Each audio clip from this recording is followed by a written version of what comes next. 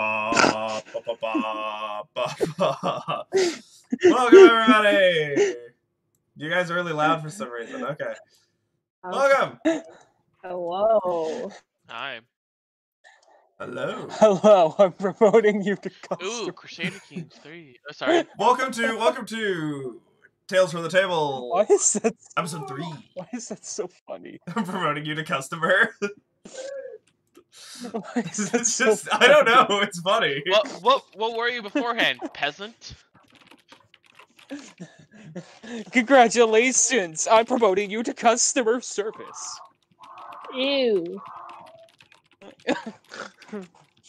Ah. Don't.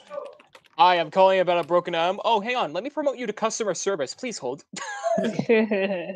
Alright. So welcome, everybody.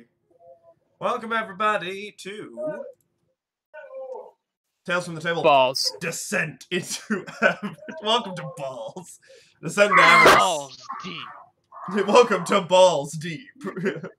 We are descending into balls. We are descending into the ball pit. Right. The ball pit of hell itself. Alright, so welcome everybody to Descent into Avernus. When we left off last time on Descent into Avernus, the party had been contacted by a Captain Zod of Baldur's Gate, a member of the Flaming Fist, and told that they must basically find a cult known as the Cult of the Dead 3 and get rid of them by any means necessary. They did, going through a spy contact, Tarina, taking care of the people who were following her. They managed to find where the Cult of the Dead 3 were hiding, which was underneath a bathhouse. Upon getting through the bathhouse, they met a woman who has since been named Scarlet, who is deaf and is following the party now. They also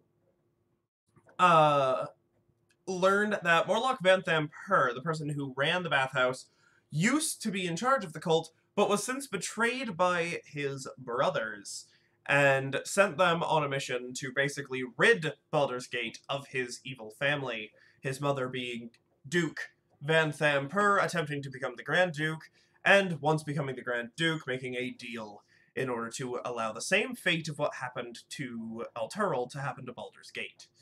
Of which that fate is being dragged into the first layer of hell.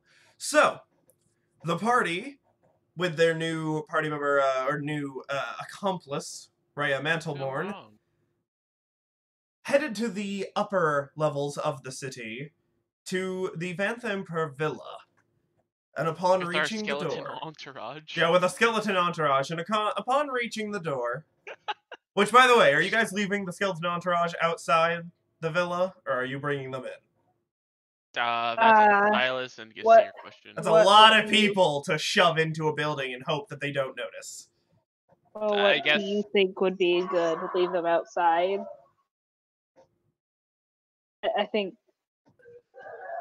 I personally think leaving them outside would be good. Okay. So, yeah. So, leaving the skeleton entourage outside the gates, as they entered, a knock on the door, and opening the door and greeting them, was a tall, spittly, sickly man, who introduced himself as Thrustwell Van Thamper. He said, "Welcome. I've been expecting you." And that is where we ended off, so let us begin. I forgot, what are we supposed to be doing? What is I our next just goal now? explained the whole thing! I'm joking, come on. I would actually hurt you. I totally paid attention. I will hurt you. He wasn't even here for the recap. I will hurt you. As you step inside... I had to go for a second! I thought it was Okay. fine because you were recapping! Well, yeah, but if you need to know what we're doing here, don't leave during the recap! As you step inside, apart from the main entrance, this room has 2 exits. A plaster shelf lined with ornate vases circles the room at a height of 9 feet. Spread across the flagstone floor is a 10-foot wide, 15-foot long rug of exquisite design depicting a royal coronation. 2 tapestries hanging on the wall depict a dragon flying over a ship and pilgrims on camels, respectively. As you step inside, Thrustwell kind of crosses his arms and, I'm assuming you're with the Flaming Fist, judging by the badges. He Oh, says, yes. Of course. On what business do you have? Looks at Silas. Hmm. Oh, hold on. Out of Give me a character. second. It was your Marcus Vampire Mortlock. dealings. Mortlock, yeah. Well, that was our lie. Well, yeah. But, like, I feel like he already knows why we're here, because he has imp spies and stuff. Then just ask him, do you know why we're here? Do you already know why we're Yeah, here?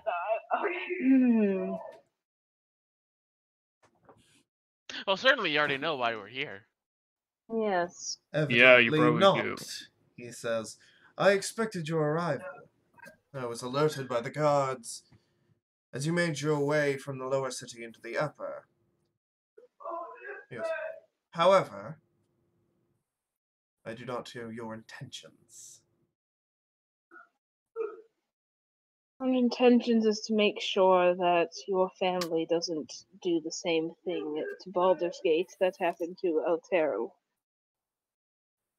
As you say this, he looks at you. Yes. Surprisingly direct, then. Well, He smiles. Well, we already know that you've been watching us with your magic doohickeys. imps. They're called imps. Well, I know. I like doohickeys instead. It makes it seem more ominous. I don't believe it does. It really doesn't. He looks Really doesn't. He looks at all of you. Sighs. Well, I suppose, as you are working with accordance of the law, you can take a look around. Much appreciated. If you need me, I will be in my chambers. And he walks out of the door. Can I fake sneeze as he leaves? You do. He just kind of looks over at you. Just bless you. Does he seem scared at all? No, not really. Insight check. Why? 19. He doesn't seem particularly scared. I know. Alright. So, what is going on? Yeah. I have no idea. If you want to mute yourself between talking, just for now. Alright, so, as you are now standing inside of this room, like I said, there's 2 doors. You have been granted the ability to walk around freely. Left. Okay, we're doing this again. Left is the way he went. Why not go the other way? Yeah, let's follow where he's going. He says he's going to his room. Fine. Alright. Stepping inside. What's a good idea? I went this way. Look at this guy.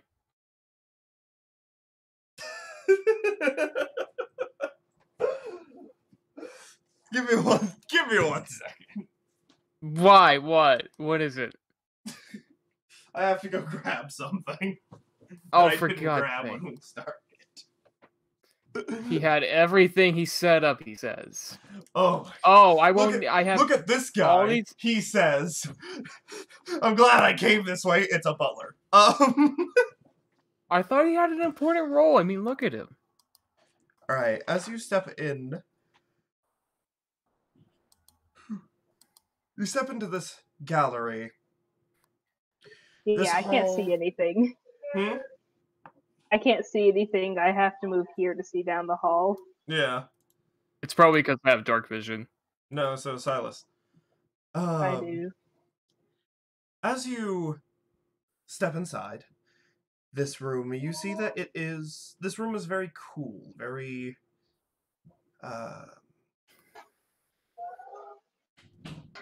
secluded. Most of the windows are covered, only letting a little bit of light peek in. This appears to be a gallery. There are statues and things around depicting, well, large men. Gallery? Do you mean like alabaster busts, paintings, tapestries hang the walls. It's all kind of gross. It doesn't really fit together at all. You mean he's like one of those guys who goes like to They're like a terrible thrift at store and interior goes like, "Oh, this is design. cool. I'm gonna collect this," and then brings it back, and it's just like a mouse in like a trophy cup that's like a stand that he puts a dollar bill in. Yeah, it's kind of gross. All right, but yeah, as you enter, All right. I mean, this place is just a gallery. There's a door here and here that you can see. And there are also two people in the room. One of them's looking at the other. There's two? Yes, there's two. I didn't see there before. Through this door over here? Yeah, just give me one moment. One of them appears to be a butler, the other appears to be a maid, and they are talking to one another. Can I hear what they're saying? I'm going to take a quick... Yeah, they're not trying very hard to make themselves, like, not heard. They appear to be talking about just, like, don't worry, you'll get it in time, like, you know. Basically, he's giving her words of encouragement. She might be new. Gotcha. House gossip, then.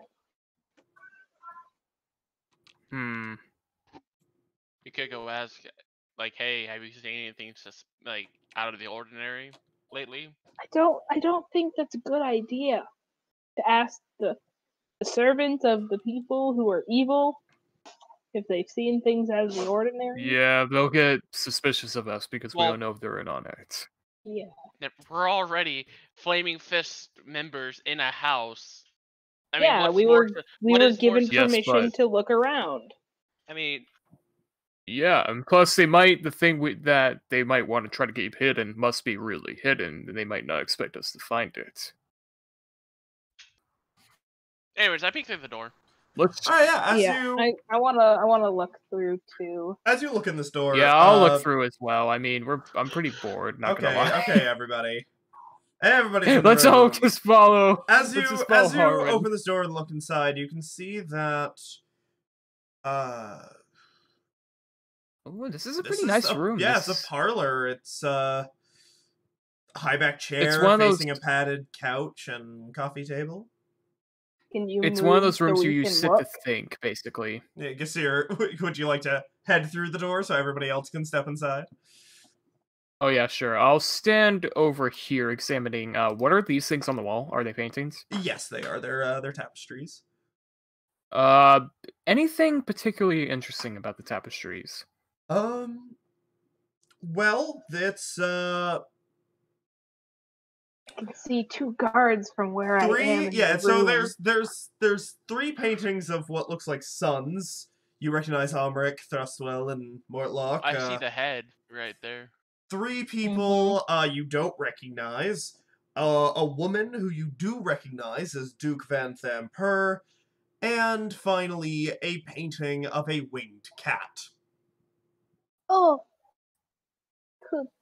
There's also interesting. There is also a tapestry hanging depicting burning angels falling from the sky into a pit of fire. Is it this one? No, it's one of the ones against the north wall. Can I examine them to see if they're like actually secret doors or something? I don't know. I'll say yeah, you give it like a quick look over. They're just paintings. Okay. Even But what about Even behind Even the Behind the tapestry, ones? yeah, even the tapestry. Behind the paintings, you move them, you look at them. They're just paintings and tapestries. Okay, got it. I have gloves, so I don't leave fingerprints. Is there anything else you'd like to I search in this room? don't have any fingerprints. There's No. a book on the table. I'm gonna take a quick look at it, see what it is. Don't read people's books, You look especially down. not in a room. Yeah, you look down at the book and you kind of look it over, and it appears to just be a simple book about wine making. That's what I was gonna do. I was gonna like put my thumb on the page and then look at the cover. Yeah, you just kind of look at the cover. It's wine making, the finetries of fine wine. So he wanna- likes making wine. Or Right. he's I wanna learning how to go- make wine. Okay. I want to go in this door now. All right. Yeah, I'll follow along since I can't seem to Yeah, find so just anything either. all moving as a group, just back and forth through this house. I Oh, mean, is this- don't separate the party. I mean, This is servants' quarters. Yes. As you enter this room, this appears to just be a simple servant's quarters. There is a door here, and here for you guys. By the Right. way, Can I peek Wait, through this door? here? Curious. Just peek. Like, Oh yeah, I forgot about that. Yeah, I want to go through this door actually. all right. You both kind of open these respective doors. You guys are just breaching and clearing this whole place. Yeah. You're like, Oh. breach and clear. Hey, I'm gonna No, we're just walking come in there around. real quick to grab nail Does clippers. I have anything a look really out of the bad ordinary? hangnail. Like, Is there anything out? What is supposed to look ordinary? Well- This is the first time we're stepping in. We can't just see what's out of the ordinary. does something look like it's not supposed to be here that wouldn't make sense? Okay, yeah. Well, allow me to explain the room to you before Okay. you. Oh, go it has an asking explanation. questions. Oh. An I iron apologize. wrought chandelier hangs above a black oak dining table surrounded by 8 high-backed chairs carved to look like devils. A fireplace dominates one wall, flanked by a red curtained window. A handsome glass-doored wine cabinet stands against the wall. Ah. I'm gonna go look at the wine cabinet. Alright, you walk straight to the wine cabinet. Inside, it looks like there are 8 red crystal there a goblets, problem? 16 bottles of wine. Are they all Oh. the same kind of wines, or are they all different varieties? They're all the same. I see what kind of wine it is. Yeah. Just The give me a second. chandelier. I have to look. Sorry. No, you're good. The chandelier, it's iron wrought. What looks like a devil or something?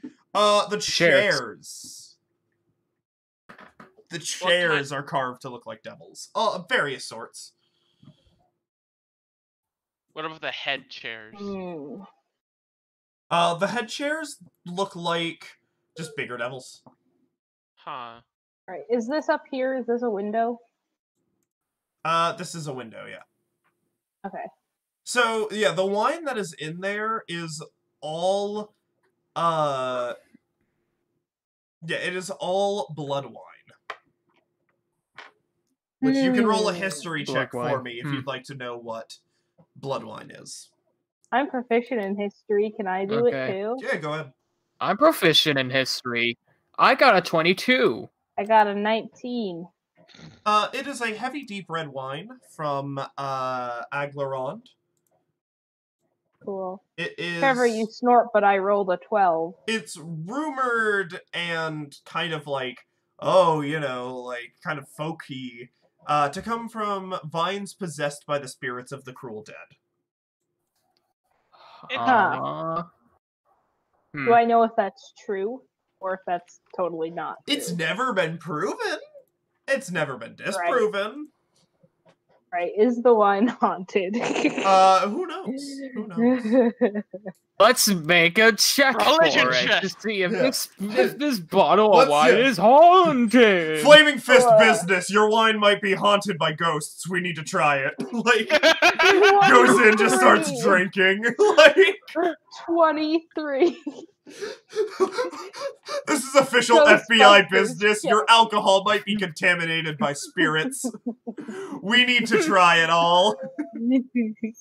I got a 23 for my ghost. Hand over your alcohol. There's also a door Alright, here, by the way. Yeah, But in here, you look at the line. Do you want to take some? Nobody's in here. I can't drink it. Well, you Why would I can take drink it? it. No, I can't. You don't have to eat. You still can. It just kind of magically dissipates after you do. Nah, I'm good. Okay, so, this table is kind of interesting. I'm going to examine it a little further. Probably check under the chairs, table, are you napkins. serious? You're inspecting their The furniture. Yeah, no. Is there dinnerware, Humpty? I mean, Gavin did explain it as if they're They're- all carved yeah. as devils, so Yeah, no. there's probably something interesting about There it. doesn't appear to be any Yeah. secrets to it, but They're it carved is- like devils. Yeah, they're carved like devils. It is. I mean, it's spooky. Alright. What kind of wood is it? Wood. The evilest Mahogany. kind of wood for dining. Yeah, willow. Mahogany! Ugh. It's willow wood. Mahogany! It's willowwood! Ooh. It's the Is most there- evil evil. kind of wood. Oh, Is there a door up here? yeah. Oh god. Yes, there is a door up here as well. Dark! I go let's past go. them saying, Okay. excuse me, and I'll just look through. Excuse me. It leads to a patio. Pardon me. Oh. A dining patio? Oh! Dining patio? What? I don't know. I just asked if it was a dining patio. Gavin, can you please give us a description of this room? It's I patio. don't want a description of that room. Oh, where's Well, the, interesting. is there another door in here? Right here. Sorry. Yeah, there's one right here. Alright, let's what? go. What's This over is- here? Yeah, but would that be a stable? Yes, you imagine it's probably a stable. Why would there be a guard guarding the stable? So people don't steal the horses. Well, Yeah.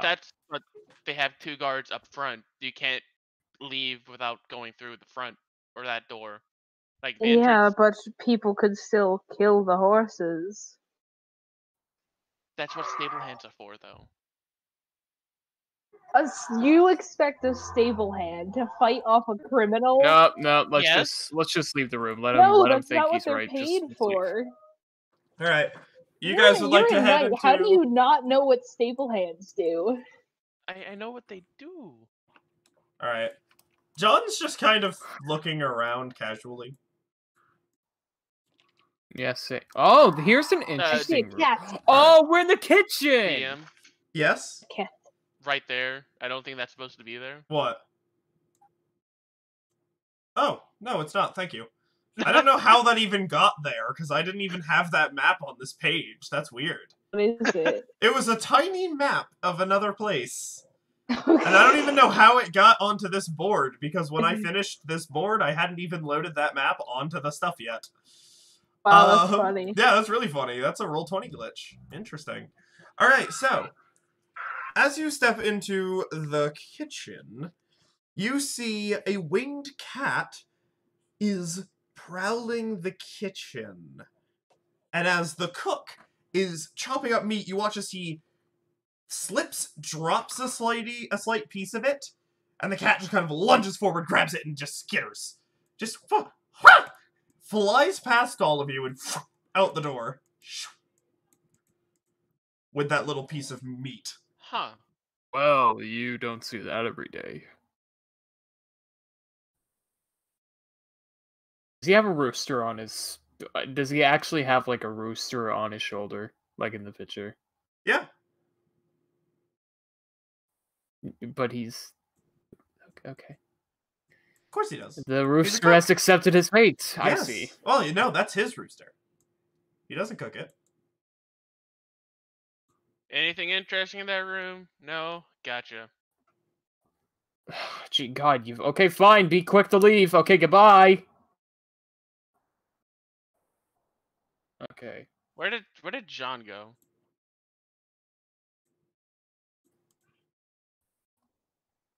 You guys are just... He was kidnapped and Okay. killed. Silas, are you trying to talk? Because you're muted. I know I'm muted. Okay. Mom's yelling at the boys. Gotcha. Okay, so you guys enter the kitchen. As you do, the cook just kind of looks over and looks at you. What do you need? Beg your pardon. We're just...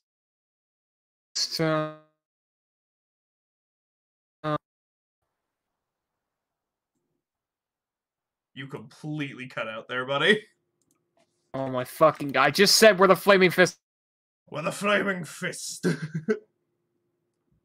We're the Flaming Fist, and we have a warrant to search and question people. He goes, alright. What do you want to know? Oh, just right. The dining room has an interesting design to it. Do you know anything about it? Has it always been like that ever since you worked here? As long as I can remember, yeah. How long have you been working here? Oh, 6, 7 years.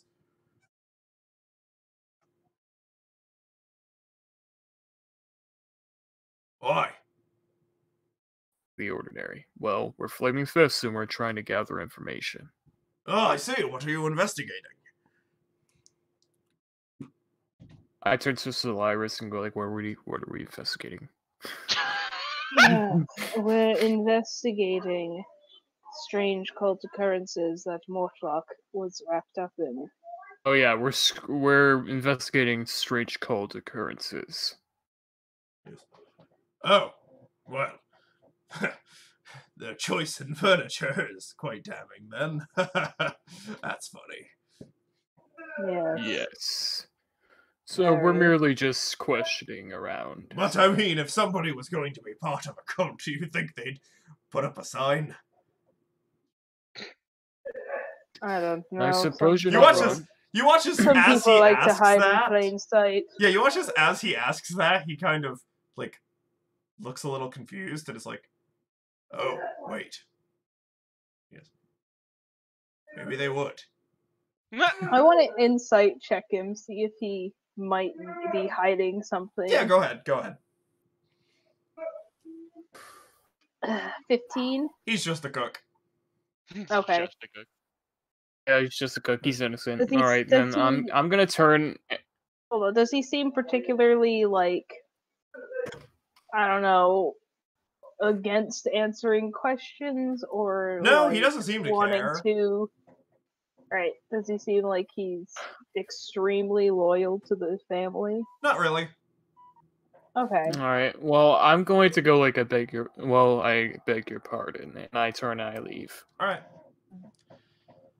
I'll just give him a nod and... There is I'll a leave door too. in this room. There's a door here, and a door here.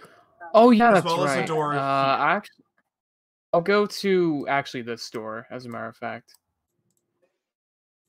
I'm going to take a look. Don't question the servants. Oh, this is a bed quarters.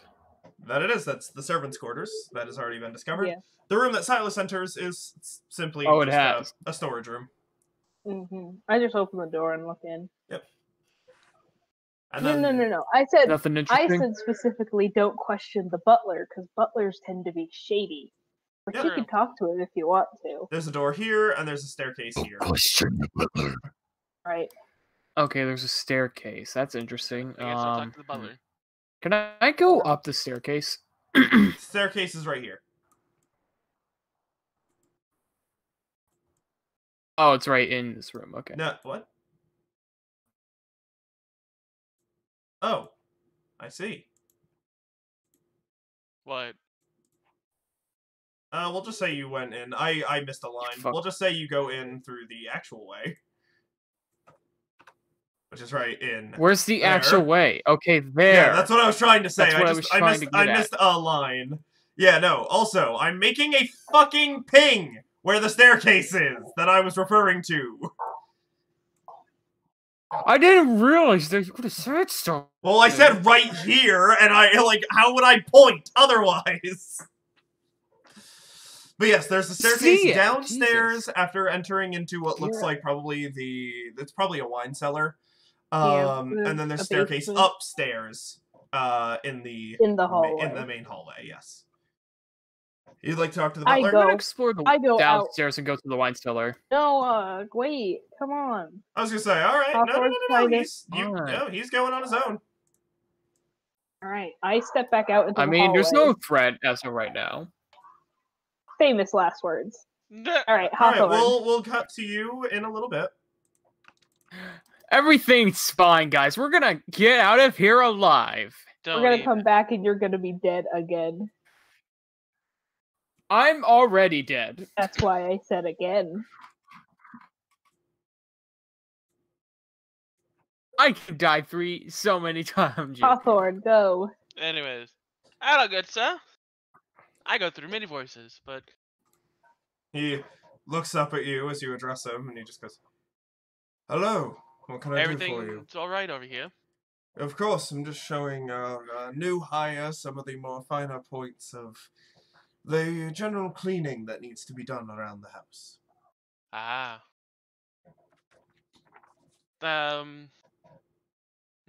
What was I going to say? I go through a lot of questions, but then I realize that once I come up with a person, I forget. Wow, so fun.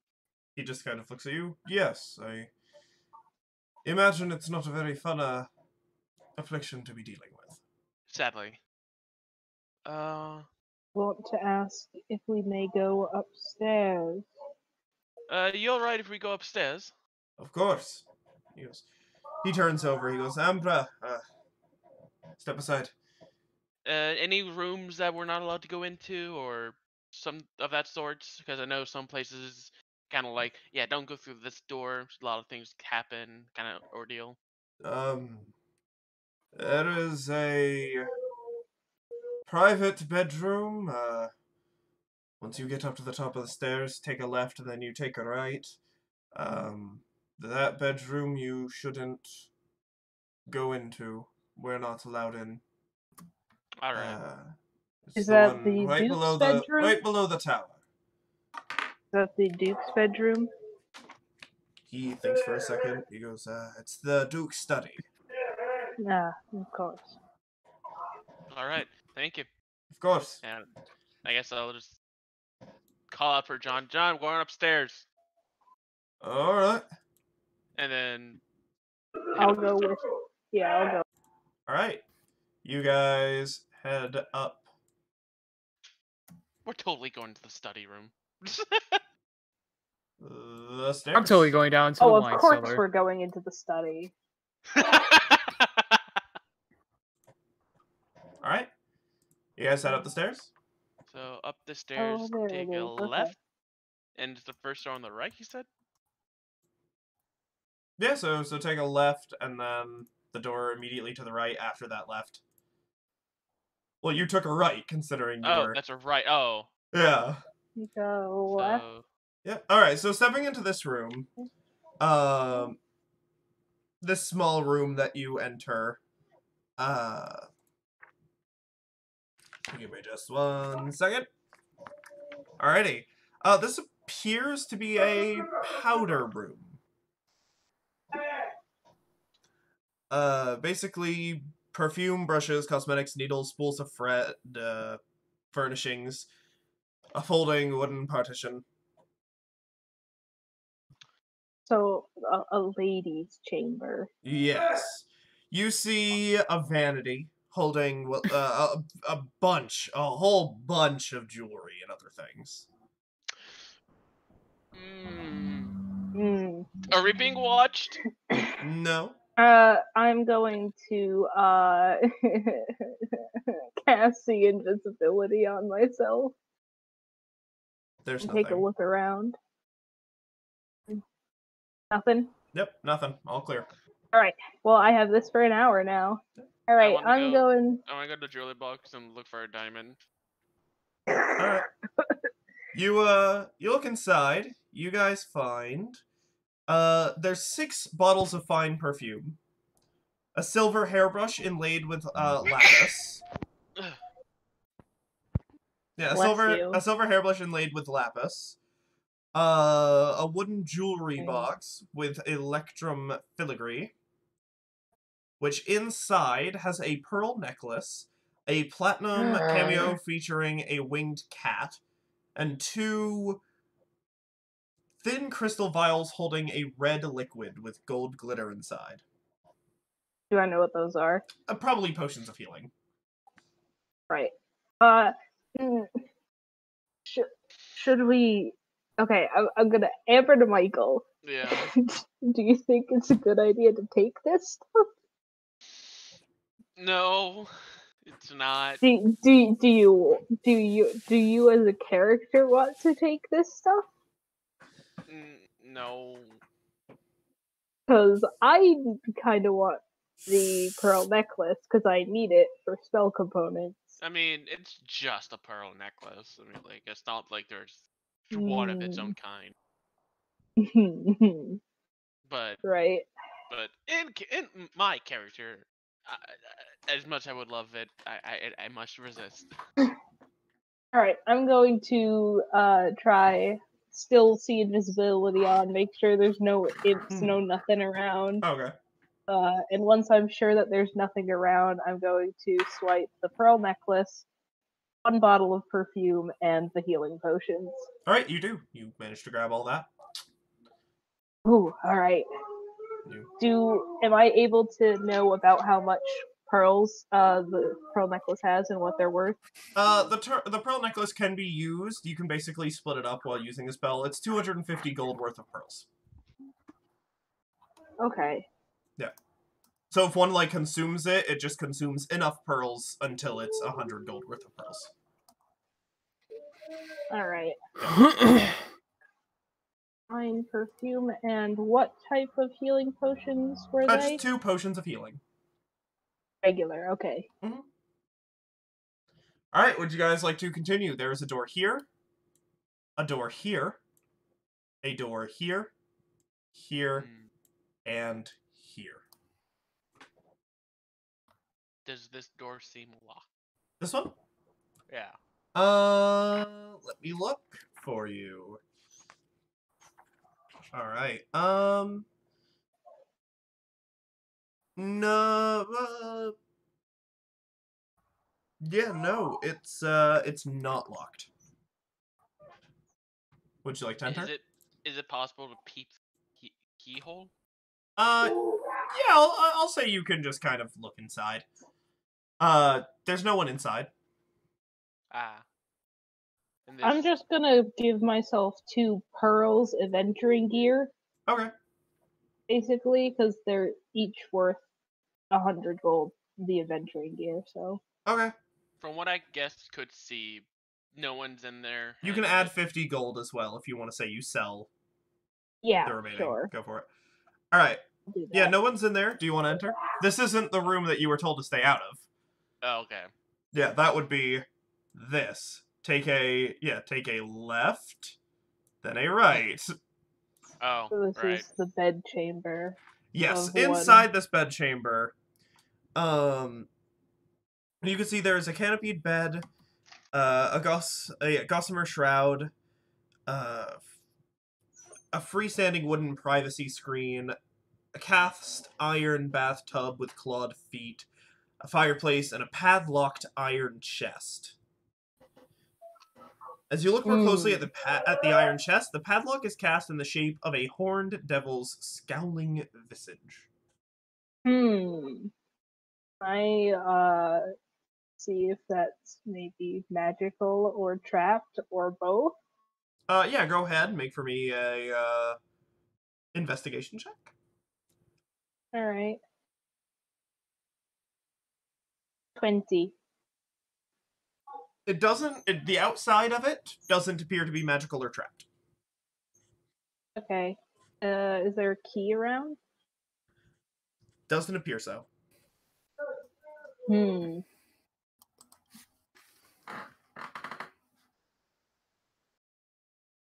I'll go to the other door and see if I can peek through the keyhole. Yeah, let's take a look through the other door. The keyhole of this is obstructed. Ah. Does it seem locked? Surprisingly, no. But Alright. struck. See invisibility still up. Is there nothing around still? Nothing around. Alright, I'm gonna creak it open slowly, quietly. Alrighty. There are imps in here. Gasir, would you like to, for the sake of brevity, would you like to say that you do not go downstairs and instead loop back up? Or do you still want to go downstairs? I mean, I feel committed, but fine. I mean, if you feel committed, then you can stay down Yeah, there. no, okay, yeah, no, you're downstairs. You're downstairs. That's fine. Alrighty. I never even got to go downstairs. No, we haven't done it yet. So, yeah, no, you're right. Okay. Alright. So, as you guys open the door, it's a study. A suit of armor in one corner, as well as a bookcase and a desk, a spiral staircase leading up into the tower. Your see invisibility does not spot anything. Okay, good. As you What about my regular Oh, not- visibility? As you step in, your regular visibility doesn't really see much of anything either of Okay. any interest at first glance until you hear a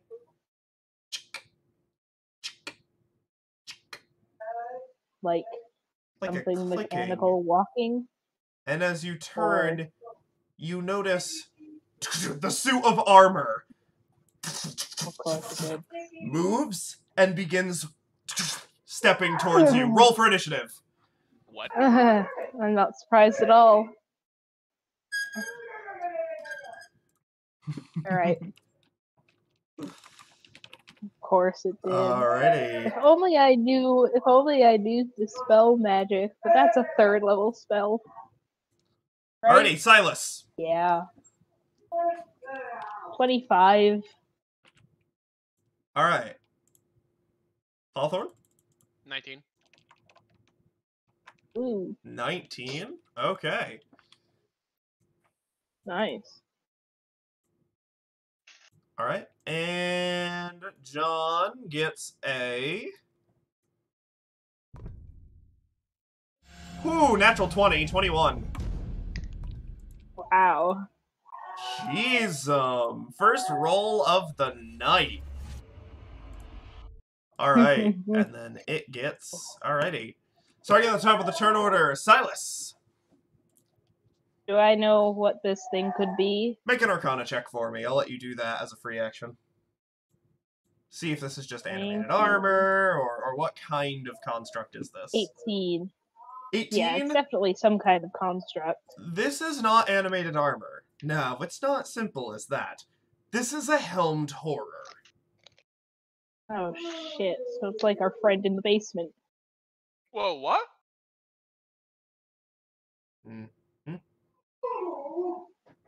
Much more powerful than normal animated armor. Yeah. I was talking about Gasir. Yes. Because he's got a helmet of horror, and he's an A dread undead helm, paladin. Yeah, dread helm thing. You said it was a helm of horror? Yes, there's a helmed horror. Helmed horror. Oh, wow. Right, okay. Well, good thing I've already tucked away as far away from it as I can be in this room. I have returned. I'm gonna cast... Please tell me when you're Hello. leaving. I didn't chat. Oh, don't tell me in chat. He I don't look doesn't at chat. check. I don't check it. Yeah, no, he doesn't even have it Yeah, I don't on. have it It's open. muted. Yep. Alright, so. Oh, sucks to be you.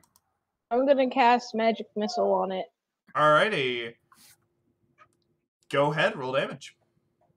All 3 missiles. 1, 2, 3. That would be 5, 3, 3, So, 11? 11. Yeah. Alright, as it... Because D&D Oh, Beyond only what gives type you... of damage is it? It's force. Magical force. It doesn't appear to do anything. Seriously? Seriously. Oh man. Yeah, As because you have to roll each missile individually Yeah, on no, I D&D got you. Beyond. As it hits, it doesn't even seem to push it back. So like no damage Nothing. whatsoever. So it's logical to assume that it's immune to force damage. Most likely. Okay. Shit. And that's my turn. All right. You John's just hear a going very to go. quiet shit. Yeah, John's going to go. And Jesus Christ, second roll of the night, 19. He's going to unwavering mark. And he's going to roll that damage. Do fighters get improved critical, or is that just barbarians? It's champion fighters. But he's a cavalier. Right. Yeah. Mhm. Alright, so with a swing of his blade cracking in, as it ting, it scratches the armor, but that's it. It doesn't appear to do much. It does damage, but not that much. Like it's resistant to non-magical attacks. Probably. Wow. Alright, he's going to action surge and attempt to swing again. Alright, God! 24 to hit! I'm missing Wow. so much action! He rolled You're in a the 20, a basement. 19, and a 17. I don't think we could all fit in here anyway, so don't worry. That's insane. Alright, doing some more damage with a second swing. Hawthorne, you're up. Can I move 10 feet over here? Yes, you can. Bonus action, I will empower, the Eldritch Empower, or whatever the hell. Alright, Empower yeah. them all. The Eldritch Claw Yeah. tattoo, you're gonna activate it. Alright. And I will strike with my mace. Alright. As 'Cause you I can hit 30 bring feet. it up, and this, like, rainbow tentacle that gives off, like, a slight amount of light pours from your mace as you swing it like a whip. Roll to hit. I whip my head back and forth. Natural Natural 20. freaking 20! Okay, where are the cards? There they are. Okay. Whew! Alrighty, with a natural 20 on that swing, you And I do max damage. oh my god. Oh my god, no. No. Alright, and this is double damage. Oh, no, it doesn't fit. I'm not gonna bother rolling the force because it's not gonna do anything. Double damage, it's gonna make a con saving throw. Alright. Unfortunately it does succeed, that saving throw. Alright, so what was the damage? 10. Alright, so doubled to 20, because it is a magical attack due to your tattoo. It takes the full damage of that. Heck yeah! As it And it lasts up to 1 minute. It does, yeah, that's really good. It is its turn, unfortunately. It's going to, because John is right there, make 2 attacks on John. Holy crap. A 17 and a 9. Both attacks miss. Oh. How much noise are we making? Quite a bit. Oh, There's a lot of ding. damn it. Silas, you're up. Just as like a note, see, invisibility just lasts. It's not concentration or anything. Okay.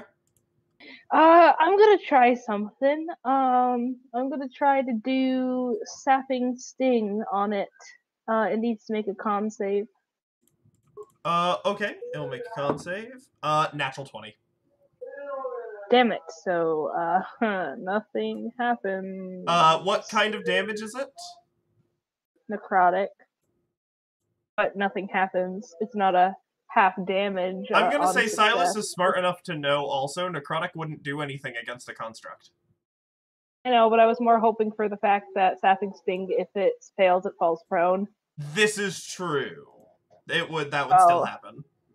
Yeah. All right. You know, nothing John's happens. gonna go. Yeah, because I have no bonus action. Taking another swing at this thing. 17. He misses. Ooh. As he ping off the armor. Ugh.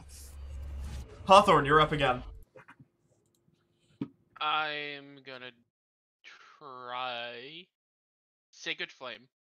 Dexterity save of 15. Alright, dexterity save? Yep. Alrighty. Sure.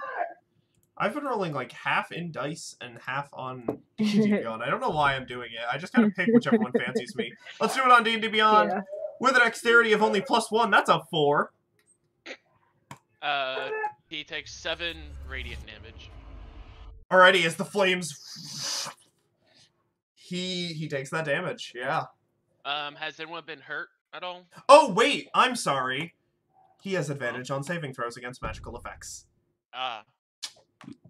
19. Damn. Yeah, my apologies.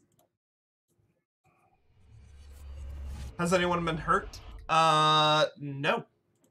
Okay. John didn't get hit. I'm safely in the corner away from the battle. Alright, gonna make 2 more attacks against John. Oh my god! A 19. And a 14. Both miss. John just deflecting off the shield and parrying the weapon as wood splinters just fly into the air every time this longsword smashes into the ground. John's just kind of looking at all of you like, a little help, please! Alright. Silas, you're up. Oh my gosh. Would I know if fire damage? No, never mind. I'm not doing fire damage. Poison? No. Won't do anything. It's a construct. Psychic damage? Do constructs take damage from psychic? You don't know. Would you like to make an... You can make an Arcana check and find out. I'd say as your bonus action. All of the spells I have prepared today that do damage do fire, poison, force, Make an Arcana check and see if you can glean what damages it is immune to. Okay. It is immune to poison, necrotic, and force. It is resistant to bludgeoning, piercing, and slashing from non-magical attacks that are not adamantine. Mm-hmm. That's all. Right. Okay. I don't want to use fire because wooden house, and also I would hit John. This is also true. So I'm gonna try to do Tasha's Mind Whip, which is an intelligence save. All right, it will make that intelligence save. Dink, dink, dink. Natural 20. Chronal Shift. Okay, Chronal Shift. I'm not letting a second level 13. spell get wasted. Alright, that fails. Alright. Alright, so not only is it going to take... Oh, wow, 4, 4, 4, 12 psychic damage. Alright. It's also... It can't take reactions until the end of its next turn. On its turn, it has to choose whether to move, take an action, or a bonus action. It only gets to pick one. Gotcha. Alright. Is that your turn? Yep. Alright, John's up. John's going to make a swing. Ooh, okay. 23, that's a hit. Alright, John? If any of you are watching, you can hear the D&D Beyond dice sound effects, so you can hear when I get an at 20, because it just goes... The people watching. Alright, that is 11 points of damage. Unfortunately, it is halved because of the resistance. Alright, Hawthorne, you're up. I will Guiding Bolt level 1. Alright, is that a 2-hit?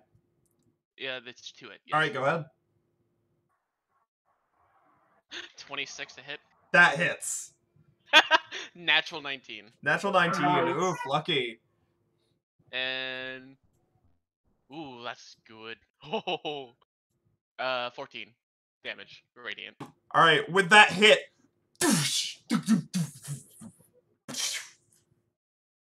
everyone has advantage until his next until his. They don't need it. It's down. Oh, it's down. Oh. Yeah, you knock it down with that. Well, we kind of made a lot of noise.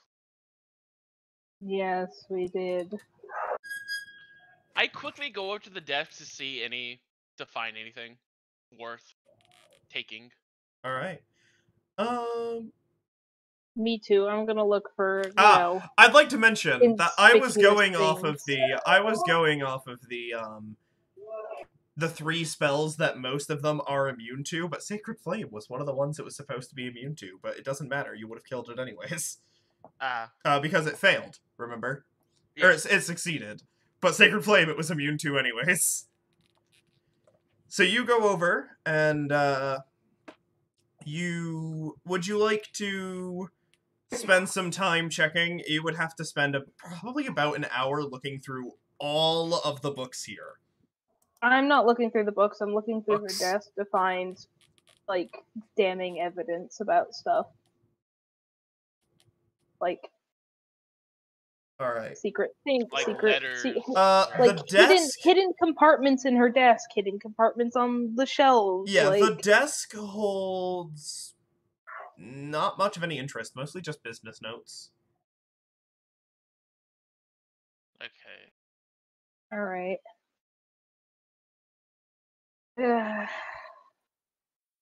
I'm just gonna... I'll look through half the books, or not even half, like a few of the books that stick out to my eye, I guess. None of them particularly stick out. Okay. Yeah, you'd have to... If you were going to inspect the book, it'd be pretty much an all or nothing situation. Should I risk the hour, or... I don't think so. I'm going up the tower. People don't tend to hide secrets in books. While you're going up the tower, we're going to take a moment and we're going to cut to Gasir. What the heck is this? Alright, Gasir. As you step down... Oh, never mind. Yes. As you step down these steps, I'm assuming you guys can't see anything. I'm sorry about that. No. I cry. As you step down the stairs, Gasir, 4 stone pillars brace the 10-foot-high vaulted ceiling of this dry cellar, the walls of which are lined by a dozen... for the sake of you guys being able to see, I will just do this. But you guys aren't actually there. Actually, no. Actually, before you explain, I'll just go back upstairs and regroup. It's unfair if I just... No, because they're going and doing their whole thing, so you get your thing. You have no reason to think that... Yeah, half the barrels have brass spigots tapped into them. The room also contains 2 stacks of wooden crates, one in the middle of the room and another by the south wall.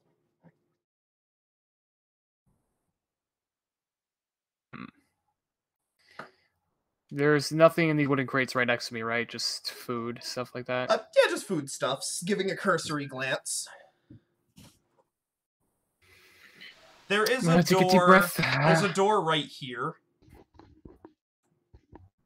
And there is a barred door over here.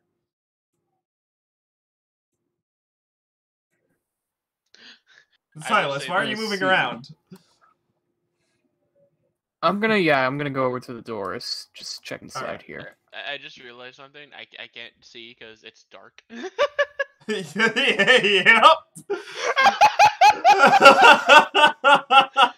Oh my god. Okay, yeah, I'm sorry. I was moving so I could see in this area. Yeah. So that's all. So, you can't enter into here, Gasir, because there is a door. It's just barred, so you can see through it. I opened the door. The door is locked. What's inside?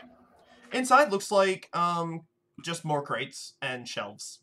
Probably where they keep the really good stuff. That's probably why it's locked. Okay. What's going on? I'm gonna take a deep breath in and exhale, and I'm going to Divine Sense. Alright. As you step back and you Divine Sense and look at anything, if you had a throat, you'd feel a lump in it, as one of the barrels explodes. 3 spine devils just did you just say out one? of this barrel. Yes. They're small creatures. 3 spine barrels shatter out of this barrel, and they have their eyes set on you. You just 3 said spine barrels burst out of the barrel. Yeah, 3 spine devils is what I said. So my 3 spine my barrels sense tells me burst out that of the these devil. guys are bad. Yeah, your divine sense says, "Oh fucking shit." That's what your divine sense says. I am going to ready my silver skull flail of certain death that I am going to be ready to go into combat. Alright, roll for initiative. This is a mistake. Oh yeah, it was because I rolled a fucking 3. You're also alone. Yeah. Well, I think I realized I'm that. gonna go to the bathroom. I'll be right back. Yeah, alright. You'll be back in time for the funeral. So, they're all gonna go first. As a team, how cute. Yeah. One of them's going to flip over here and is going to make a tail spine, 2 of them, attack against you. What's the they have tails? They have tail spines, Is that why it's called tail spine? Yep. Okay. The first one, unnatural 20 to hit. Which is, I think, a miss. Glancing blow. It's a glancing blow, yeah. Second one misses. So the first one's going to hit. And with a... But what kind of damage is it? Is it slashing? So this is 4 piercing damage, which is reduced by 3 because of heavy armor. Okay. So you take 1 piercing damage, and then you take 3 fire damage. Why? They are devils. So, the needle piercing you doesn't hurt. It's the heat of the needle that hurts. Next one's going to perch up on these barrels, and it's going to do the same. 2 attacks against you. Both of them miss, clinging off of your armor. And then finally, the last one's going to do the same. Both of them miss, pinging off of your armor. Ding, ding, ding, ding. Alright. Gasir, you're up. Enough of this. I pull out my flail and I'm going to charge at this one right here. Alright. Pull out your flail, you charge up at the first one.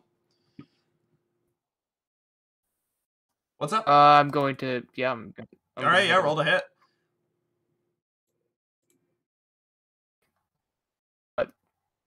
No, never mind. I'll wait till next turn to do that. What'd you do? I was probably going to do my Divine Smite, but Divine Smite is you can choose to do that on a hit. It's on a hit. Oh, so it's not a bonus action. It's on hit. Yeah, no, it's on hit. When you hit, you can expend 1 spell slot to deal 2d8 extra radiant damage. Okay, that's 23 to hit. And a d8 additional for every spell above you use. You only have first level, though. 23 to hit, that hits. It also depends on, it goes up depending on... level as and I'm gonna use my Divine Sense. I mean, my Divine Smite. Yep, you're evil. Alright. Yeah, so, go ahead. So it's 2d8. So it's 2d8, right? 2d8. Not 1d8? Yeah. Yeah, it's Right, but instead of Divine Smite, 2d8. To put flavor on my character, instead of it being radiant... Oh, yeah. No. I know what you're talking about. It's, give me a second. Because they're fiends, it's no, it's not 68. It's... Max is 5d8. Max is 68 if it's an undead or fiend, buddy. It's increased by 1d8, so it's 3d8 damage against a fiend. So it's going to be 8 regular damage from just the flail and 10 necrotic damage. 8? You said? Yeah, 8 Okay. damage from the flail. You're so lucky your weapon is silvered. Alright. Poof! And then how much radiant? Or necrotic?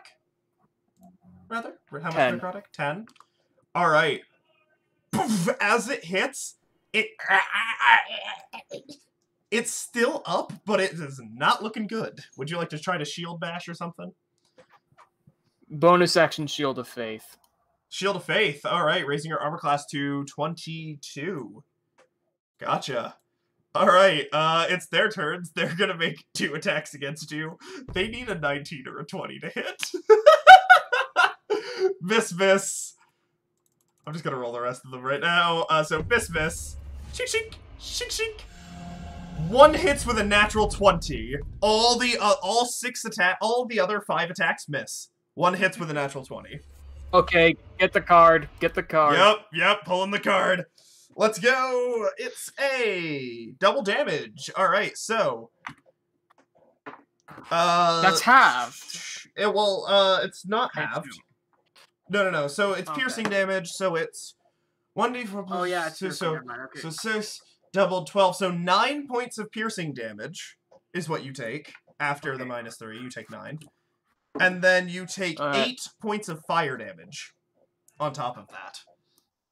Okay, so it's not bad. All right, Gasir, you're up. They're just... I'm freaking Gasir. Huh?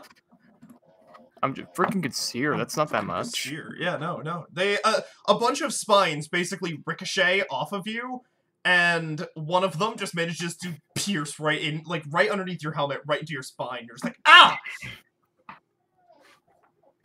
You are all fools, thinking you could defeat me on your own. All right, and I'm going to hit him with the flail again. All right, roll to hit.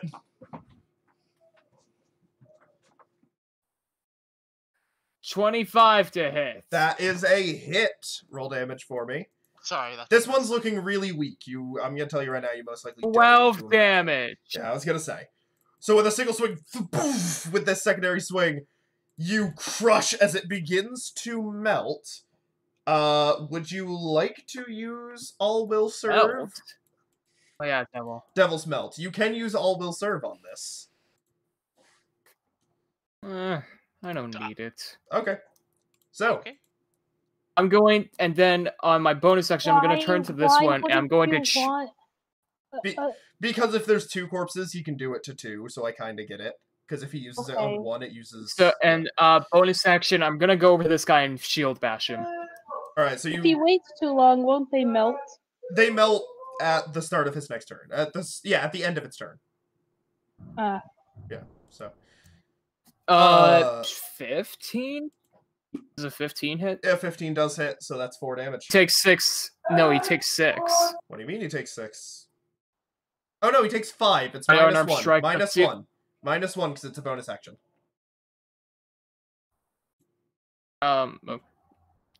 If it's a bonus action, it's just your strength modifier. You don't get the +1 if it's a bonus action. I didn't add a +1. It's just the fact that my unarmed strike does 6 damage. Look at your strength. What is your strength? My strength is a 5, but I'm looking at my unarmed strike. Okay, buddy. Unarmed strike. It doesn't show it like this, but unarmed strike is calculated as 1 plus strength. So when you go to shield bash as a bonus action, just use your strength. 5 damage. 5 damage. All right. It is not a silvered shield, however, so it doesn't seem to do as much as you may hope. All right. Oh. The next 2 are going. I'm just gonna roll them all at once. Another natural 20, and the other 3 misses. Oh my god. Oh my god. Get the card. I am the card czar. Gasir is just taking this out all on his own while you guys are fighting a freaking helmed horror. He's down here fighting devils for some freaking reason. Alright, double damage. Let's go. So, the first attack... so the attack... Again? 4 doubled 8. 5 points of piercing damage. 5 points of piercing damage. And then 12 points of fire. 12? Yep.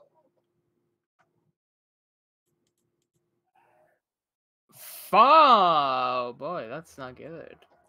Alright, Gasir, you're up. Oh, that's amazing. I forgot. I can attack on a bonus action. I just can't add the plus. It's the shield bash. You can shield Damage. bash on a bonus action because you attack with whatever's in your offhand. And your offhand is a shield right now. Okay, so Lay on Hands Pool is an action. So I'm going to heal myself 20. Okay. And then shield bash on my bonus action. You kind of put your hand on your chest and just charge forward with your shield, healing yourself and make a 2-hit. Okay. It's a 19 to hit. I deal 5 damage. All right. Yeah, you do. Again, not adamantine or not silvered, so it's a little less than you would hope. I couldn't attack with my flail, okay? Yeah, no, this is true. All right, so we're gonna go for another round of spine attacks. A natural 1, I swear to God. and the same one that got a natural 1 also got a 19. So they got a natural 1 and then a hit. So let's see if they still hit after the fumble chart. Alrighty. No, Wait, no, my Shield of Faith. Yes. It's a My Shield of natural Faith? 19. Plus 4, 23. Oh, okay. It's fine. 1 above your armor class. Okay. Okay, they got a... What? Panic attack! You immediately suffer the effects of confusion. Now I need to roll on the confusion table for the second attack. Okay. Let's see.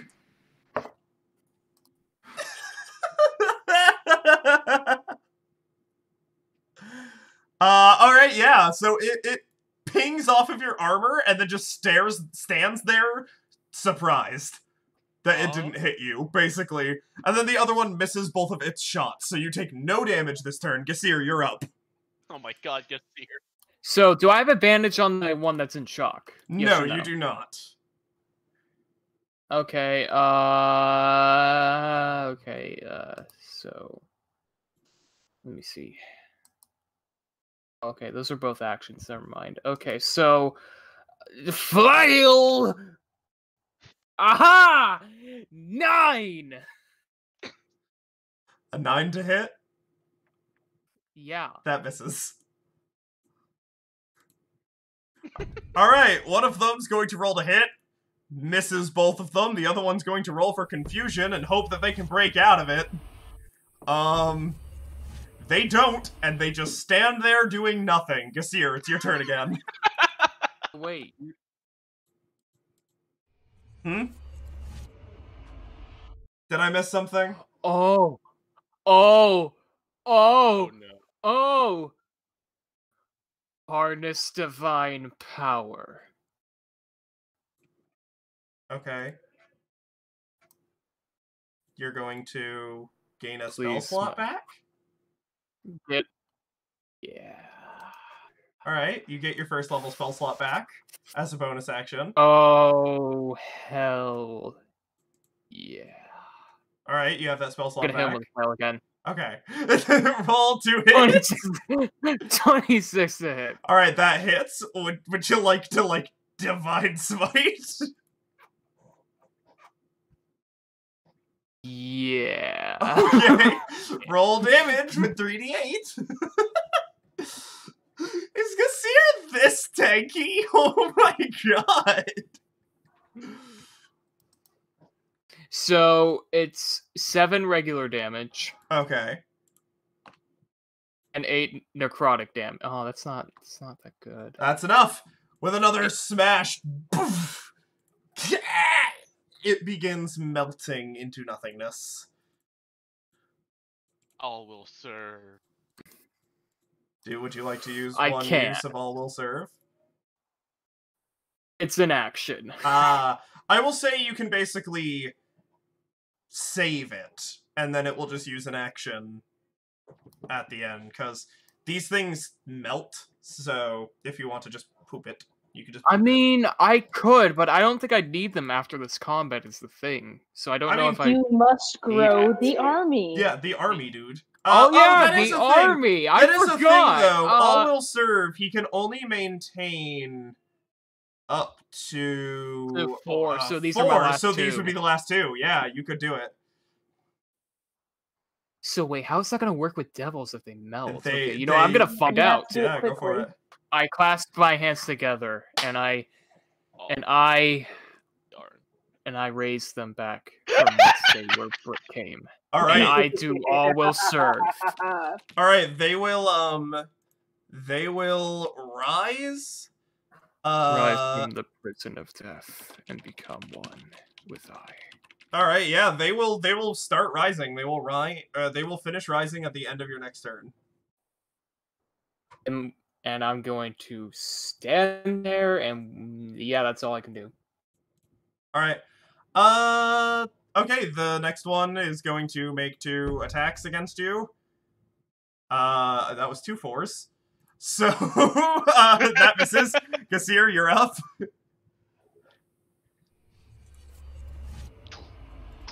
I'm going to grab him by the neck. Okay. I'm gonna roll to hit because I know what I'm gonna do. Okay, go for it. You're gonna. Oh, it's 11. 11. That misses, unfortunately, as you use inflict Okay, never wounds. mind. You does cry. If I say I was going to cast inflict wounds and I missed, does inflict wounds just dissipate? It does, and you still use the spell slot. Yeah. Aren't these Okay, things yeah. like Bonus the size action. of I'm children? gonna cry as I shield bash him. You cannot shield bash as it was a spell. You can only shield I'm bash on a going to melee cry. weapon. Yep. All right. Don't worry. Both of the attacks it makes misses you. In fact, because you're in melee, it has disadvantage. So let's see if it gets a natural 1. It doesn't, but it does get a natural 20. But since it's disadvantage, it's wasted. All right, Gasir, you're up. These things are small creatures, Try right? to hit him with inflict wounds again, I guess. All right. An unnatural 20 that time. A natural 20 that hits. Roll damage. I'm gonna Would you clasp like to him by the divine neck. I'm going to grab him by the neck. Okay. I'm gonna look right into his eyes and I go like, "This is what you get." All right, yeah. For messing this is with what the one. you get. For not resolving things peacefully, and for someone who doesn't. You're not even sure this thing knows what you're saying. Go ahead, roll damage. Does it look like I care? I'm doing this for my satisfaction. This is true. Oh my fucking, this is mediocre. I did 8 damage. All right, yeah, it starts withering away, but it's still fine. Its turn comes around. It's just gonna make 2 spine attacks against you. At disadvantage. At disadvantage. Because it physically can't hit you with any of its other attacks right now. Yeah, it completely misses altogether, not being able to hit you at all. Gasir, your turn again. Flail. Alright, go ahead. Aren't my things... Oh, son of a bitch. Aren't my guys risen up yet? Yes, this guy has risen. I got a natural 1. Oh no! Fumble chart! What about the other one? Did it turn into goo? It turned into goo. That's unfortunate. Alright, But what? Yeah, no, your fumble does nothing, because it has no allies left alive. So, the other one rises. Would you like it to make an attack against it? But what is it, exactly? It's just, basically, it looks like a spine devil, but it's a skeleton. It's just another skeleton. Oh, I should have made a zombie! You can't make a zombie of the devils. Their skin melts away. Oh, okay. Well, yeah, skeleton, get him. Can they still do their spine tail attack? I'm going to say yes, they can, and you would roll it as if they were rolling for the short bow. Okay, let's see here. What does it roll to hit? Okay, So, yeah, it's a +4, and then it's 1d6 plus 2 damage. Alright, I roll, and he rolls a 19 to hit. That hits, roll damage. Alright, damage is going to be... Yeah, no longer does fire damage, only piercing. 1d6. Yeah, 1d6 plus 2. 1d6 plus 2, got it. Skeleton deals... Oh, 6 damage. No, right. 8 damage, because of the plus 2. Yeah, because of the plus 2. Alright, yeah, with a needle into the other spine devil. Alright. Can it just please die already? Yeah, unfortunately it's not dead. It's going to, again, attempt to spine you with disadvantage. It rolled double 9, so it already missed. Let's see if it rolls in that 1. It doesn't. Alright. Kassir, you're up. It's an 11 hit. Oh my god. 11 does not hit. Roll with a spine devil. Oh my... Skeleton. Yep. Oh my god. Skeleton rolls a 12 to hit. Are spine devils small or tiny creatures? They're small. So they're like...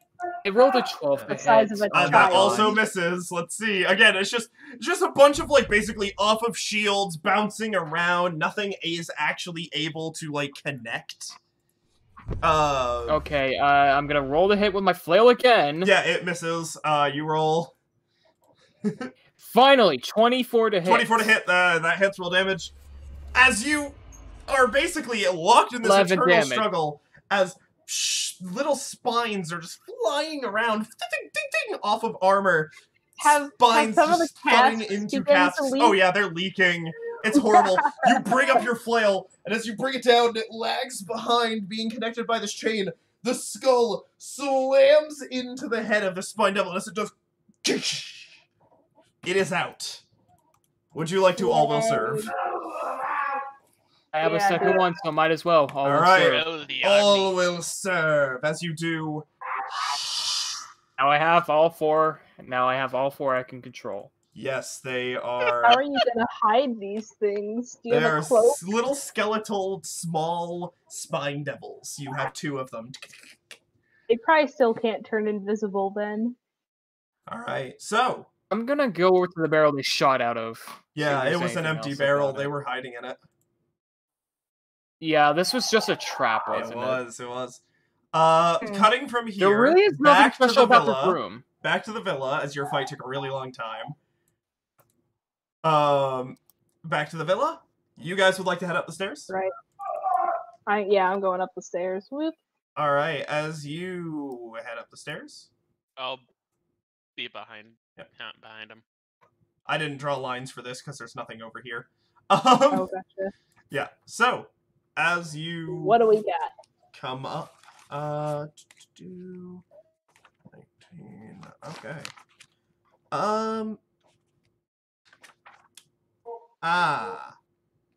The spiral staircase climbs 15 feet to a square room with crisscrossing rafters 10 feet overhead and a peaked roof above that. An empty bookcase dominates the west wall, and 2 filthy padlock cages stand on the floor. Each cage holds a human prisoner and a chamber pot. See, invisibility is still on, right? Yes, it is. I'm gonna look up in the rafters. Perched atop the cages, each is an imp. Right. I acknowledge their existence. You look at them. They don't do anything. As you do, they just look at you. Do I know if imps can speak and understand common? You're not sure. It really depends. They can be... Right. They can be used as familiars sometimes, so... I guess, yeah. What do the people look like? One of them is a female human. The other one is a male human. Are they conscious? Not at the moment. What do you see, Silas? I move out of the way so he can get up the stairs. Yeah, so hold on, you come up. John's behind you. Everything good? Well, there are 2 people in cages. Oh, that's unfortunate. Oh, there's also imps, one on each cage. Ah. I don't seem to be too interested in us, though. Should we take care of him? I don't know.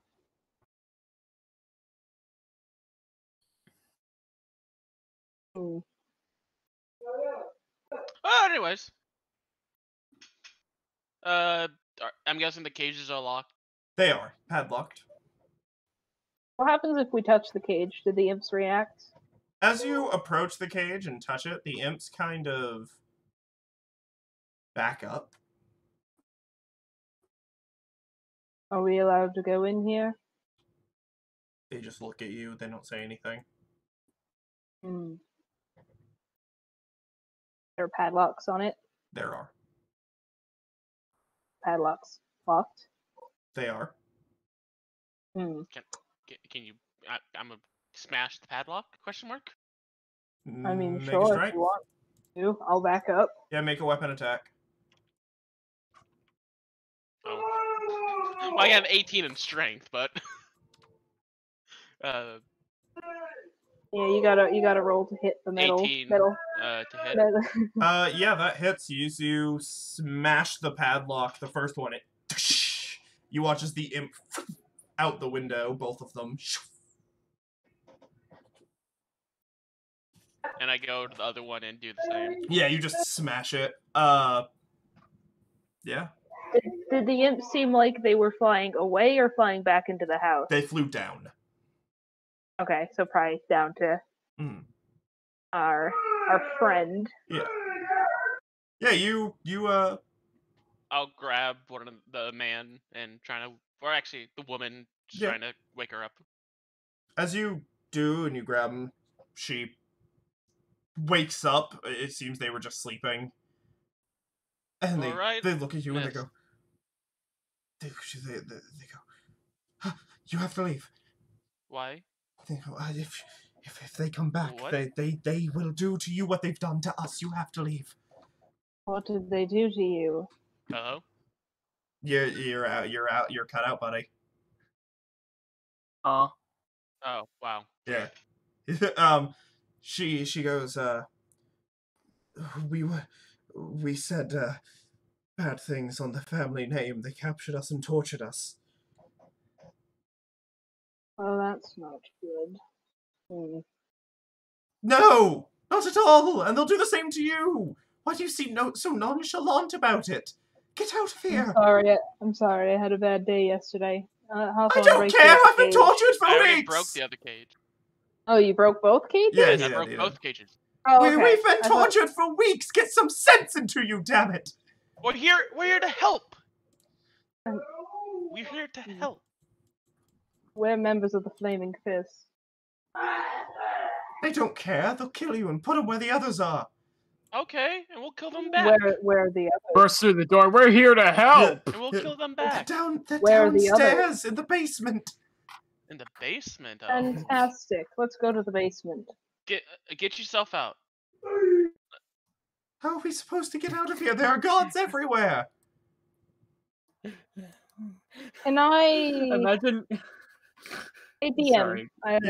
Am I able to do the thing with Archimedes? Yes, you are. If you'd like to.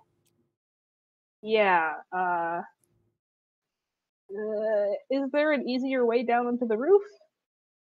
I mean, you could break through a window. Yeah, alright. I'll just take the bottom of my staff and break a window. Alright, as you shatter a window. Right. I tap my staff on the ground. Archimedes. You watch as the top of it turns towards you. I need you to take these people to Captain Zodge, if you would. It just... And as it nods, and as you watch as it takes off the top of the staff, it... out the window before growing in size. Until it is large enough to be ridden. Alright, well, Archimedes here is going to take you two to Captain Zodge of the Flaming Fist. Please testify, and he'll keep you safe. She looks at you, and she looks at it, and she leans over and grabs the man, and they hobble to the window, They kind of hit a couple of pieces of glass to break it out and climb aboard. And as they turn to say something to you, Archimedes just zooms off. Right, well, we have the base with the basement. Yes. To the basement! Alrighty. Huzzah. All evil deeds happen in the basement. We really should have gone there first. Honestly, but, you know, I'm glad we came up here. Save these people. Yes. Alright, did you guys not want to explore up here anymore? Well, let's do a little bit of poking around. Because there is a door here, and a door here. Would I have an idea if Gasir would be within 120 feet of me? Why?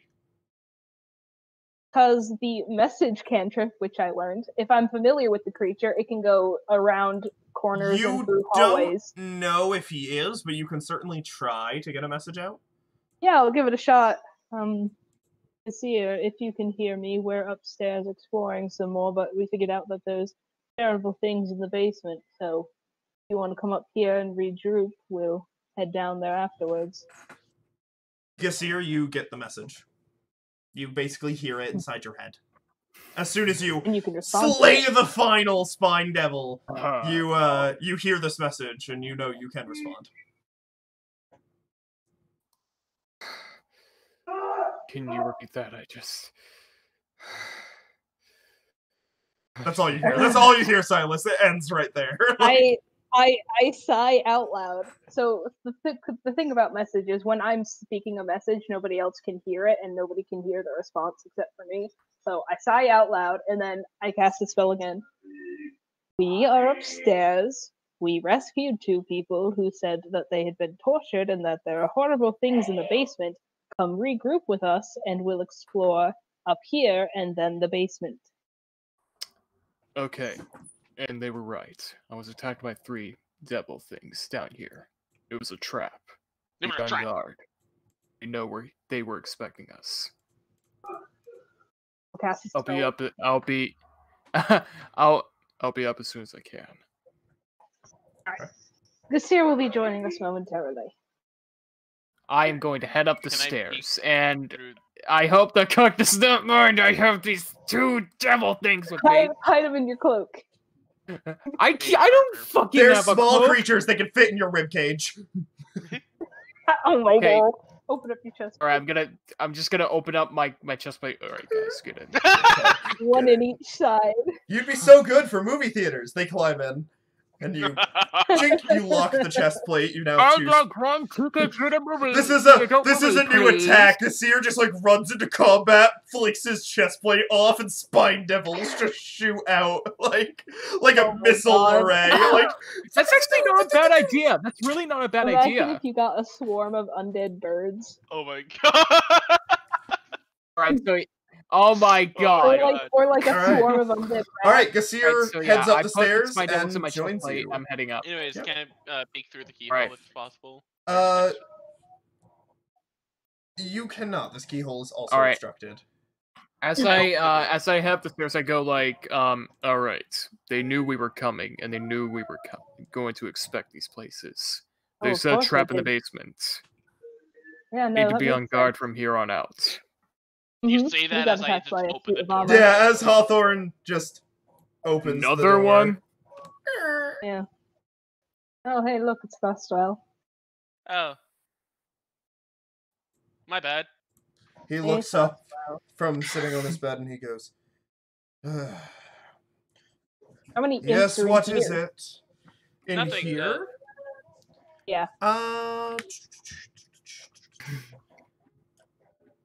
Just 1.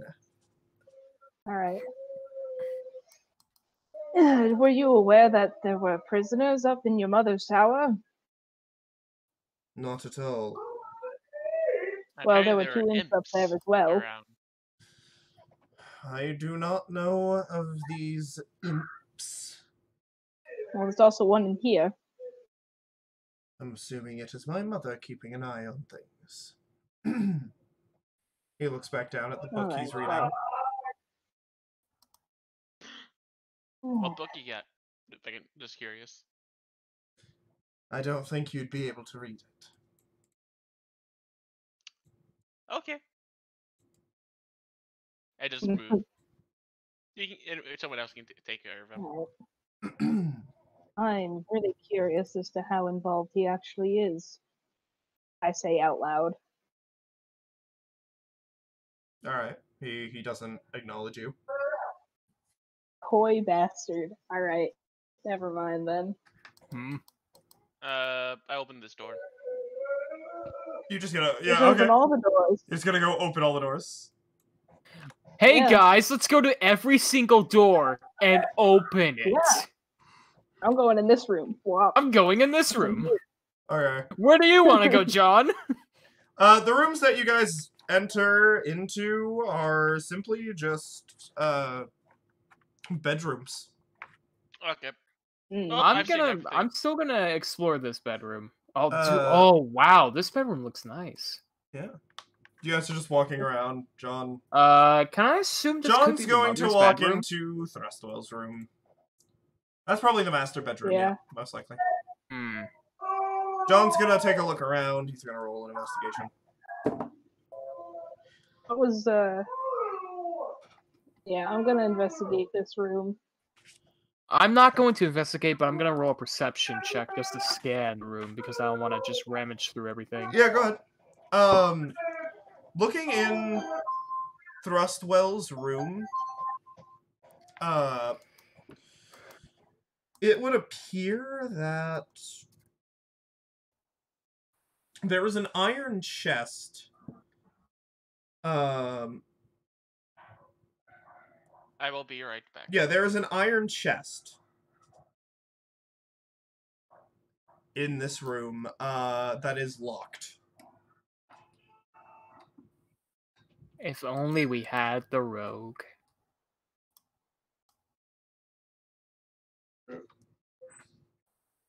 Actually, wait, we don't need the rogue. We got Fist. Yeah, in well, we don't have him yet, but so in Thrustwell's room there is an iron chest that is locked.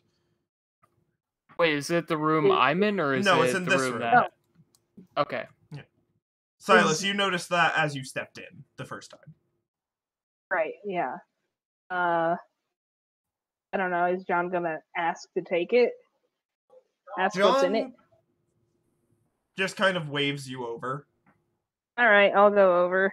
All right, as you do, this thing feels funny. Is it magical? Make an Arcana check. 26. It's not, but something inside of it is. And Thrustwell's still right there. He is. Thrustwell, what's this box? He goes, personal chest. Why? What's in it? It's magical, obviously.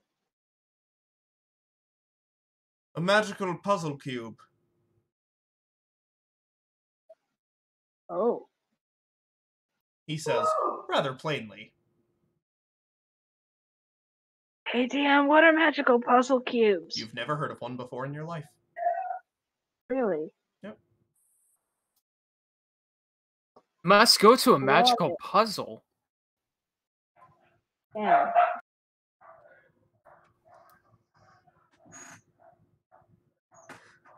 He looks at you and goes, I've been trying to crack it for a while, but I've had no luck.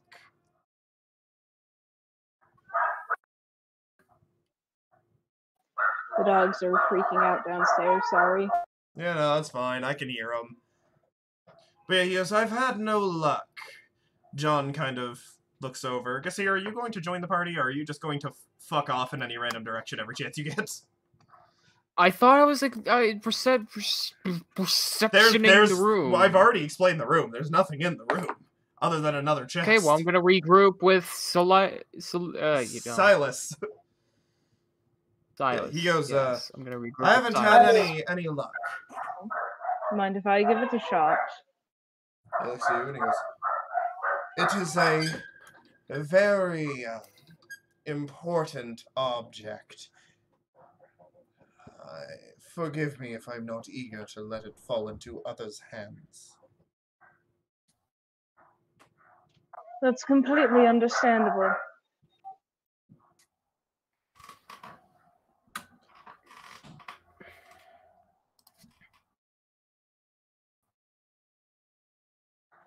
That it? Oh, I kind of can't really do anything. I mean, there's simply an imp in here. You guys can get rough. These people are murderers. Let's rough them up. Like, you guys don't have to be like, yes, quaint, yes, quite, about everything. No, I mean, I can't say anything about One Yes, I suppose. I just move in. What Alright. I missed? Sorry. Oh, it's Basically, you miss a there's lot. basically got trapped in there's a basement. puzzle box. It's locked in a chest. Thrustwell won't give it to them. He says it is a matter of high importance. It's an object of high importance, but he won't divulge any more information. I'm about to rough him up. Won't you indulge into any more high performance? Fuck, I completely missaid that. You say that, and he just kind of looks at you, confused. Maybe we need to do a little convincing. Where would the fuck Silas? Where is the imp? By any chance? where's the imp? In the fireplace. Oh, it's literally right hanging out in the fireplace. So if I were to guiding bolt the fireplace, it'd be hit.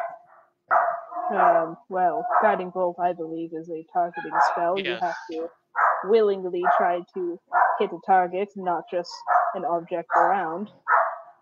So you could try, but it's invisible to you, so it might be difficult. True. I say quietly. Mm-hmm.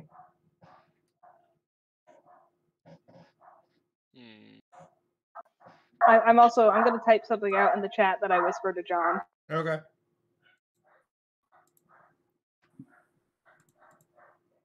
So he has a key. He won't tell us what it is. They're murderers, so I don't.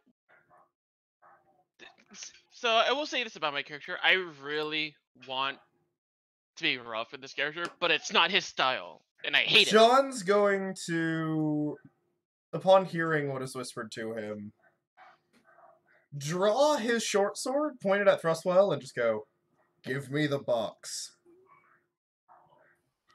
Thrustwell, being the little bitch that he is going to throw him a key. Who catches? I grab the key. Hawthorne, you kind of intercept the key as John goes to catch it. Sorry. And you tink, Dude, and why John just did looks you at do you that? like, really? Sorry, I saw something flying. What, did you really need to steal that thunder? I'm sorry, I saw something flying, and it's really nice to see something flying. It reminds you of a unicorn. It's really nice to see He looks something at you, flying. he looks Can at you, you he goes, please repeat that sentence? Unicorns don't fly. Unlock the box. I unlocked the box. Alright, as you do, when you chink it open, inside is mostly a bunch of random crap. However, sitting on the top is a glowing box, a cube, covered in runes and hieroglyphics, in a language you don't speak. Silence. Is it a language I speak? Nope. All right. I want the box. I take the box. DM, may I roll a history check to define the runes? You may attempt a history check to learn what language it is in. Oh, hey, a natural 20. It is infernal. Okay, who speaks infernal? None of us speak it, but I can speak every language if you give me 10 fucking minutes. Do we seriously want to sit down here for 10 freaking minutes? No, I take the box and leave the room. I go back up into this room. Tell your mother we said do we just hi. want to stand around for 10? Okay, fine. Do you just I want to leave the stand room. around for 10 minutes? I'm Okay, fine. We're ignoring sitting out. you. Wait, this guy, Thrustwell's a dick, right? Yeah, Thrustwell's a dick. Alright, I'm gonna The random contents, I'm gonna spill them on the floor and leave. The what? You said the box is filled with a bunch of random junk. Oh in yeah, the box, you just turn the box over and walk out. Thrustall's just like really?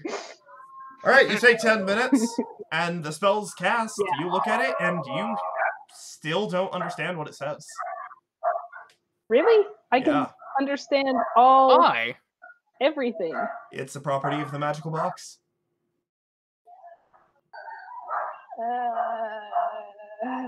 The box itself is preventing you from understanding. I like how we're all just guarding the door. Damn it. Angry. I'm mad. So, I got attacked in the basement. I almost died. Really? That was the thing that happened. What kind of enchantment is it? Sucked. You need some healing? You don't know? No, I'm good. I'm good. You sure you don't know what this thing is enchanted in? Yeah, I'm pretty sure. I just don't have any more spells. I cast Cure Wounds at first level. Such a piece of shit. That's gonna probably hurt me because I'm dead. No, it won't. Oh, it's not how it works because you're holy. It's a holy. Okay, fine. Why did you heal me then? You were healed a whole 6 points. Wow, it's almost like you really shouldn't have, did the thing I was asking you not to do. Well, I'm sorry. You're a tanky boy, my man. I'm sorry. You have to silence under of everything. I'm gonna push past the dumbasses. All right, you push past them. I'm gonna go investigate other rooms. You've looked into every room for the most part. Yeah, it's all just bedrooms. Right, then I'm going. So let's recap where we haven't been yet. Then downstairs. You haven't been in the basement. I was. Oh no, I was in the wine cellar.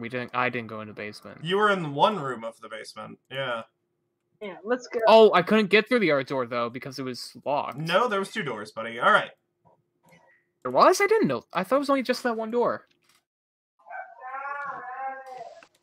I don't remember you saying there was more than one door. Seems to have we don't. Light. I torch. We don't know that he has 2 undead spine devils. Yeah, you don't know. So I'm gonna point. There's a door here. So I'm gonna.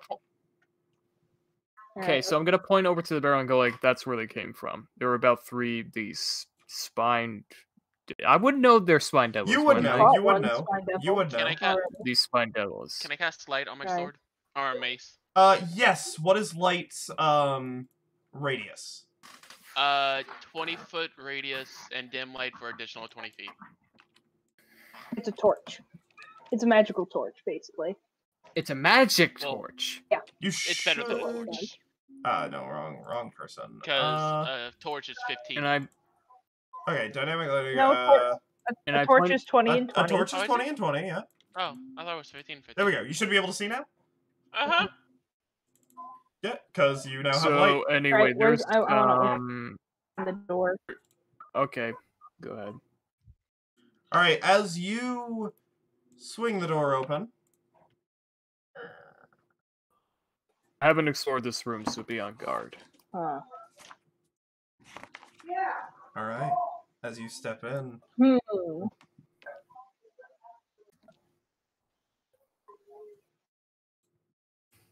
You feel free to move yourselves. All right. This appears to be there's a hole. sewer. Oil lanterns hung up on the ceiling light the area. Hawthorne, if you want to get to that side, you'd have to wade through the sewer water. Oh. How tall is the ceiling in the air? 8 feet. How bad is the smell? Quite. Ugh. Luckily, I don't have a nose. I can see so much. Anyways, party, let's venture forward left. There's 2 holes up here. You want to go up? Yeah, and I stopped to see, let me get the arrow thing. What's this? It is behind a gate. It is a, basically a, it's spraying fresh water. Is what it is. It's a hose that's spraying fresh water in. Oh, to keep the It smells down here. To keep It the does. sewer. This is a sewer. Fresh water is poured in to keep it from clogging. Oh, okay. It all probably flows somewhere. Yep. Actually, where is the water flowing? Is it just staying still, or is it flowing towards somewhere? It's flowing kind of just around. It's flowing away from Probably you. dumps out into the ocean. So it's Yeah. going down that way. It's going down. Yeah, it's going down. If you're looking at the map. Okay. South. So let's Southwards. continue upward. Right? Is this south? Yes, it is. And this north? Yeah. East and Yep. Yep. So, okay. Looks like we can cross over to see what's on the right side. Do we want to continue moving forward, or do we want to see what's on the right? We're just following you. Well, I'm just Mind you, We'll go. Gasir, they can't see around the corners that you can see around. Well, they're all. because Oh you're yeah. taking Okay. up the So area. all You right, have then to fine. explain to them in character what you're seeing. Okay, so we have a pathway, and we can still where we can turn left, and we continue forward for a pretty good amount of space. I will also say, Gasir, But- you can see far down this hallway. I know. I'm looking. Several doors. There are several doors, and there's one pretty much right close by to the right. I feel like we should Honestly- explore that first, considering it's closest. There's How a, yeah, dirty is the sewer water? quite. Luckily, there's a bridge we can It's cross over to sewer get over water. to the other side. Ooh, finally a bridge. Yes. Let's go. Ah, I see. I will lead them to. I look down.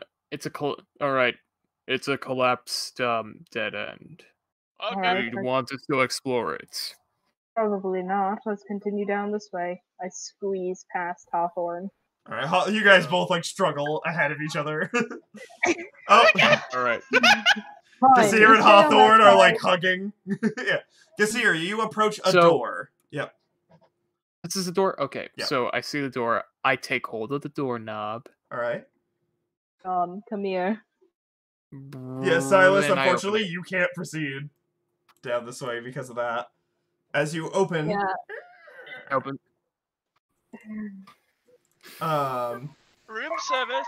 as it I don't swings see open, any- inside. I'm gonna stay here just in case I need to shoot something. Yeah, this room is very cold. Inside are what appears like animal carcasses being hung from hooks. I don't see anything. I haven't removed it yet. I was giving you a description. There you go. Oh. Ooh, I can see. Like a butcher? This room has animal carcasses. Yeah, like and it cold doesn't storage. really it's a cold look storage. present. That's a, In the Looks like sewer. a cold storage. That's not. Hmm. That's not. That goes against OSHA. Oh, yeah. What is OSHA? I wonder if there. I'm gonna roll a perception check to see if there's really anything interesting in that room, because I don't really see too much. There isn't anything that's an interesting. 11, You don't. that's Yeah, you sucked. don't need to make a check to know this room is just a cold storage room. All right, I'm gonna shut the door and I'm gonna continue forward, having the party follow me. Yeah. Oh, Hawthorne took. Hey, is this another? Yeah, Hawthorne took well? the lead. It is another water just spout. bring- Yep. I thought Hawthorne couldn't see. Now I have light. He has a light There's lights and in here. the oil lanterns, Gasir. Oh yeah, but why were you? Okay, fine, never mind. And he The has basement his had mace no is light. glowing. Yeah, the basement had no light. I'll let you get ahead. Oh my since, god! Yeah, Gasir, stop stepping onto people. Stop stepping in our space. Is this a door? Gasir, you do it one more time, I'm taking away your ability to move. This is a door. All right, I want to look in the door. All right, John will move aside what so I you was can get trying- in. And to do, but people kept moving over me. Right. I'm gonna go with Silas. All right. Jesus Christ, whoever that Don't is. you go with Excel's character? All right. Oh, Opening this door, as it swings open, Alright. this appears to be a dining room. You notice that in the room, it doesn't smell hardly at all. It's only outside of the Hmm. room. do the candle. And there's are the no candles other scented? entryways in this room, right? No, there's no place to go from this room. Sorry. What'd you say? Are the candles what? Scented. Probably. Why would this be here? Culty things, obviously. Yes, but why would it be next to a sewer? Like, why not in the main house? Because cults are weird. True that. I would like to continue down. Alright, there is a door right there, yes. Can I look through a keyhole? There is no keyhole. Ah. Most keyholes can't be looked through anyway, dude. Shush. I am an incognito. No, you're not. Saying you're incognito is being less incognito. Would you like to open the door? I'll open the door. We're not being quiet, we're not being stealthy whatsoever, because all of you clank. Well, fuck. Oh. As you open the door, and the door swings open, just sitting inside. Two rows of tall wrought iron candlesticks light this vaulted chamber, each one bearing 9 flickering candles. A 7-foot-tall statue of an angel with white glowing eyes and a longsword stands atop a dais to the south. A 6-foot-tall fiend, bristling with spines, stands in the center of the room. Glaring at 4 black-robed cultists who kneel and chant in the middle of it. Their faces hidden behind golden devil masks. 9 tapestries depicting the layers of the 9 hells adorn the walls. As soon as the door opens and you are all standing there, you watch as the devil quickly turns. You hear, "Good afternoon."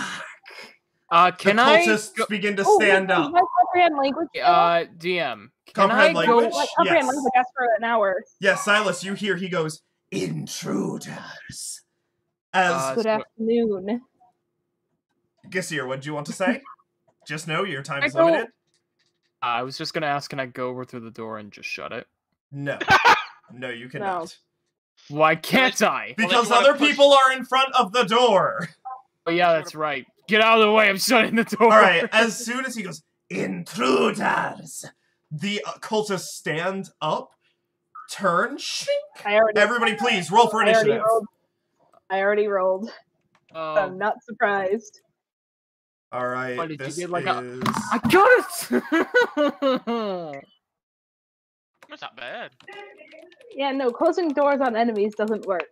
This isn't Skyrim. I mean, it can. I mean, it it doesn't. 1 second of time to run away. Trevor, you have done this a lot, and this has never once worked out in your favor. It is going to work. Mark my words. They usually just walk over and, yeah, they usually just walk over. Mark my words, Amber. It's going to work one of these days. They just walk over and open the door and see you like sitting there. It's going to save us. Mark my freaking words. I swear to God, I will save the entire party by shutting that door. I really don't believe you, but okay. Alrighty. Well, you're gonna believe it when it happens. Alright, Silas, what'd you get? I got a 27, DM. Oh, jeez. Gissir. 2. Hawthorne. 19. Let's see what John gets. John gets a 4. Alrighty. Well, at least there's 2 of us. Would I know what kind of devil this is? What kind of fiend Make a religion check for me. Yes, thank you. 19.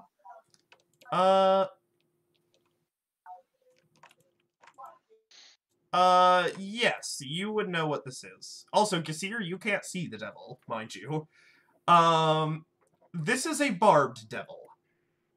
Yeah, I know. And it's easy enough to know that, like, most fiends don't take fire damage.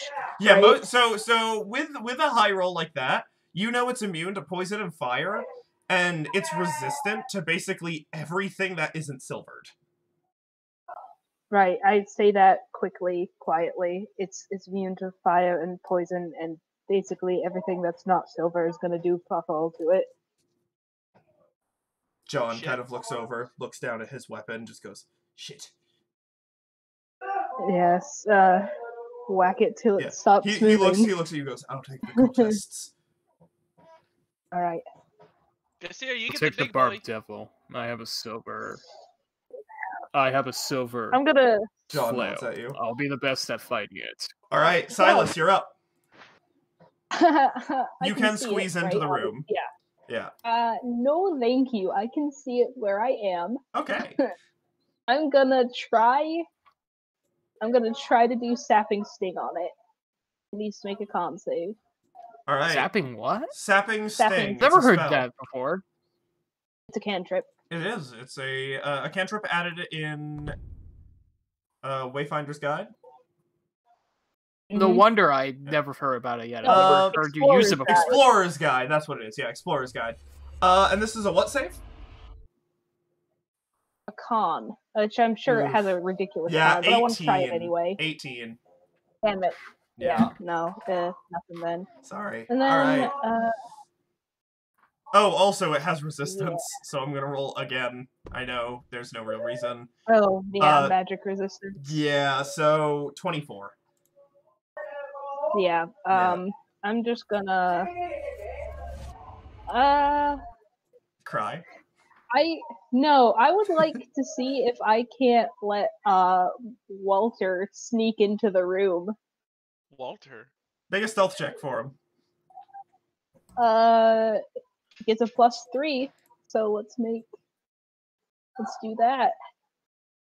You guys haven't met Walter yet. Who the fuck's Walter? Who the fuck's Walter? Yeah, who's Walter? Walter got a 21. Alright, yeah, Walter does seem to be able to... He's also a tiny creature. Snick a snake into the room. Yeah. Alright, I just want him to get, like, maybe... Right here? Maybe, like, right... Yeah, like, right on that square. I can't see it, but... Yeah, he is lightly obscured because he is so small. Basically. Yeah, he's a tiny creature. Alright. He's a little boy. So... and that's my turn. Alrighty, Hawthorne, you're up. I will enter the room. Alright. So people can go in. And I will cast Shatter. Oh, where? Ooh. Right here.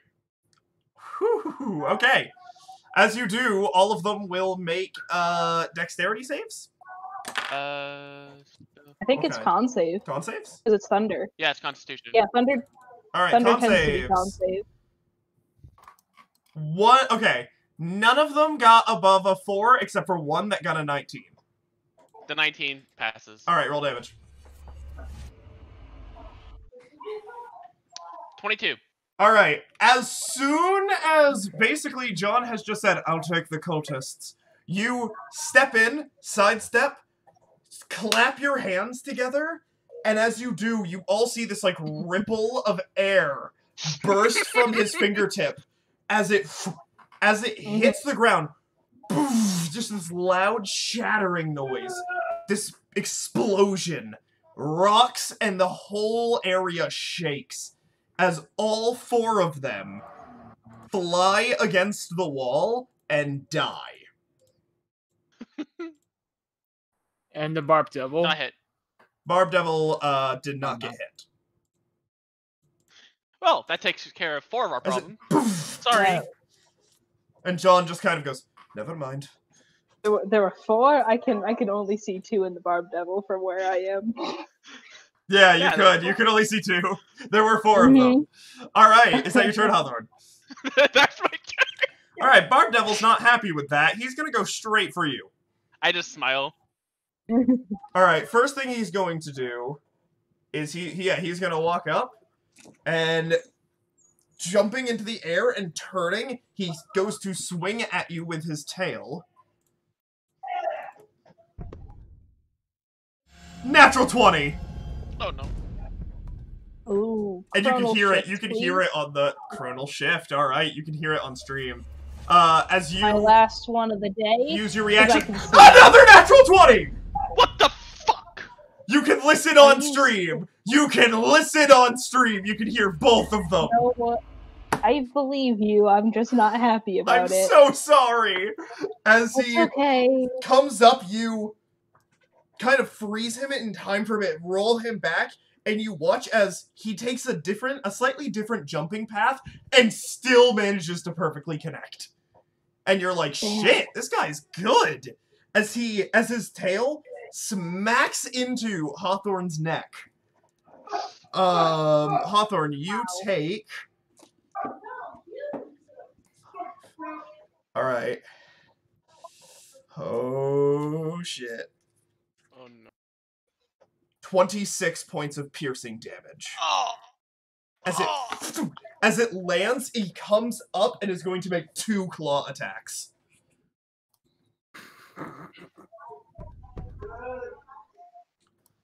One of them was a 2. The other one was a 23. Oh my god. Alright, so he's going to hit with the claw attack. How much damage did I say you took? 26? Reduce it by 3. 23 points of damage.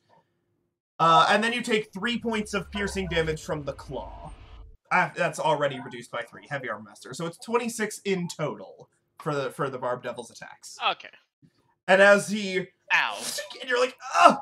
And you see Hawthorne is bleeding heavily from the neck, and he does have a slash basically underneath his arm.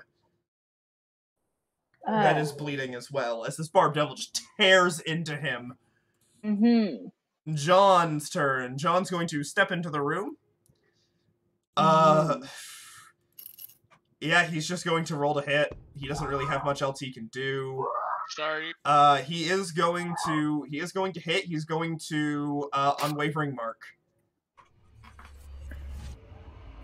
Sorry about that. And he's going to deal some damage. He deals hardly any because of the damage resistance and rolling minimum damage. That's his turn. All right, Gasir, you're up. I'm going in that room. Gasir, just to make you feel better, I'd like to mention, you rolled a 2, they rolled a 1 plus 1, so they got a 2. You would have gone first if the cultists were still alive. Just want you to feel better. You were not last. Alright, but I'm gonna go into this room, and I'm gonna attack this snake! What? You don't see the snake. The snake. You don't see it. Yeah, I do. I see it right there. No, it is in stealth, and unless you roll more, which you have no reason to look for it, but unless you rolled higher than like a 23, good fucking luck. Alright, but yeah, I'm gonna attack the Barb Devil guy with my flail. Alright, yeah, go ahead. No big deal. I almost rolled a natural one. Oh my god, 26 to hit. 26 to hit. Alright, roll damage. Would you like to Divine Smite, or are you out of those? Oh, I'm out. Oh no. 9 damage. Alright. So yeah, if you drop to 0 hit points, everyone, good luck. Alright. 9 hit points, 9 damage. I mean, I have Spare the Dying. You hit this Barb Devil in the back. He just kind of turns. All right, is that the end of your turn? Don't like silver, do you? He just kind of hisses at you. Bonus action shield bash. All right. Do know that you can use shield bash to push them 5 feet back instead of dealing damage, which might be a good idea. I could, but I don't. Why? Because I'll hit him into the candle. Well, for 1, you'll hit him into the candle. For 2, he takes half damage from anything that isn't silvered, and your shield isn't silvered. Yeah. So, but he doesn't take any fire damage, though, so I don't know. No, okay, fine, but he might trip on the candelabra. Yeah. Oh, yeah, no, fall prone. Hey, another 26 to hit. All right, yeah, you hit. He's going to make, I was going to say, 5. He is going to make a dexterity saving throw to see if he goes prone. He rolled a nat 1. So not only does he go prone, he falls immediately into it, and although it doesn't hurt, he's now covered in wax, and that's unpleasant. Yeah, it is. Alright. Now I can actually get into the room. This is true. He is prone, and it is Silas's turn. Right. I could do something useful, or I could try to actually get into the room. But I wanna see what Walter can see. You're gonna look into Walter's vision? Yeah. He's got Alright. 10 feet of blind sense. You do. Let's see. You don't see anything. Well, can I see? Can you highlight the room for me, or no? No, I can't, unfortunately. Oh, well, actually, he has 10 feet of blind sense. Yeah. Here, I can In do all this, I just realized. Give me 1 second. Boop, boop, boop, boop. Boop, boop. Vision. 10 feet of blind sense. Is that all he can see? Can he only see up to 10 feet, or can he see normally otherwise? No, that's his special vision. He has Gotcha. regular vision. Too. You should be able to see through him now. Oh, I can. Yes. And you should also be able to move him yourself. All right. Walter. Coolio. Yeah, I'm going to add Walter to my real quick. I'm going to add Walter to my character stuffs so that I can just drag. I can drag and drop him. Mhm. So for 10 feet, he can smell and things. Let's see. All right. I can actually see in the room. I'm happy. Okay, I'm going to, now that the devil is moved out of the way, I'm going to step in over and come to this corner. All right. Here. 35, 10, 15, 20, 25, 30. Okay. And yeah, I'm gonna wait to see how this goes. Okay. Hawthorne, you're up. Would y'all be mad if I cure wounds myself? I don't think anyone would be Yeah. that upset. Okay, I cure wounds. You're hoarding all your healing! You're a bad cleric! God dang, now we have to rely on this goddamn paladin that's already dead, and he has like these things living inside his body. It's just, they don't know that yet. Oh, max healing. Wow. Yeah, nice. Yeah. Alright, is that your turn? Nice. Bonus action, I will ready my Eldritch Maul. Your Eldritch Claw is once a day. Oh, it is. I'm stupid. Yep. Yeah. Yeah, no, you're good. Alright. Wait, no, it doesn't say. Does it? Yes, it does. Equipment. Oh, yeah, 1 charge. Yeah. Once used, this bonus action cannot be used again until the next dawn. Yeah. Alright. So, it's going to spend half of its movement getting up. And then it is going to attack John, because John Unwavering marked. And it does know that John Unwavering marked. It fails its first attack horribly. Its next 2 attacks, it also fails horribly. Oh my god, that's insane. Alright. John's up. So, John's going to... Define horribly. Like, didn't roll above a 4. John's going to disengage and is going to come over here. And then John's going to fire with his crossbow, which is a very bad attack. Jesus Christ, 21 to hit. Okay. Alright, yeah, he manages to do a little bit of damage, not much. But John disengages and moves away. Good job, John. Alright, Gassir. Yeah? You're up. Oh, I am? Oh, okay. Yeah, flail. Alright, you I walk up. accidentally roll damage first. Alright, yeah, you walk up to this thing. It's no longer prone, so you don't roll with advantage, unfortunately. Unnatural 20. Boom! As you hit it with an unnatural 20, roll damage. As this flail comes down on this 10 thing. damage.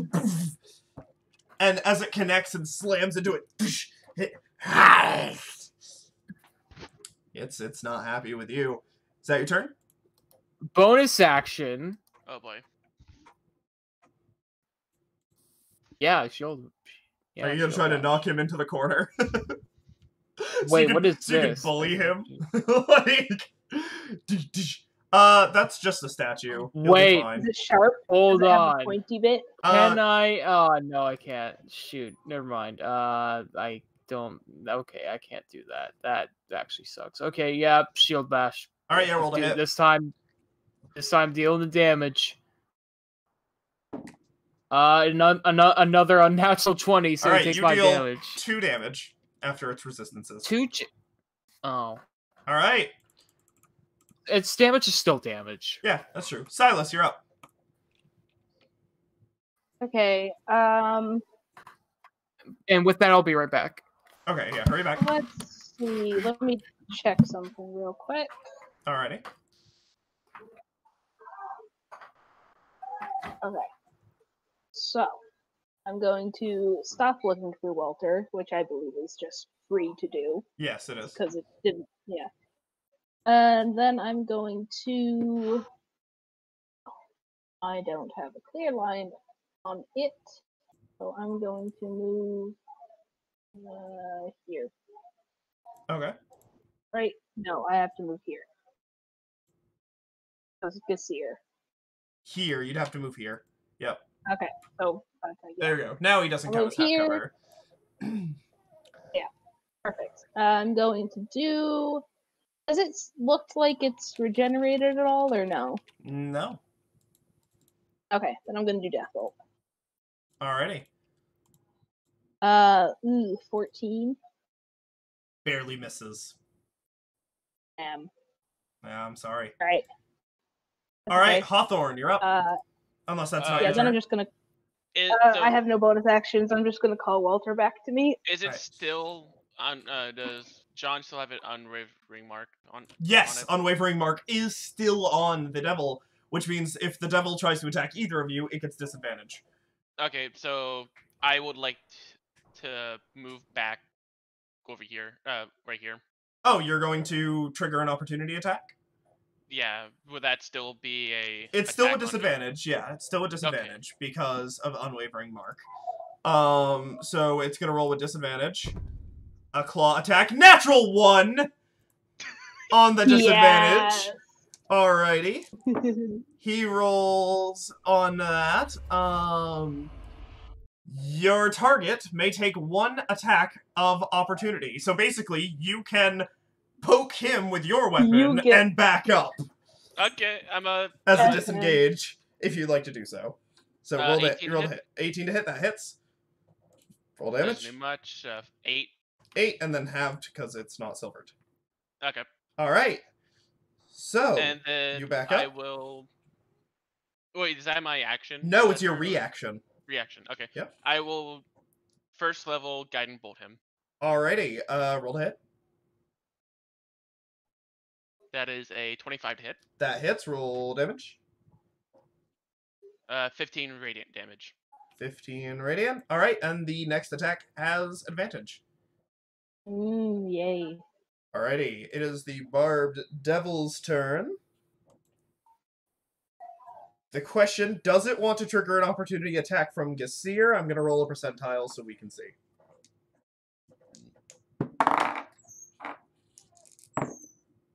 It decides no, so it's going to attack Gassir.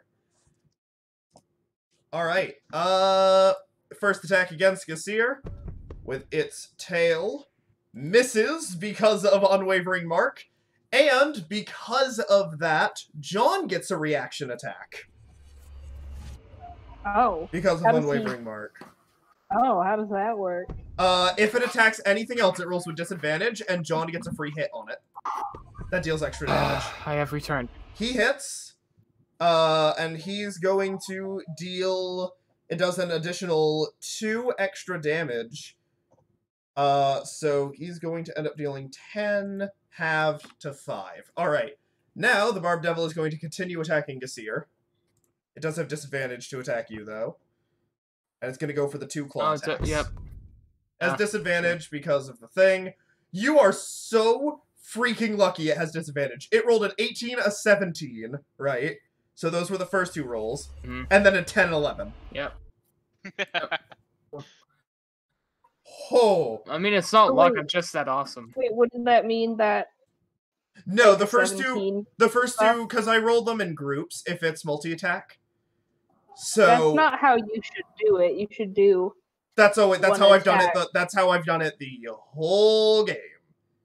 That's a really weird way to do it. Well, no. So on D&D Beyond, it's really easy because when you roll them, One number's first, and then the other number's second. So if it can make 2 claw attacks, I roll 2d20.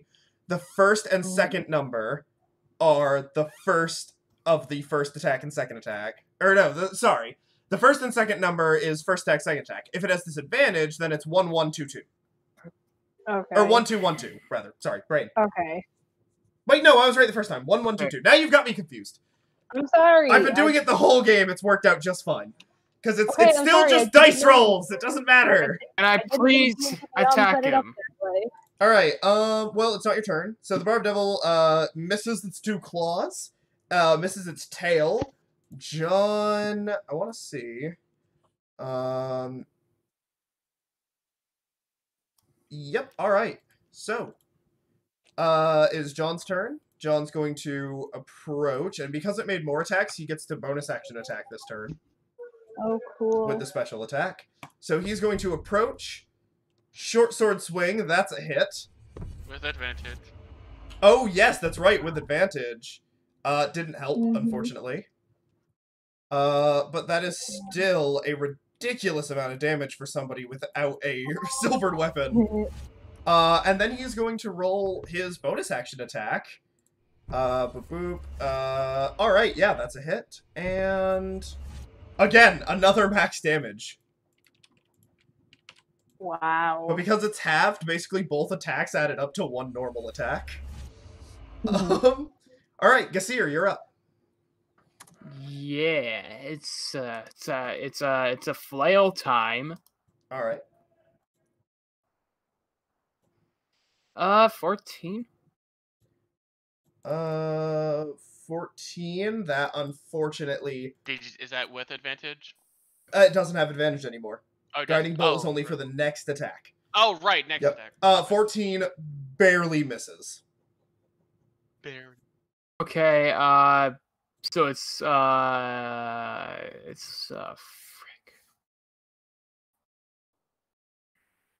Glancing blow?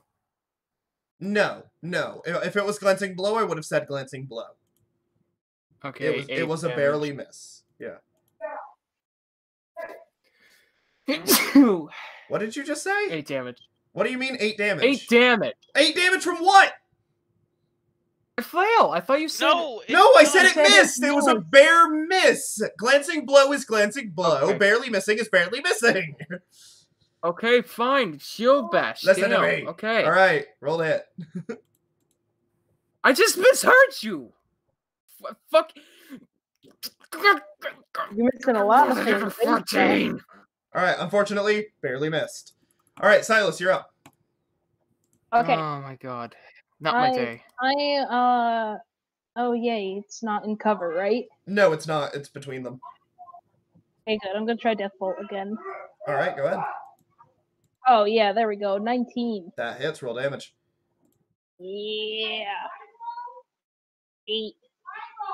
Michael, you're being called. You are being called. All right, yep.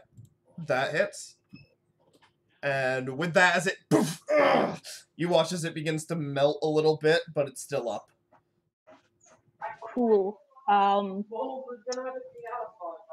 That's my turn. All right, it is Hawthorne's turn, but we have to wait till he returns.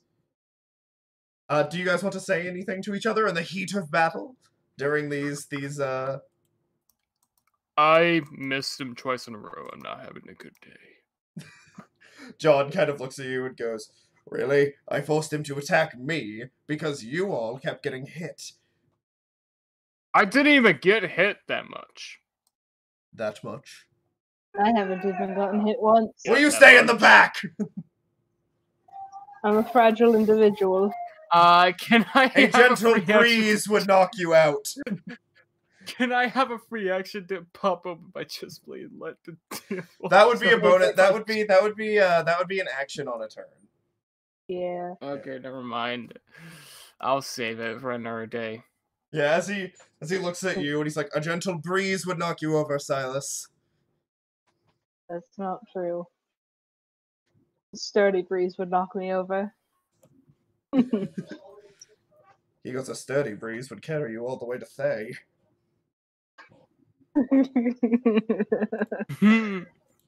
All of this is happening while you were dipping and diving and ducking all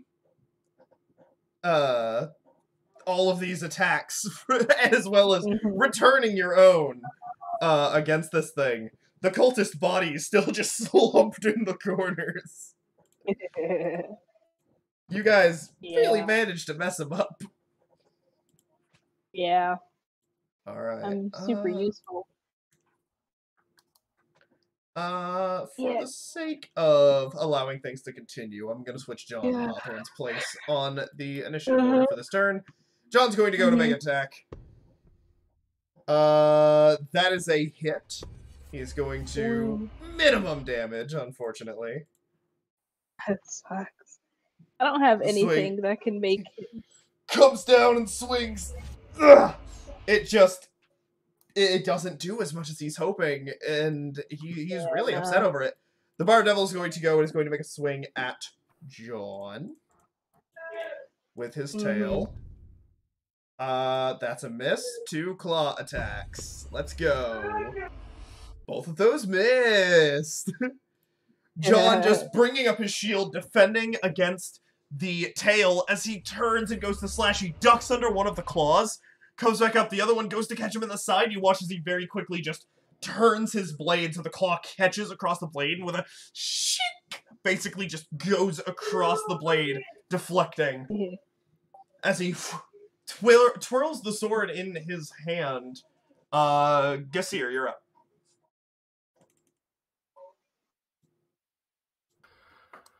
Oh, yeah. I am going to... I need to read for a second.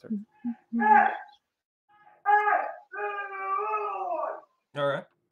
Oh, never mind. I can't do... Wait, no.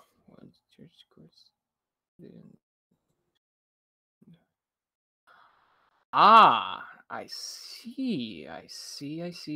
Okay. Channel Divinity, create undead. Alright, would you like to do that from one of the bodies? Are you gonna make another zombie? Yeah? The cultist right behind him! Do it! Yeah! Yeah! The one right behind him, the one right next to John. Okay, I did not have a zombie token prepared.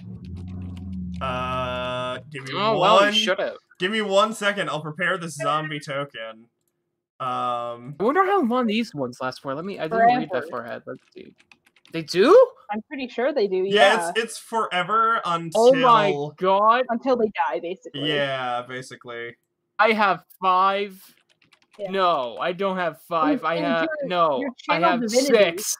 I have 6 minions. Yeah, your channel divinity doesn't have a limit either. You no, so the channel divinity create undead, creating, he has a limit of 1.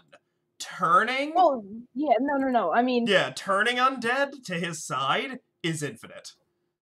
Oh, he can only create 1 at a time? Yes, he can only create 1. Yeah, but my all will serve. I only can maintain 4 skeletons, which are actually kind of better than zombies. Zombies have bigger hit points. Oh, you'll you'll see in a second. Yeah, so zombies are tanks and skeletons are fast glass cannons. I was gonna Wait, say, how are they tank? Oh, let's see here. It has a +3 to attack and only has a 1d6 + 1 for damage, though. They are a tank. They have a lot of hit points and a high armor class. Oh, yeah. Dead. That's what a tank So the zombies is. are my shield and the skeletons are my swords. Basically, yeah. Or your bows, which is better for a skeleton because, you know, they're fragile. But, yeah. Alright, here we go. I've got it right here. This also allows us to waste a little bit of time as we wait for him to come back. So he can take his turn. Upload the file. I also have a quick question once you're done. Okay. About the pentagrams on the floor. You can ask him. You can ask right now. What's up? Yeah, no, are they details and is that a carpet or are they drawn? They're drawn. Okay.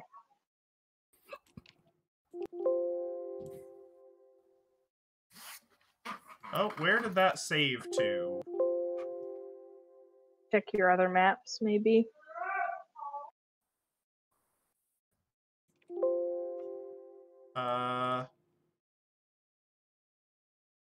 Or did you download an image? Yeah, I have an image. I'm just trying to figure out where it saved the crop I made.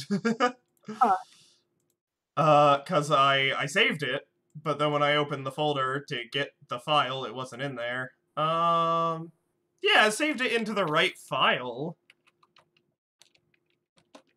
Ah, okay, gotcha. Found it. Okay. Boop, boop, boop, boop. And... boom!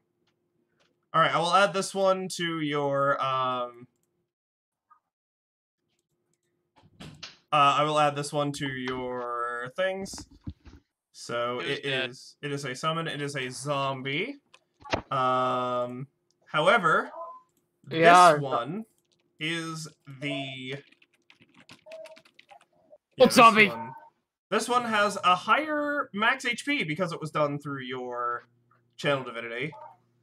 Ooh. So that's 15 more HP. Really? Yep.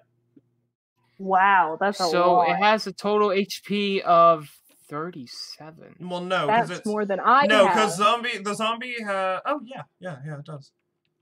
Wow. Yeah, that's almost as much hit points as I have. The zombie is chunkier than me. It's a big old thick If you refresh your boy. page, you should see it. All right, so. I'm back. Okay, welcome back. Also, It's your turn, Hawthorne. Go up. Do you have the 2 skeletons added there too, by any chance? Give me a second. While No, you Hawthorne's didn't. taking his turn, I'll Oh, add it. No, you have 1, but Yeah. As a bonus action, I will harness divine power to get a spell slot left. Back. Okay. you have to say the prayer. What? You say a small prayer. You have to yeah. say the prayer. I say it. What do you Praise say? Let's get wild! Let's get God, funky in here! Let's get crunk! God, give me back a fucking spell slot. And I will. God, give me back a fucking spell slot. And I will guiding bolt again. All right, you guiding You didn't bolt. say anything. All right, fine. Roll to hit. Natural 20. Natural 20! Roll the damage, buddy. Natural 20. He comes back and he nat 20s up in here. Jeez. Alright, didn't want it anyways. Double damage. Non-magical item is destroyed. Well, that Hold doesn't on. matter. Yeah, no, Hold that part on. doesn't matter. What is the damage? What Amber said. The damage is 14. So double to 28. Right? Or was it 7? And then you doubled it. No, it was 14. 14 doubles to 28. Jesus! Okay. And that's radiant damage. And that's too. radiant damage. Yeah, that's pretty good. And Silas, it is now your turn. This Ew, thing is on its radiant last damage. legs. Alright, I'm gonna, as I have been the entire time I've known these people, I'm going to steal the kill and the thunder. You're going to attempt to? Alright. So try to. Alright. Watch you rolling that one. Go ahead. I got a 17 for Death Bolt. That hits, roll damage. Ooh. 6. That is exactly as much health as it had. As you... Just like the first time. Doosh, as you send this green bolt of energy crashing into this devil, and as it falls back, you watch as it starts to decay and then begins to melt as it melts into nothingness. Mm. I was expecting a bigger fight. Well, there's probably more. And since your lovely little shatter, everything down here knows we're here. Yeah. I think they kind of already knew since the whole fighting. Well. No, they didn't. They noticed when we came in, but... nevertheless. Anyway, is there anything else interesting about this room that we should explore? I want to go up to this. Mm-hmm. Yeah, you go up to it. What is it? It's a statue with a glowing head, basically glowing I'll eyes. stand by the door and keep guard. A statue of an angel. Can I make a religion check? You can. Or a history? I want to look at. It would be a religion. Okay. Ooh, only 11. You do not know. An 18, Hawthorne, you know this to be the fallen angel Zariel. Isn't this Zariel? As soon as Hawthorne says it, Silas, you... Oh, yes, of course. Oh, right. Of course. Its eyes are glowing. That's weird. Can I make an Arcana check You can. or something? Or an investigation? You can make an Pull Arcana. the eye out. Okay. Oh my god, are you serious? Another 11. I rolled us 2 4s in a row. You're not sure why it's glowing. Can I attempt to pull That's the eye all. out? I mean, as you kind of climb up there, Hawthorne, and you stick your finger in its eye, it goes right through. Shoo. The fuck? It's a hole. Huh. As you kind of feel around, think you feel something metal inside. I push it or grab it? You try to push it, but you've only got one finger in there. I put 2 fingers? Take the head off. Well, It's an eye hole. hole. Fine, I You take it. can't Fine, fit- I'll take the head Decapitate off. it. Oh, The wait, head doesn't wait, hold seem to on. come off. Wait, I got an idea. I smashed the head! Oh my god. As Silas is like, wait, I have an idea. Boom! You smash the head of the statue open. As you do, you roll a hit for me as you attempt to do this. I hope you get a natural 1. I really do. Did you? You got a natural one. 20! Oh, Oh my damn it. And with a It's the hard opposite hit- of what I wanted. Boom! The head just flies, scattering.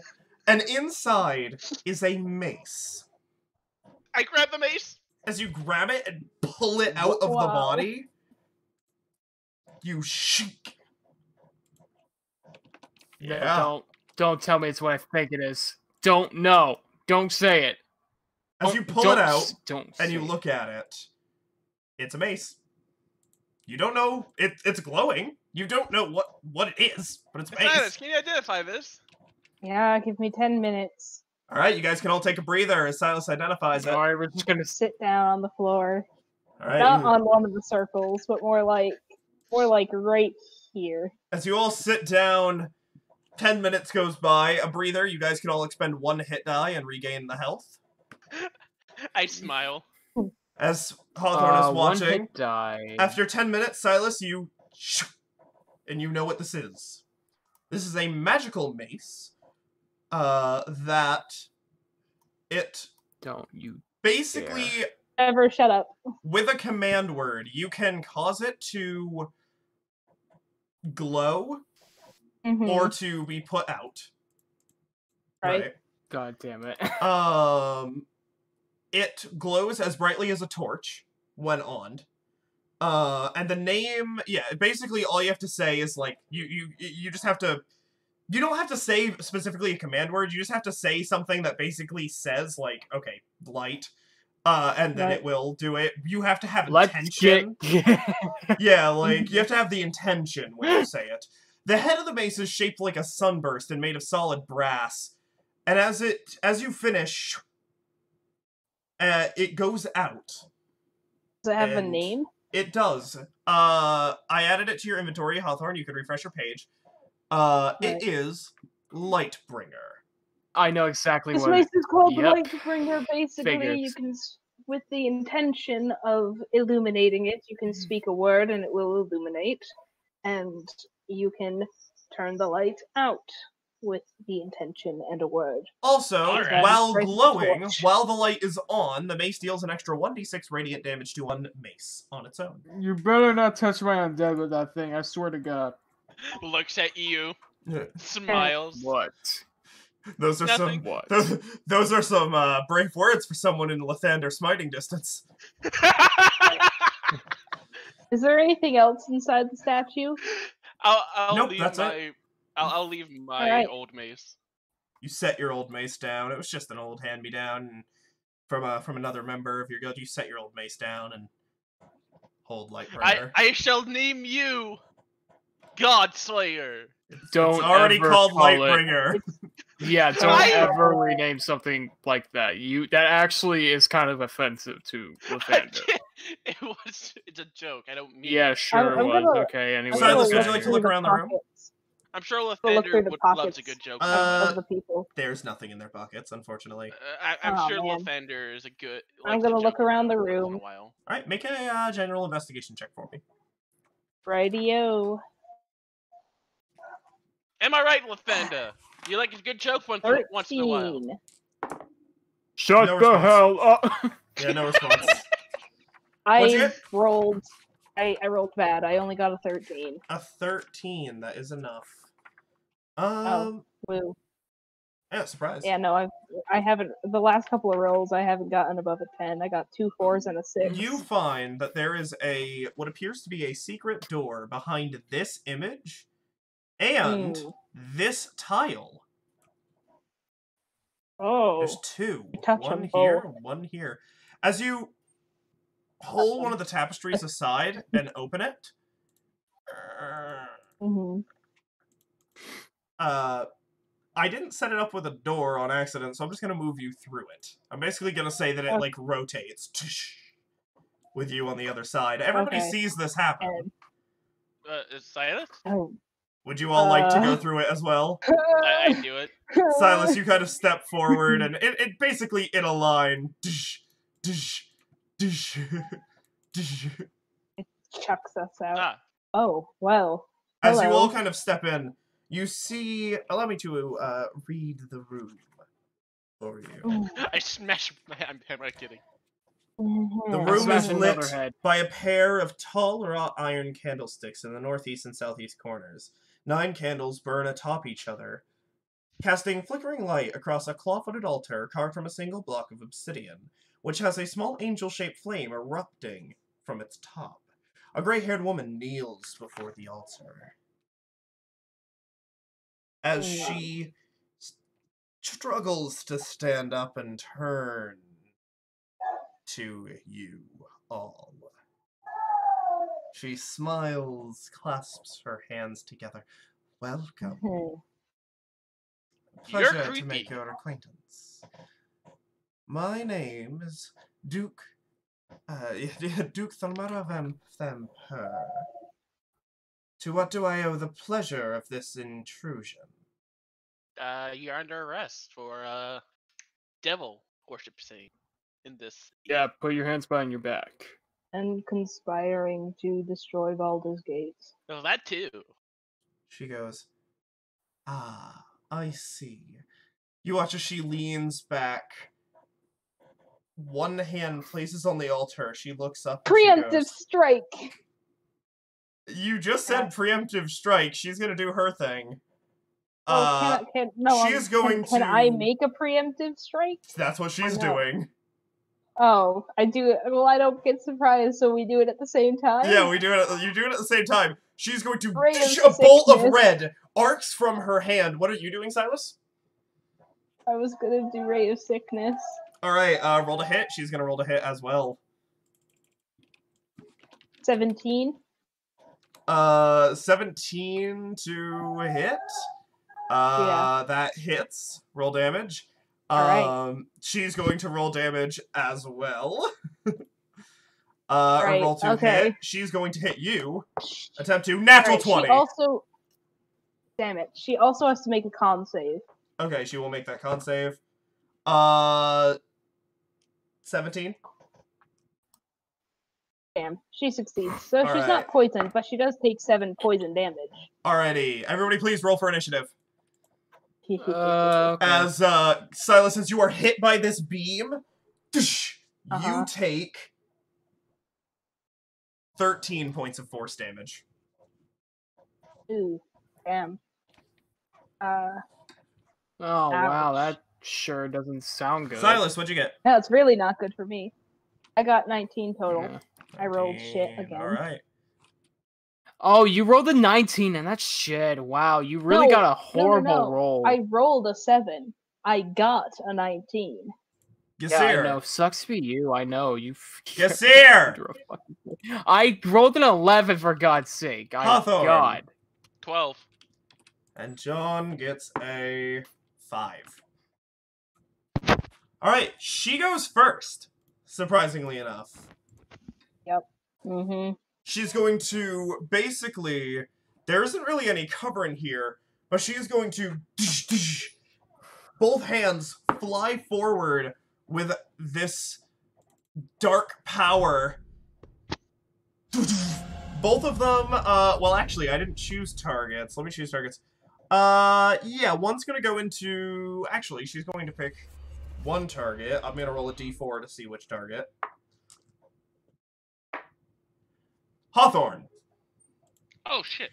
Natural 20 on the first, natural 19 on the second. Damn So it. a 26 and a 25 to hit, respectively. With a... Both of these infernal forces of power slam into you, Hawthorne. The first one... As soon as it hits, you immediately are hit by 14 force damage.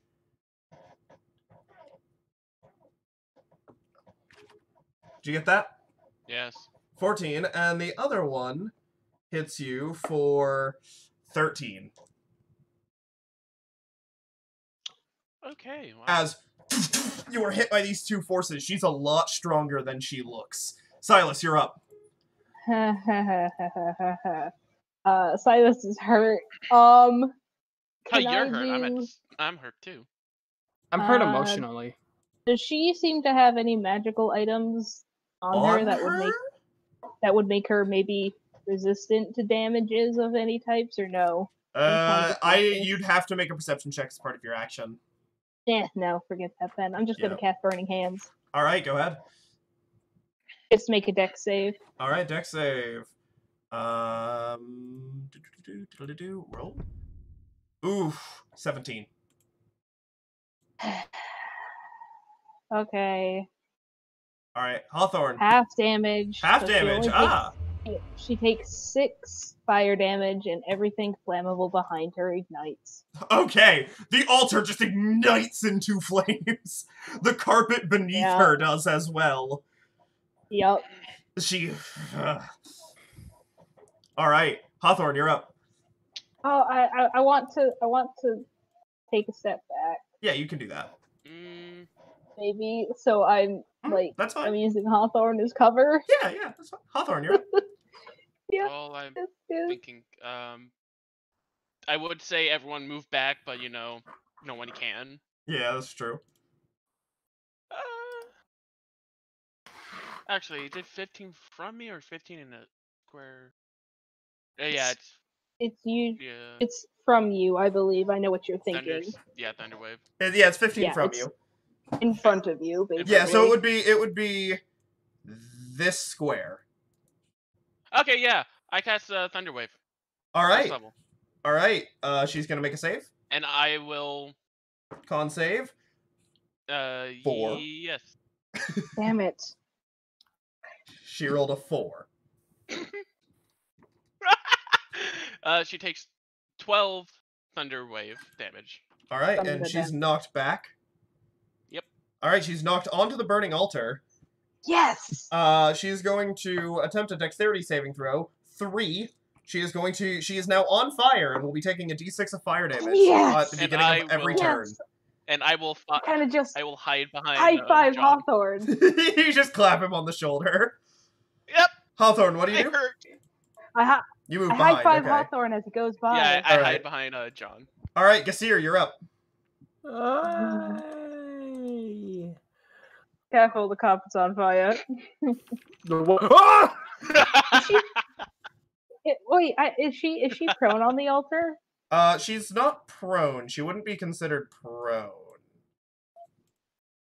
So it's on that's on fire. Do I have any ranged at no mouse spell? But another very audible thunderclap. Oh, wait a minute. Wait a minute, I forgot. I'm dead. I'm gonna go after. I'm gonna go through the farm. I'm gonna get her.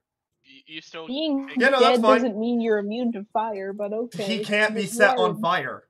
Oh yeah, he can't be set. Well, he can take fire damage, but he's not gonna get hurt by walking into it. That's true. That's a good point. 19 to hit with my flail. All right, yeah, that hits. Roll damage. She is going to use a reaction. Hellish Rebuke. Ew, Luna, what's in your mouth? All right, what did you get for damage? I got max damage, 13. 13 points of damage.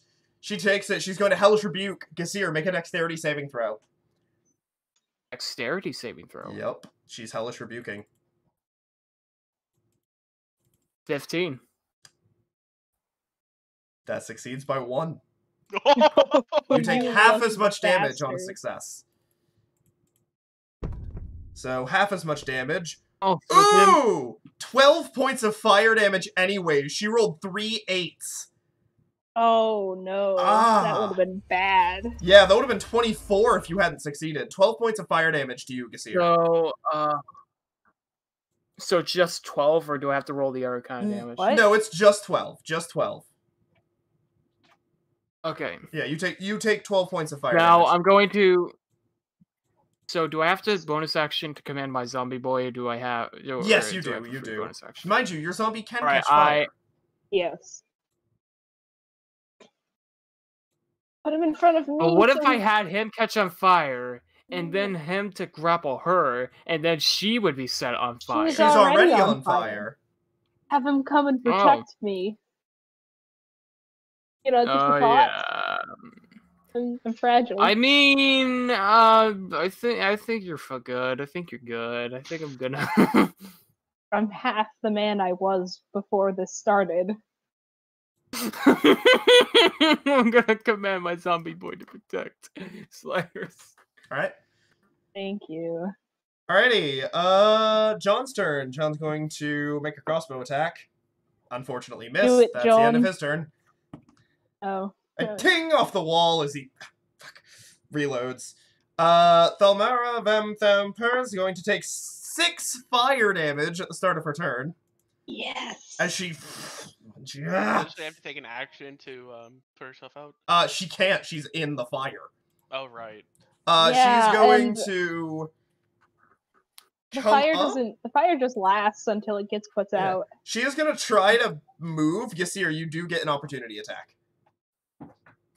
Cool. Away Taking from it. me. Don't come close. Ew, get away. Ew. Oh my god. No! Why? A 9. Unfortunately, a 9 barely misses.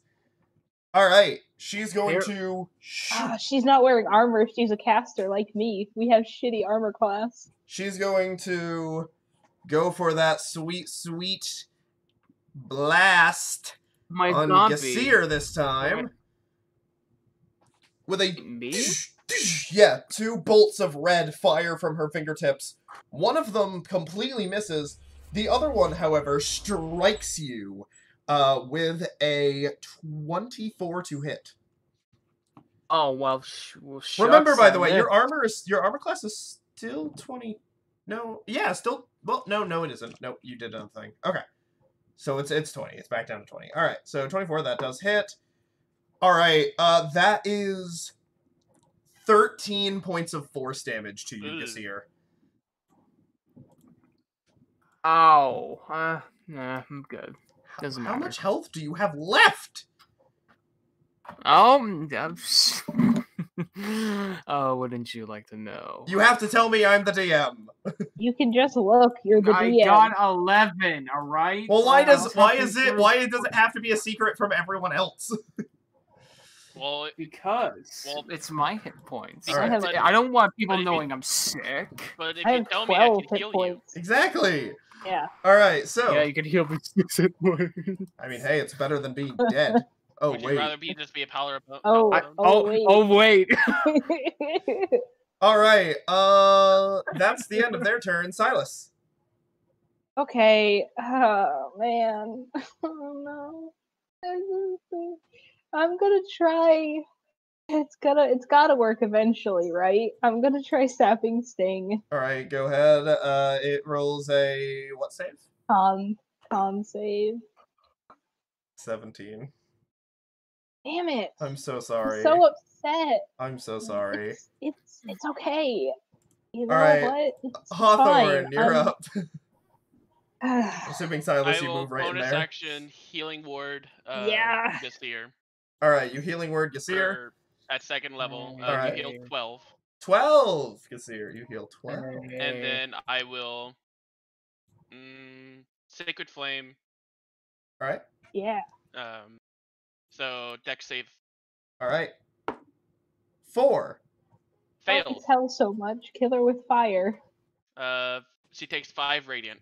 5 radiant damage. All right. I have a quick question. Target. What?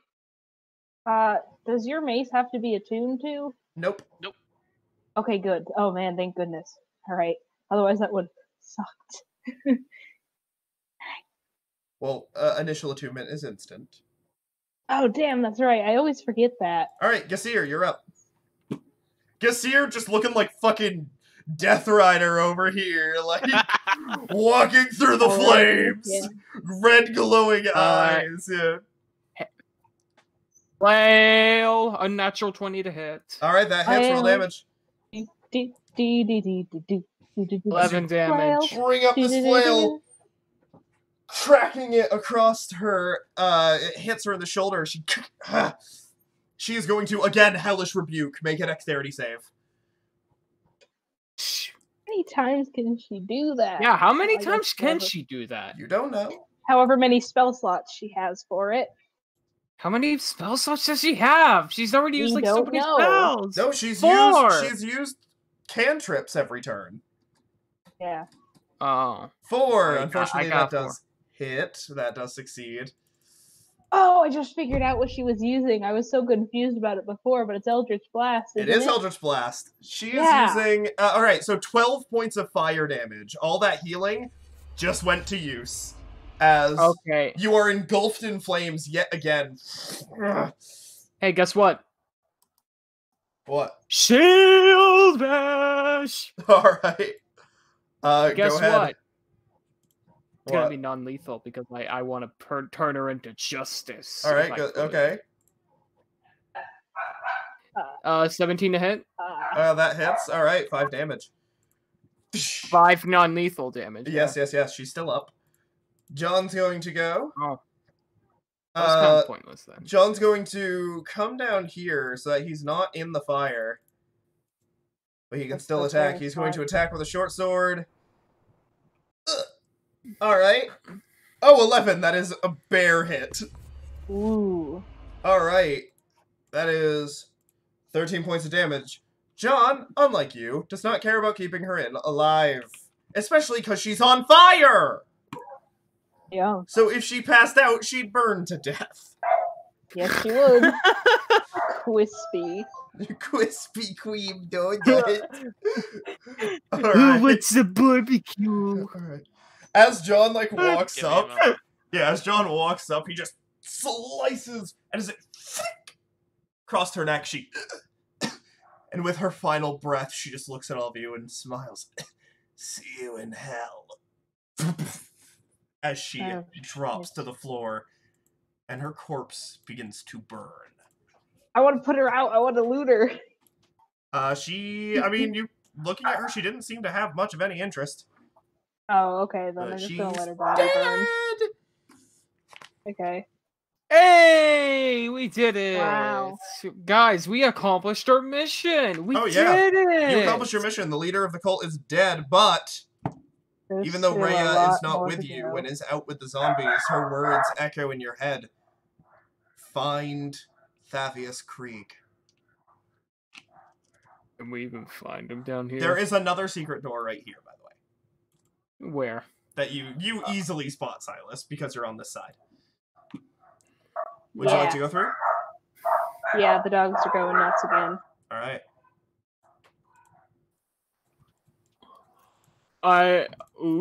It brings us back to the sewer.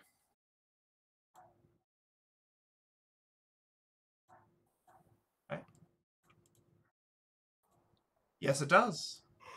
It's starting to get quite hot down here due to the raging inferno that is about to absorb most of this place.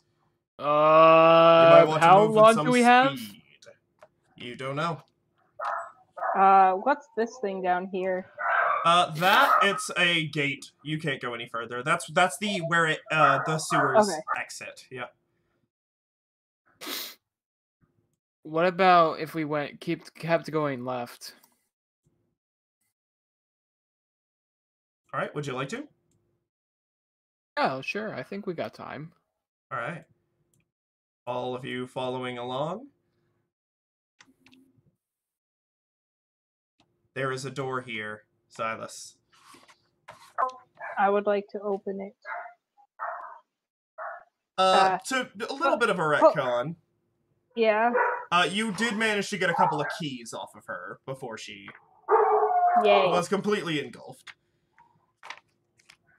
Alright. As you... I would like to, before I go in... Yep. You'd like to what? I'm gonna use my last first level spell slot to cast False Life on myself. Okay. Oh. Gotcha. You false life yourself. This door is locked, but you do have the key. I would like to unlock it. As you put the key in and chink. I got 8, by the way. As the vault door opens, as this is a vault, you step inside. The room contains 4 wooden tables with 2 small wooden coffers atop each one. Hanging on the wall opposite the door is a beautiful golden shield. Standing in front of the shield is an old man in plain garments, carrying a lit candlestick. As he turns to face the door, you see that his shadow on the far wall doesn't match him, but appears to be the shadow of a pudgy horned fiend with small wings. As he turns towards you, he looks at you, and for a brief moment you catch fear, before he quickly collects himself and... Hello there. Who are you? We are members of the Flaming Fist. Who are you? I am Thavius Krieg. I was the leader of Elturel. I came looking for help. You see a tear begin to go down his face. He goes, but, instead I was captured. I would like to insight check that. Go ahead. Just because I don't like that his shadow is weird. That gives me bad vibes. Oh, I continue to roll shitty for all my ability checks. I got a 13 total. That's okay. It beats his natural 1 to deception. He's most certainly lying. What happened? She found Thavius. Allow me to get rid of the door. There we go. We found Thavius Krieg. Here he is. His shadow does not match him, however. He looks and he goes, the Duke's guard has captured me after I arrived, and I need your help. He turns, he goes, they wanted me to ascertain the magical properties of the shield, but, Is all this still bullshit? Yeah, pretty much. He goes, I was unable to. Well, that's quite the tragedy. Why are you lying to me? As you say this, you hear a Thavius come from behind you as Rhea was following us. Rhea was not, right. But Rhea has since entered, probably wondering if you guys are okay. I'm gonna make sure she can't get inside. Just let her look inside, but not enter. She looks and she goes, Sir Thavius Krieg, you're okay? And he goes, hello, Rhea. It's good to see you. Yes, your friends here just came to save me. Solaris, what do you mean he's lying? Silas. His name is Silas. Silas, fuck.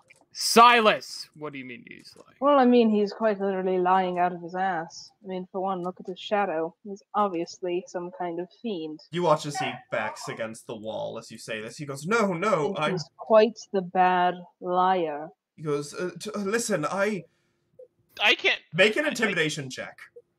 Yeah, I'm not good at those, but, You should have had me do it. Can I drink one of the potions of healing? Oh, I got an 18 yes, nonetheless. You can if you want to, yeah. He goes, alright, I'm sorry, and he drops to his knees. Who are you really? He goes, Oh no, I believe he's really I am Thaddeus Thaddeus Creed. Krieg, but listen, after the vampire lord took over Elturel, we needed a way. We needed something. He goes, I made a deal.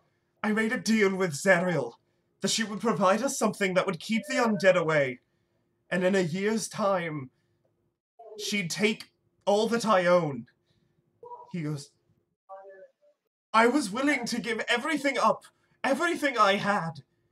But I was tricked, I was betrayed. What I owned was Elturel and everyone within it. She took them.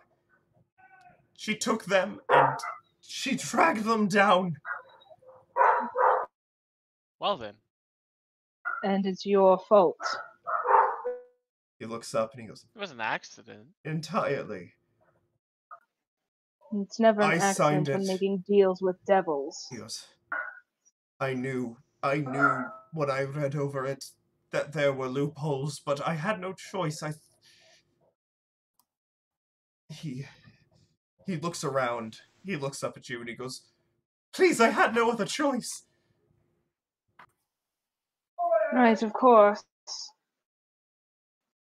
Hawthorne, the handcuffs, please. Don't resist. He looks at you. He goes, no, you can't. You can't. They'll do horrible things to me, please. You resist. They'll do even more horrible things if you resist. I mean, you do know any? I mean, if I had to ask, being a good cop, bad cop ordeal, I suppose, is there a way to bring Elturel back? He thinks about it for a moment. He goes, perhaps if you he thinks about it. He goes, if you find the original, the contract and destroy it, perhaps that would do it. Would I know if destroying the contract would do anything? Depends on the kind of contract. Right. And where would this original contract be? In the hands of Zariel. Of course it is. Right. And you want us just to trot on down to hell and talk to a duke? I don't want you to do anything. nicely. If that's what you'd like to do, then so be it. Your funeral, but that sounds like fun, actually. You have a sick sense of fun. Hawthorne. Oh, come Hawthorne, on. just manacle the man. No, he's just an idiot. I'm not an idiot. I have an interesting way of having an adventure. Thank you very much. Thaddeus Creed. Hawthorne, do you even have your manacles on you? No. See what I mean? Doesn't John also have manacles? I think John... Or do we literally not have any with us? I think John... let me look. John... I could have sworn one of you had it. Yeah, on the horse. Gasir. Wait, no, wait. Gasir has manacles. Right? Yeah, okay, that's why I was going to like... Wait, no. I don't think... No, none of you have manacles. Nobody bought manacles from their horses? Hold them and no, but none of you has ever had them.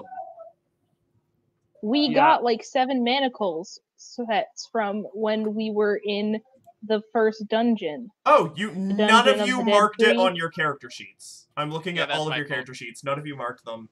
We got like 5 or 6 I'll say you have one of them, Hawthorne. You have one of them, Hawthorne. Yeah, no, you mark them down.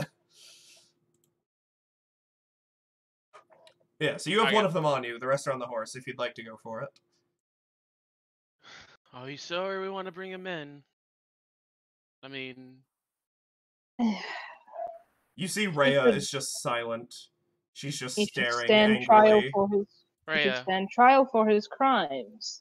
His only crime is to trying to save his people. And utterly, yes, he made a deal with the devil, but at the same time, being in his shoe, imagine myself in his shoe, I could understand why.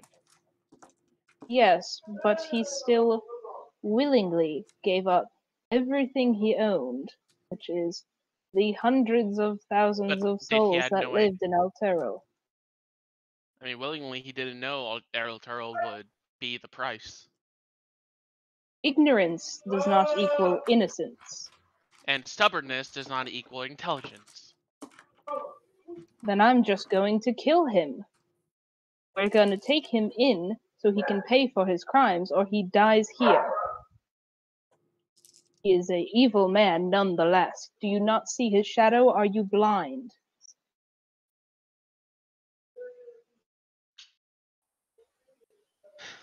I just go forward and just don't make this hard. As you walk forward and pull it up and you say, "Don't make this hard," he goes, "No!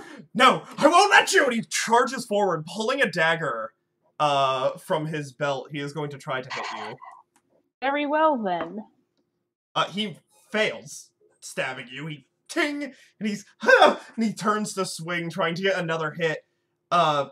He looks genuinely terrified of being handed over to the Flaming Fist. But he's swinging. Personally, Can I just calmly walk over and intervene? Out of character, I personally don't think, like, personally and in character, I don't think this is a good idea. Because well, what else do you want to do? He literally sold an entire city. I don't. I'm gonna take the manacles from Hawthorne. No, I was gonna go and intervene, and I'm gonna like place a hand on his shoulder and gonna go like, "It's over. You need to stop." He turns and he stabs you. I just knocked the fucker out. Hmm? I knock him out. He's an old man. You were just talking about. Okay. Yes, but he's making it harder. At this point, I'd rather. I would it's like not to... like I'm killing him. I'm just trying to knock him out, so he can get in the manacle. I'm not trying to make it as hard as it's supposed to be. Rhea's just standing there silently staring at him at this moment. Does he successfully stab Gasir, or does he miss? He misses that first stab. Right. I would like to cast Sapping Sting on him. Alright, roll it. What? It's a con save. Oh, yes. Listen, 14? if he has... What? 14. 14 fails. He falls prone and takes a mere 3 damage. Alright, yeah, he onto the ground. And as I'm prone, I'd just get him manacles. Make a contesting strength. To try to get him in. If he can beat a 21. If he can beat a 21. He can! He didn't, but he can! Oh. As you come down and go to put the manacles on him, you watch as he flips over, and as he puts his hand up, you manage to get them out. But before you can get them on, you feel a sudden force that sends you 10 feet flying through the air, landing at John's feet. Oh. As he goes, "No, please don't, I just wanted to get away!" And you see the shadow begins to move on its own. I'm gonna smash the shadow. Alright, you hit the ground where the shadow is. Doesn't do anything. Is it a creature, does it seem like, or is it definitely his shadow? It's his shadow, but it's moving, like, it's staying connected to him, but it's attacking. I got it. Damn it, what is your fucking character's name again, Exodus? Hawthorne? Hawthorne! Yes. The mace! I give him the mace.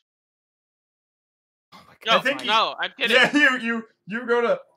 No, you already handed it to me. I'm gonna hold it up in the air, knowing what it is. I assume I know what it is. Yes, unfortunately, you can't be the one to give the command word. You're not attuned. Light! You go, light! Nothing happens. You hit Oh, right. I grab it and... Hawthorne grabs it. Light the way! As you go, light the way! And you bring it forward. The light envelops the room. You watch as the shadow begins to pull back. And you watch as he... No, the shadow gets behind him. You watch as its hands begin to come up. He goes, No, quickly! And you see a crossbow They're not bolt. dying. A crossbow bolt sticks. Good fucking luck, buddy. Sticks straight underneath his jaw and pierces through the back of his head. Is it John? Dying? As he, Was that as John? he falls, it was not John. As you turn around, Rhea is holding a crossbow. Thank you. As she puts it down, she Sorry, steps this towards him. realization had come. She steps towards him. She goes, "His story was all false." She looks over. He knew he was selling out the city. That's why he came here. Of course he did. Tell me, if he didn't know he was selling out the city, why would he leave right before the city disappeared? Exactly. She looks at you, Hawthorne. She goes, Will divinity create goddamn? She slings the crossbow over her back. She walks up to you. She gives you like a thanks, Dad hug. Thanks, Dad. She To goes, Hawthorne? yeah, to Hawthorne. She goes, I know you were trying to bring him in. He's a liar, a politician. He would have gotten out of anything you tried to do. You also see that still there. the shadow is gone. Okay. You also see that part of the reason that she's kind of just buried her head into his cloak is there's a couple of tears. And I just Hawthorne is the most noble of the group, so she kind of have taken to him as dad. What was that? What was that shadow thing? It was a devil, probably his. Can I do an Arcana check? A post-Arcana check? Arcana won't help. You'd have to do a religion. Yeah. Oh, yeah, okay, I'll do religion. It's the exact same modifier. Mm-hmm. Are you fucking kidding me? I only got a 10. Every skill check I've done, I've not rolled above a 10. I'm sorry, you don't know much else. She goes, I heard some people, were in trouble. And this place is heating up quickly. We should get out of here. Right, of course. Before we do, however, she turns, and you hear a chink, chink, chink, chink of all of the skeletons kind of walking down the hallway. She goes, we should take everything in here. And finally, taking a moment to look around, you notice this place. Whoo, boy! This place has some stuff in it. Oh, boy. It's got loot. Let's loot it! Alright, who's gonna carry it? Silas is probably the best person, because Silas doesn't have, Skeletons? Yeah, the skeletons will carry a lot of it. Silas, keep track of this as you have the carry weight. Alright. Yeah, I can only carry, like, 10 more pounds. But, yeah, I'll keep track mark this of it. one in your notes. 30 electrum ingots. Mark it in your notes. Oh, damn. Okay, yeah. Yeah, the skeletons will carry that. Can I put it in my other possessions? Yes. Okay. I'll just do, not shift, enter. Yeah, okay. So,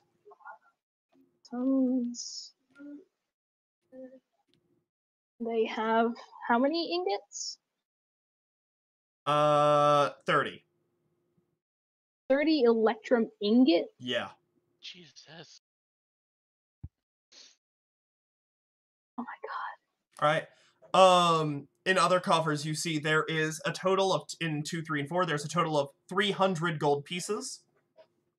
Can I just set that in my gold section? Yes, you can. Alright, 300 gold. Coffer 5 is an item you might be interested in. I'll have to add it, so just put it in your, other notes, other possessions. A curved ivory blade bearing runes in Draconic that spell out Fang. Oh. It has, it's wrapped in leather strips and studded with gemstones. It's... And what is it? It's broken. A mending cantrip would fix it, you believe. Nice. And make it its full value. A broken curve. Yeah. Ivory blade. Yeah, it's just an interesting piece of the past. Right. Silas is adding that to their... Yeah. Others. Okay. Coffers 6 and 7 each contain 100 platinum, so 200 platinum in total. Wow. Okay. Oh, we are rich. 200 platinum. We're buying a bag of holding. Oh shit! I can use that platinum to get a bunch of diamonds. Holy crap! And we need to buy a bag of holding. And the 8th coffer, the final one, contains 20 azurite gemstones. Wait, what are azurite gemstones? Okay. They're gems. They're pretty gems. 20 azurite. All right. And then there's that shield on the wall, correct? There is. Can I grab the shield, I guess, and look at it? Hawthorne, you walk up and you grab the shield. The shield is golden and depicts a visage of a hauntly face. Huh. I can identify that a little later. Yeah, I just would like. put it on my back. As you throw it over your back. All right. You, Yeah, you throw it over your back, and you hear a... You must venture to the 9 hells. I look around for that voice, like, did anyone hear that? Nothing. What? Nobody else heard anything. Hawthorne, stop being weird. I'm not being weird. Stop being weird. I just heard a voice saying we must venture into the 9 hells. Well, yes, that's called your conscience, because we do have to go there. I don't like That's it. not my conscience. Are you sure? I am sure, 100% sure. Are you 150? 200%. Wow, that's 150. really sure. It is See, getting I- hotter and hotter the longer you talk. Let's get out of here. All right. Uh, Rhea goes, I'll lead the way. Come with me. Yep. Sure. Pushing her way through, she leads you all. Yep, follow her. This is so difficult.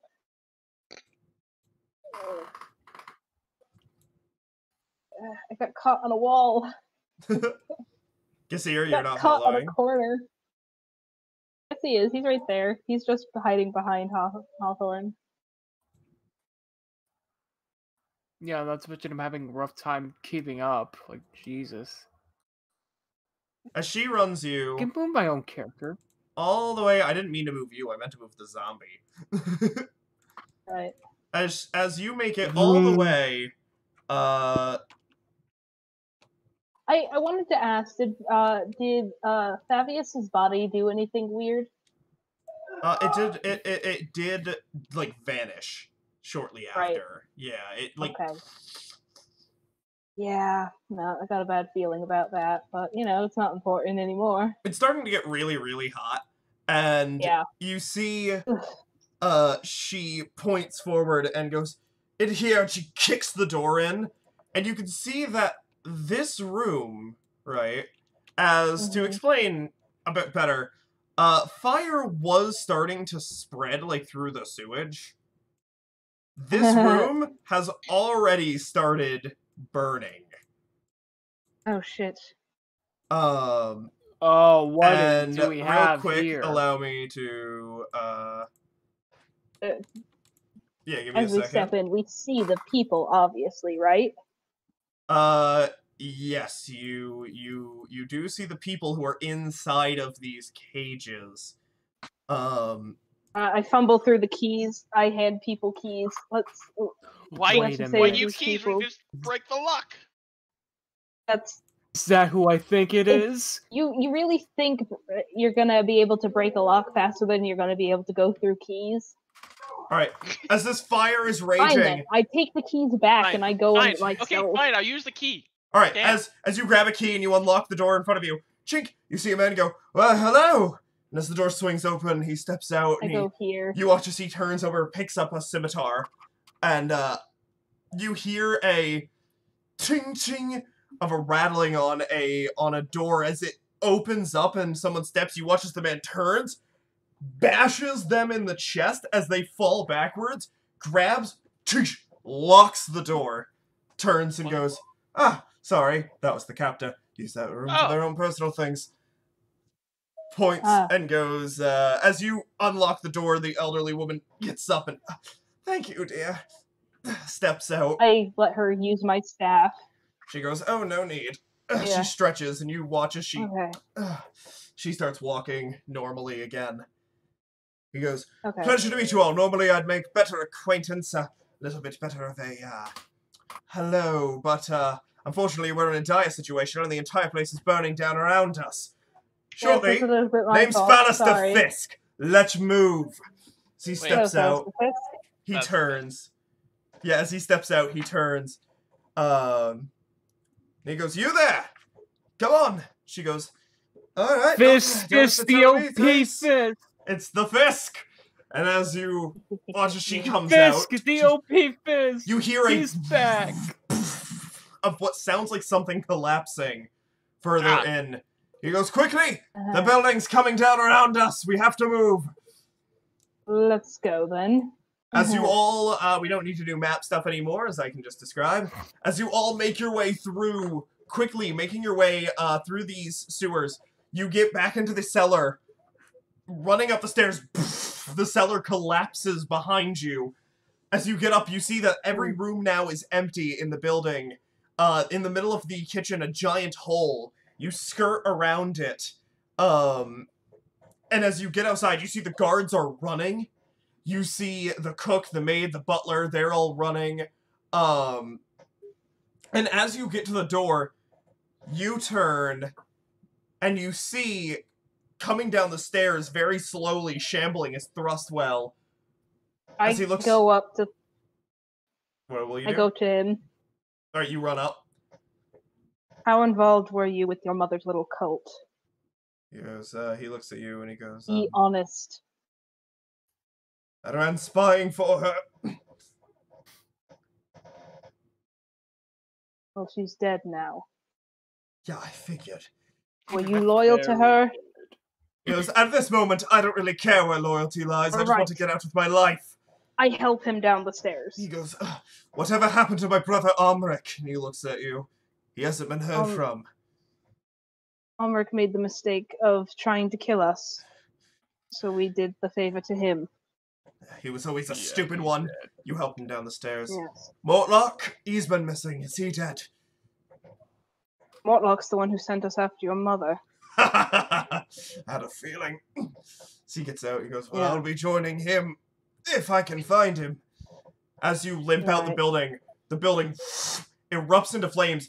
The windows shatter as the flames just start overtaking this building. I did all this. This is all me. I did this. I'm just sorry about your state. He turns and he goes, how many people did you save? All of them, I believe. Give me a number. Well, 2 prisoners in your mother's tower, 2 prisoners from below. Also, the zombie got here too. Yeah, that's all of them. As you limp away from the building, all these skeletons kind of dragging all of the stuff and like moving in march. Oh, damn. I really want to go back. I really want to go back up to her powder room and get the rest of her shit. It's on fire. Yeah, I know. Sucks. As you get out far enough away, you see guards are starting to run towards the building. They look at you. They see survivors. They walk right past you, especially because you're dragging Thrustwell out. Yep. And nobody questions you because you're helping Thrustwell, and Thrustwell is not in the mind to inform anyone of any different. Oh, and all they're gonna find is the burnt remains of some unfortunate souls that got caught in the house fire. Yes. As you is all the staff safe? Where are you going? The staff was all safe, yes. Well, where is Captain Zaj normally? Normally he's at the town center. He's at the morning. Yeah, he's at the gate. Normally. Right. Is Archimedes outside anywhere? Not yet. Okay. You don't see him. Should we go somewhere to rest, or should we go right to Captain Zaj? Well, first, I think I'd I'd say a appreciate if you nice got me ale. somewhere safe. I'll get you Sure. all a drink. Alright then, Elf Song. Let's go. As you shamble your way to the elf song, you get there. All of your skeletons wait outside as normal. Rhea, Fallister, who's still with you. The older woman kind of goes her separate way at one point. But Fallister steps in with you. Alright. Thrustwell, you help him get inside. All the zombies and the skeletons, which you've dressed the zombie before you came up, you very quickly threw a robe over him. They're all sitting outside. And as you get in, Scarlet is there, stands up and walks over. You see Vendetta and Tarina kind of approach as well. And just kind of help you all sit down and get situated. Yay. You see Thrustwell throws a couple gold pieces. It kind of clings on the counter. Surprisingly well aimed. Bartender nods, goes to get drinks. So then. He looks at you. Yep. How in the loop were you? How much did your mother tell you? Yes, I knew mostly everything. Doesn't mean I agreed with it, but you Right. don't argue with your mother, especially a mother who can turn the entire city against you with a snap of the fingers. That is true. Yes, no, my mother's a mage. I'm aware of. He looks at you. He goes, fear. "I'll let you know. I'm by no means a good man, but," he goes, No. "I'm not a dumb one. I'm done with this business." Good. You care about the city and its people? Not particularly, but I care about myself, and let me tell you, there are more ways to make a living. That is very true. That is very true.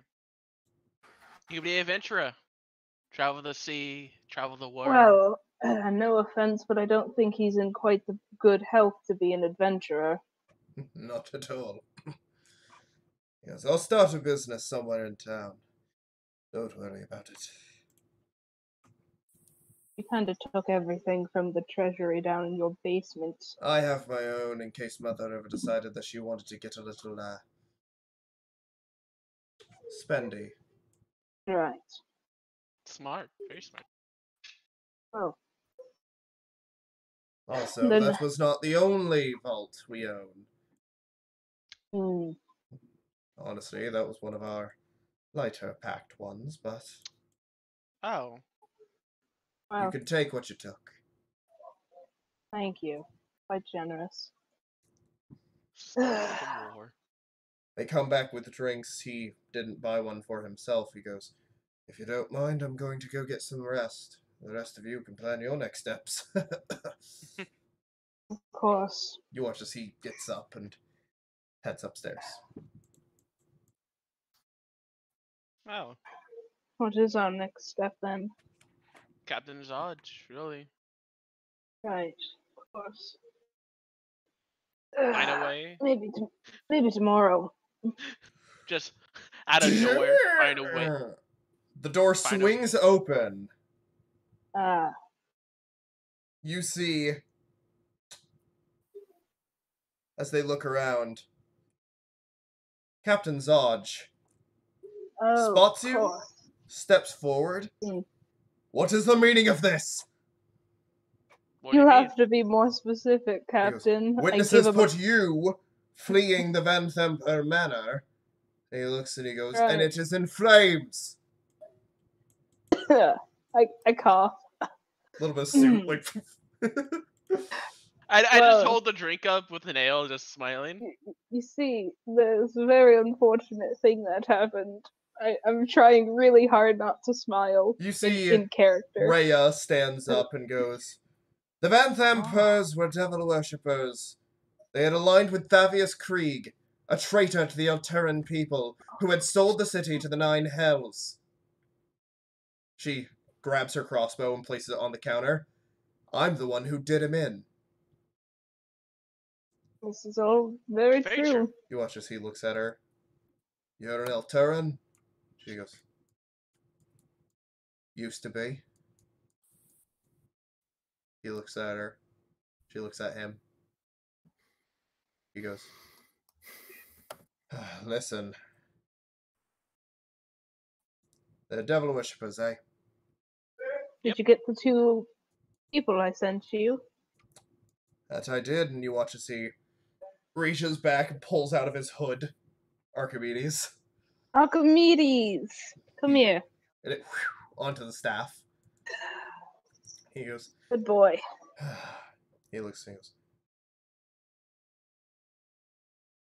thank you. You've done us all a great... And suddenly, your meeting with Captain Zodge is interrupted as several flaming fist soldiers, clad in plate, from behind, march in and wall off the exit.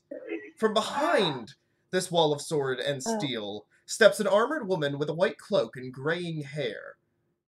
Mm-hmm. Are these the maniacs who've stirred up every nest of rats in this godforsaken city? Zodge turns. Commander Porter. He puts a hand up. I was told you wouldn't be in Baldur's Gate for at least another 10 days. That's what the city's government wanted you to think, Captain, she replies, turning to all of you. I trust you've been adequately compensated. Not yet, ma'am. She turns back, grabs his coin purse, throws it on the table. Take it. She looks to him. Silas is grinning incredibly cockily. She points at him and she goes, next time you run into a problem, you contact me and I'll send you reinforcements. Don't hire rabble off the street. He goes, Nonsense, well, I'm not a rabble. Madam, they're knights. They're well trained. She goes, they set I'm fire to a wizard of duke. Candlekeep. At least I assume. That's my fault entirely. I'm terribly sorry, but she did try to kill us first. She looks and she goes, my name is Liara Porter. Takes her hand. She goes, now, Commander Porter. Right. Should I put this in the allies tag? You may. She goes, she goes, thank you for doing your part to help our city. We must now focus our efforts on various threats that you have left behind. But you've cleaned up the mess. Sorry. She goes, your badges. Yes, of course. I give her the badge. You do. She takes them. She goes, yeah. And who is this? A Hellriders, ma'am. And you let her in. Yes. She did, kill Thavius Krieg, the one who made Elturel disappear. Thavius Krieg made Elturel disappear, supposedly. And she killed him. He signed a contract with the... She turns... if I may. She turns to Rhea. She goes, then you're welcome anytime. If I may, ma'am. Of course.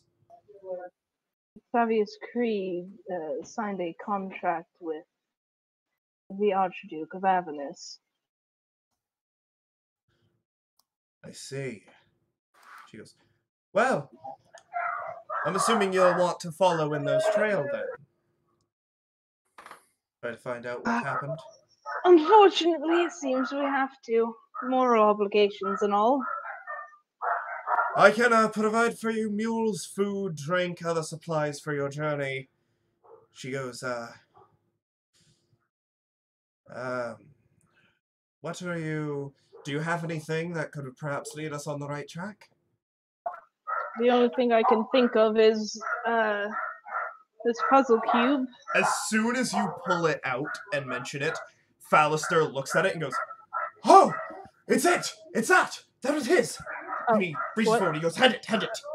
Yeah, sure, take it. He takes it and gimme. This is an infernal puzzle box. This is what she was looking for. She looks. Yes, my comprehend language spell was unable to decipher it. No, it's not written in actual infernal. It's all extra. He goes. Oh. He turns and he goes, we have to get this to Silvira. Savicus.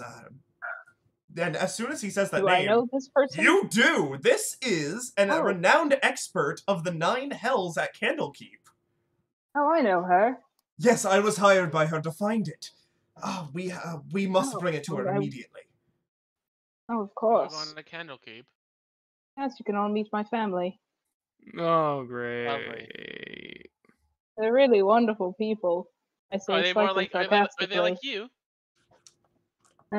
Well, my mother's quite extra. My father is exactly like me, actually. Doctor, why are you hanging out with these hooligans? So, as he does, he goes, "We should leave at dusk. A night travel is going to be safer. I know it's weird, but trust Right. me, Baldur's Gate is... Well, they like to attack when you're least expecting it." He smiles. Yeah. Oh, "We can rest on the way." Yeah, sure. He turns to Scarlet and he goes, "Will you be coming along?" And she just looks at him. Oh, And I'll cast message. He just looks at her. She's deaf. I cast message for the first time on Scarlet. All right. Scarlet, dear. You watch as Will you immediately continue to her head just accompany like us? she like jumps. Yes, Like hello. immediately as soon as you start talking, and she just looks at you. Nice to officially meet you. I'm Silas. Will you continue to accompany us? She nods at you, seemingly unaware that she can respond. I'll cast it again. You know, you can talk to me like this. It's magic. She goes, "Oh." That's all she says. I just smile at her. She smiles back, like, "Uh-huh." Mm-hmm. Alright, he turns. What'd she Yes, say? she'll come with us. She's one like, Alright, well, you couldn't hear it. It was a message. Yeah, message. When people, Oh. when I cast message, nobody can hear what I say to people, and nobody Okay, can never hear the mind response. what I said then. Yeah. Yep. I He forgot. goes, Never mind what I said. He goes, "Well, let us drink and eat, and we'll head out in a couple of hours if you're all ready. We can rest on the way, like I said." Yes, of course. Being quite the intelligent wizard I am, I saved myself a little extra power for a very interesting spell that we can use to rest on the road. All right. Good. He smiles at all of you and goes, Mm. "To make a proper introduction, Fallister Fisk, hired by the woman of the house herself. Well, not that one, the other one." And he goes, Right. "Pleasure to make all of your acquaintance." Quite the pleasure, friend. I take the shield off my back and just stare at it, and I'm just like, to attune or not to attune? That is. Would you like me to tell you everything I can Yes. glean from it? Alright. I crack my knuckles. I sit back in my chair. I take the thing and I start casting Identify. Alright. As you take- do, you're all take sitting around about the 10 table, minutes. drinking, eating, as food was ordered for you. Liara says her farewells after, as soon as you're done in your little conversation, and she and the Flaming Fist leave. Zod turns and goes, "Best of luck," and heads out, not taking his coin purse. Inside is 250 gold for each of you. Yay. Yeah. So, You guys can all add that. No. well, it's for each of you, so Silas has 250. Yourself. Okay. Yeah, there's 250 How much would each. a bag of each. boarding cost? We'll see in a little bit. You have to go find it. So, Okay. We have to buy one at Candlekeep, but after I'm done identifying. Silas, as you are running this Identify, as soon as it finishes, you pass out. No. And as Silas's head hits the table, I just Silas. there's no response. He's breathing, but he's unconscious. Silas, as you find yourself overlooking what looks like a ledge. The sky is blood red, dark clouds slowly moving overhead. They're not clouds, they're smoke. But they look basically like clouds would normally. As you look down from this ledge, you see two armies clashing. Devils, demons. They The Blood fight War. the Blood War. Mm-hmm. You hear as you turn, a voice come from within you. Today this ends! As your hand comes up on its own, you look and you see it's not your own, but it's large, as it slams a flag into the dry dirt. Behind you, devils and demons combined all wear armor or banners of the one you placed as they charge into battle. Everything begins to go dark, and suddenly you find yourself before a man. He sits well dressed in a suit on a chair made of bones. He has red skin, glowing red eyes, long horns. What do you say for yourself? He looks up, and you, seeing through the eyes of whatever it is you are seeing, you look up at him.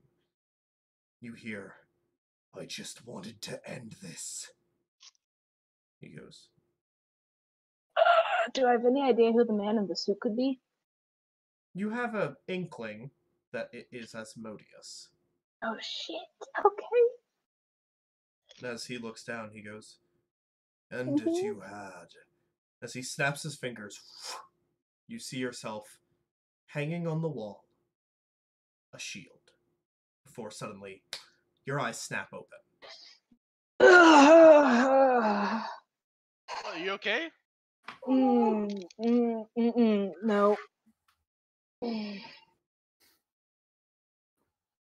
I know what kind of shield this is. As you grab it,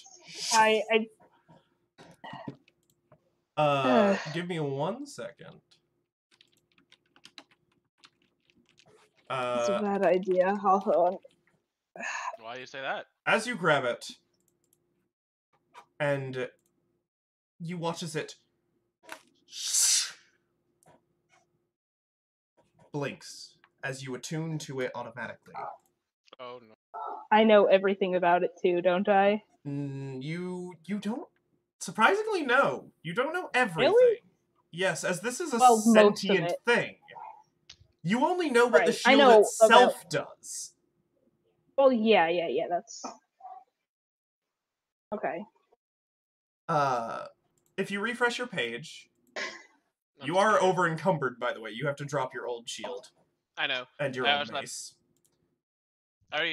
He dropped that in the cult place. Yes, that is true. I don't know if you removed it from your character sheet, though. I did. Okay.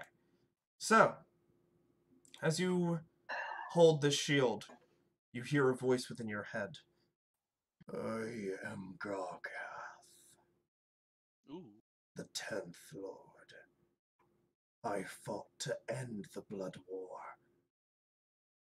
He goes, I wanted the fighting to be over, for everything to rest in peace, and I was punished. I can help you save the city.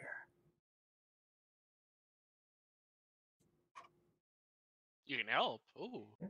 For the sake of this, please do not read the Shield of the Hidden Lord's description. Okay. Silas is just kind of trembling slightly. What you know is that the shield acts as a shield, with a +4 to armor class, instead of a +2. What? The shield, the shield is intelligent, and it's sentient. Oh man! It can read. Imagine if I got it and I shield the faith myself.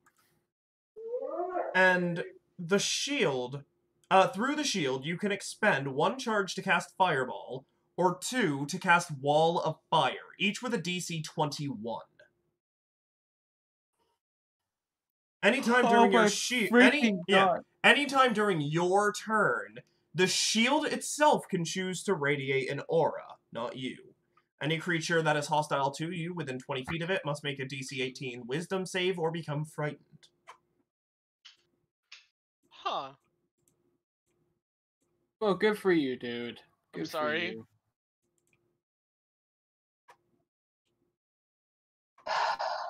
I imagine if I had the shield though, and I just that'd be nuts. Yeah. I would literally never be able to be touched Silas, by what you really saw, small uncommon enemies.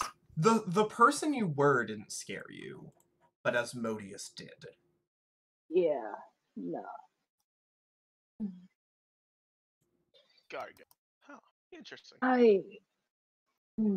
Maybe your exuberantly peppy attitude is a good match for that man. I suppose. I mean, I look at Gassir. What do you think? I think it's nice. Let's go to bed. I'm exhausted. Well, you guys are What leaving time in a is couple it? hours. It's Yeah, around 4. You're leaving in like 3 hours. I, for one, after being in 2 cesspools underground, wouldn't mind a bath.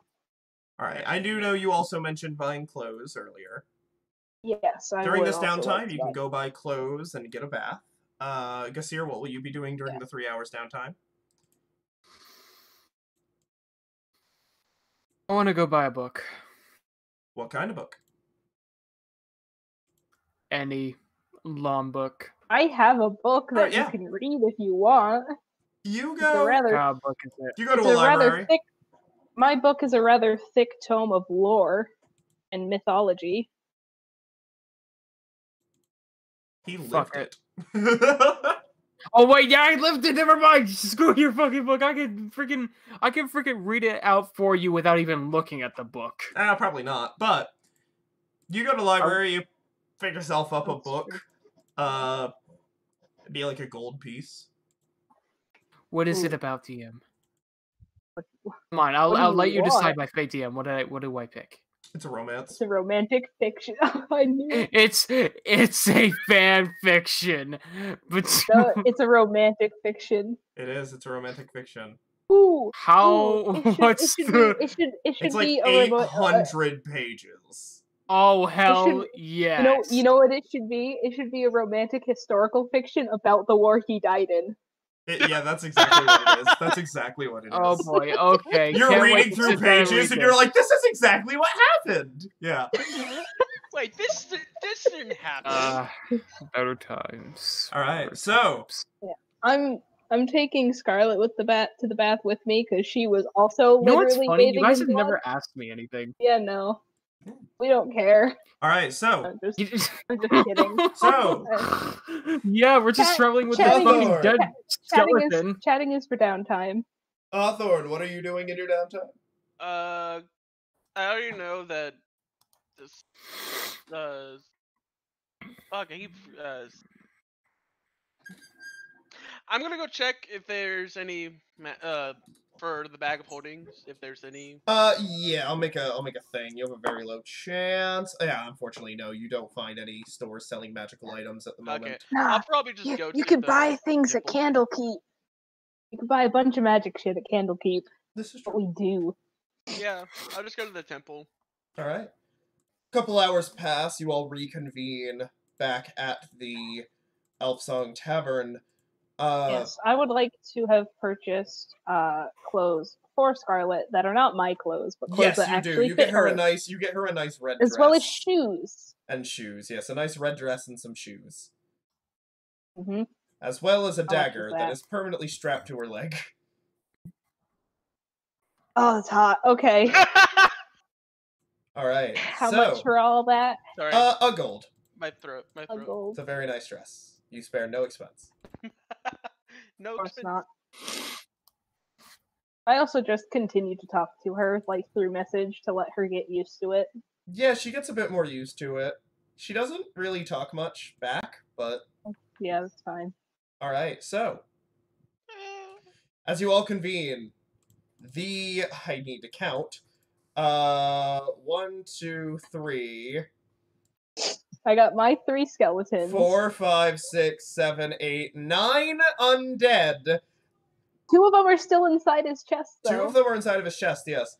But so 7 undead stand around. Yeah, 7 undead stand around, all dressed in very nice robes. All of them have been updated, as we're going to do this now, to fit with a new color scheme. All of their robes are black, and dressed basically onto their cloak is a symbol. Oh, I did this. This is all my handiwork. I will send you this symbol for you guys. For my request. I bought all this. Yep. You guys have also, if you would like, your shields can emblazon the symbol as well. And you can get little pins and stuff. I get one for my hat. All right. Goes on my hat.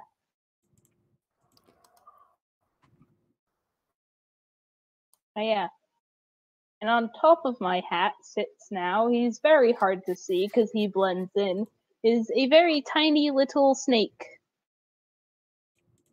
A black snake with a lavender underbelly and silver eyes. Sits on my hat.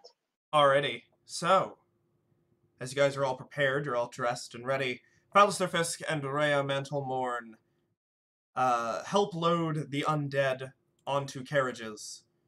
Most of you have horses. Yeah, with Hawthorne having a warhorse whose armor is designed to make them look like a unicorn. They are not. But their armor is designed with a horn on the helmet. Does that mean they can make a charging horn They attack? can. Gassir's horse is completely covered in armor, but you imagine it is probably undead just like he is, as it too has red glowing eyes. John has a simple knight's warhorse. And as you all load up your things, Silas, would you like to ride on Archimedes?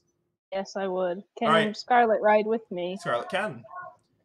As and Archimedes expands yet again into a rideable form. Silas, I reach out a hand to Scarlet. Scarlet hops on. You hear from Fallister as he puts up a hand. Are we prepared?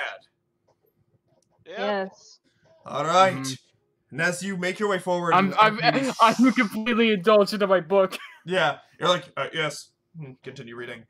As Archimedes begins to glide effortlessly alongside all your horses. Oh yeah! As it flies by, you have banners. Yeah, you have banners. You're dressed with these new symbols, detailing your little party.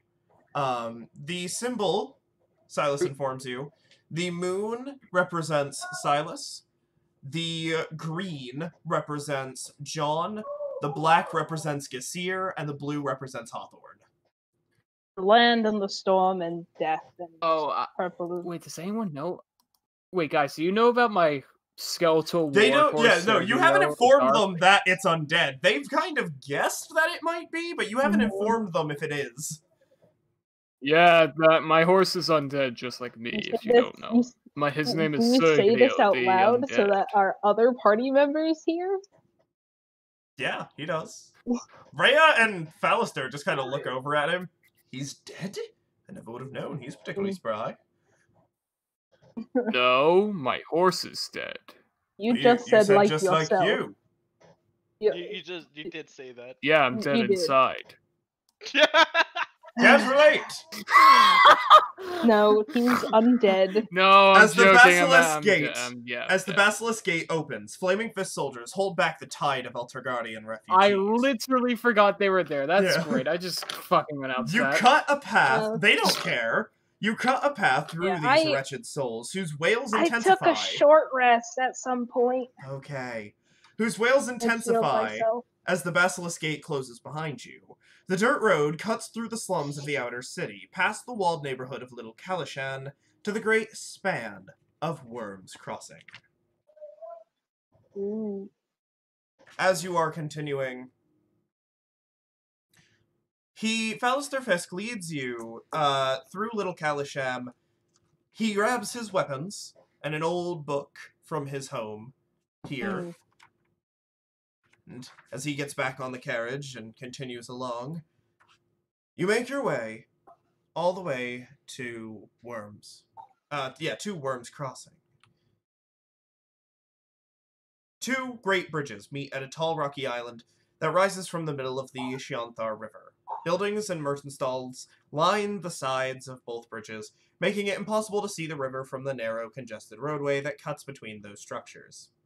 Wooden drawbridges connect the two bridges to a keep situated atop the island. The flags of Baulder's Gate and the Flaming Fist wave proudly above this fortress.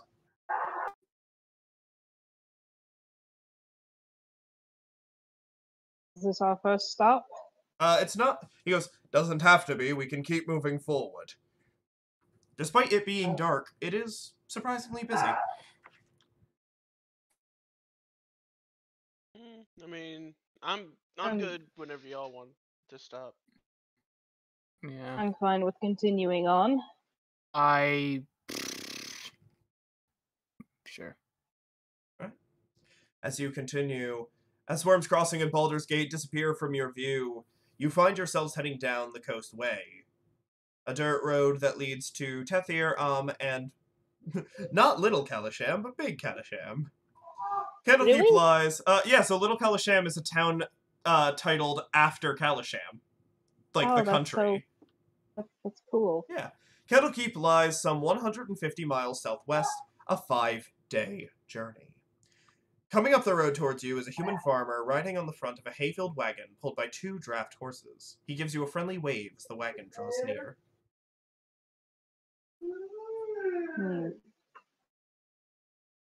I guess I'm flying on Archimedes, so Alright. somebody's got to move out of the way. I move, I guess. We got a cart too, so I mean. Well. Alright. As you are continuing along, and your first night's rest comes, a fire is started, the wagons are put into a circle, and the skeletons go to keep watch. As you all sit around the fire, your food cooking that was brought and prepared by Liara, Rhea looks around. Were we provided tents? You were. As well. Alright, cool. You were provided all the supplies needed for the journey.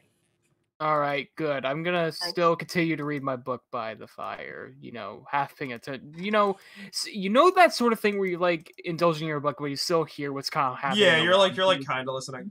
Yeah. Yeah. Rhea, dressed in her full armor, you watch as she turns and she looks at all of you, and she starts pulling it off, and she goes, "It was over a century at the past. Over a century past the Great Troubles began." She sets it down. Fiends roamed the land to the north and west of Elturel. Fields were despoiled, livestock slaughtered, homes razed, people dragged off to a terrible and unknown fate. Terror gripped the heart of all.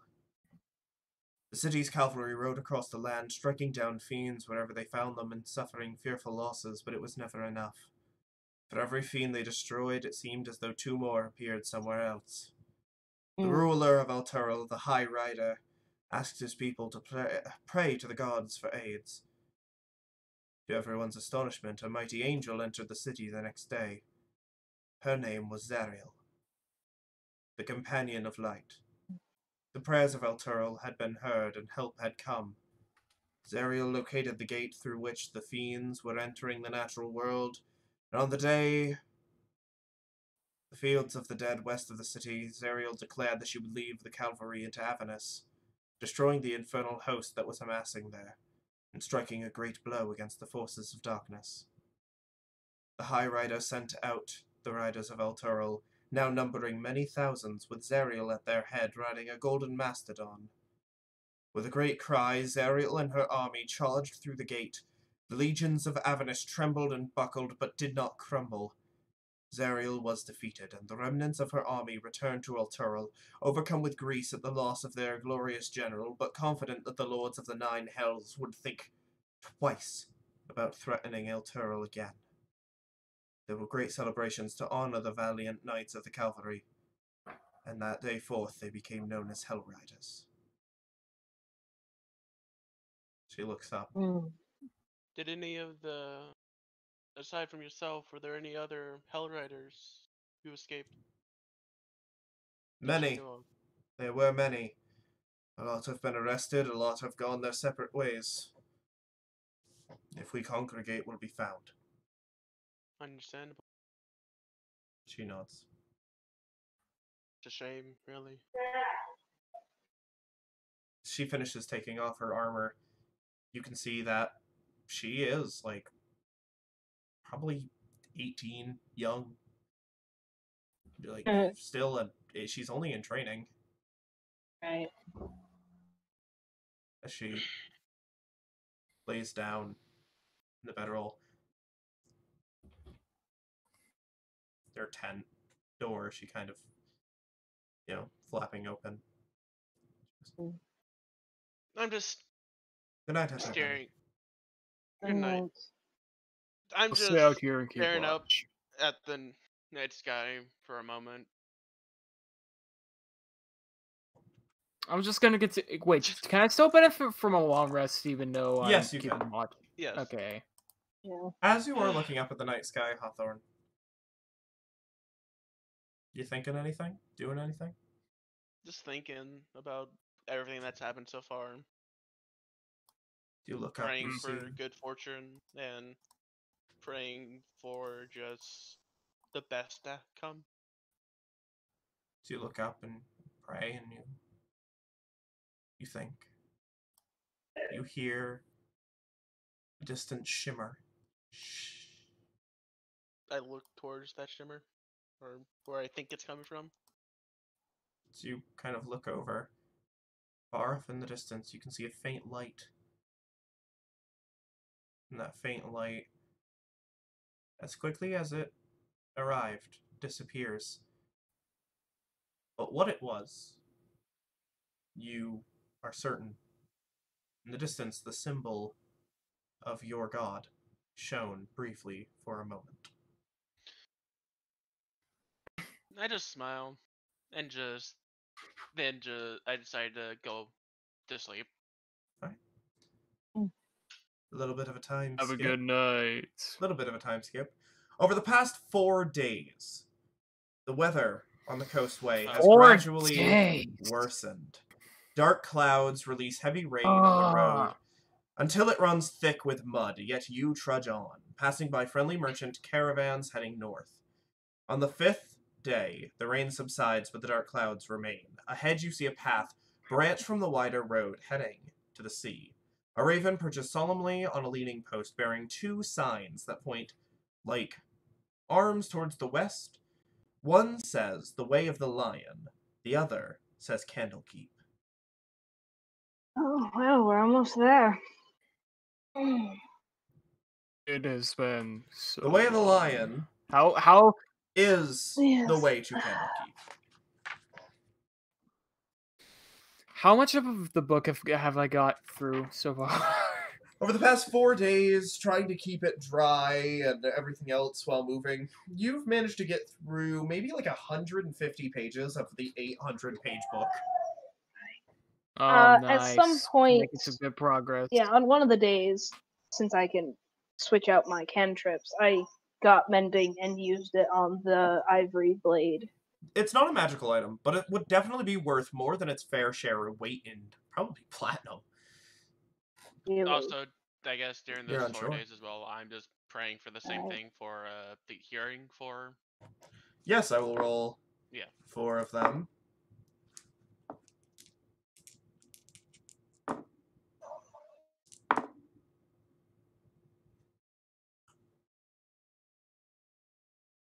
On the 4th day, Ooh. you reach out in a prayer yet again, as you do every morning. And this time, again, as you get ready to leave and you make it to the sign, as you basically, you're standing in front of the sign, you remember, you say a quick prayer. And the clouds part. I look up. Huh. As you all look up, you see It's good for nothing. this time of the year. I look up. Hawthorne, you look up into it, and you see a faint outline in the clouds of your goddess. Ah. And you hear a voice within your head. Kind of echo. One that you've heard many times before, This is nothing new to you, as your goddess does have a tendency to bestow little tidbits of information. Working in mysterious ways, she says to you, "For what you seek, you must find a magical artifact, buried deep, lost to time, lost to this realm. Look for the castle." As you hear it, the clouds come back together, and that brief moment of sunshine ends. I think to myself, look for the cat. Okay. But not in this realm, remember. Alright. How much longer do we get to Candlekeep? You, heading along the way of the lion, you will arrive by mid-afternoon. Oh, fantastic. Let's go. The afternoon sun shines through the clouds to illuminate the grey walls and pale spires of a time-worn fortress that stands majestically atop a rocky promontory overlooking the sea. The trail leads straight to it. At the gatehouse, you are greeted by 3 monks in purple robes, a human, a shield dwarf, and a sun elf. Around their neck hang holy symbols of Denir, a god of writing, whose symbol is a lit candle above an open eye. "Welcome to Candlekeep," says the elf in common. They look at you. "Normally a gift would be required for those seeking admittance. However, yes, we will only require 1 for the whole party due to your travelings with Silas Aramore. Thank you. We request a book or scroll that has not already been added to the library's archives. Please present a gift for inspection." I probably should have mentioned this before we left. Shouldn't I have? You watch as Yeah. Fallister goes, "Lucky enough." He goes, "I've been reading this along the way, think I've got all the recipes memorized." And he puts the book of Kalashite recipes that he had taken, and hands it into their hands. Cooking You watch is as a he magic. looks at it and he opens it and he goes, "This has not yet been added." Closes it, mostly because nobody thought to. Hands it to the human and goes, "Welcome." Cooking is its own kind of magic. Of course. He spreads his arms. "Welcome." And as he opens the door, you see a magical barrier dissipate for just a moment. And as you step inside, it reappears. Yeah. We should probably tell somebody that half of our compatriots are of the undead nature. Yeah, if everybody's not already aware. No, I mean the people here. We should Yeah, tell that's what I mean. If people- everyone's not already aware, they're all well trained in magic. Then again, That's true. you're permitted. Right, that's true. Yep. They're with me. As you step inside, now very we're fine. quickly, you are led to the pub, known as the Hearth. The pub has a low ceiling supported by massive wooden crossbeams and narrow shuttered windows. A large fire pit in the middle of the room is surrounded by a half-dozen tables and matching benches. As you can see, there is a dozen patrons here, drinking, talking, eating. One of them stands out. Yeah, one of them stands out amongst the rest. An ogre sits by himself in the corner reading a book.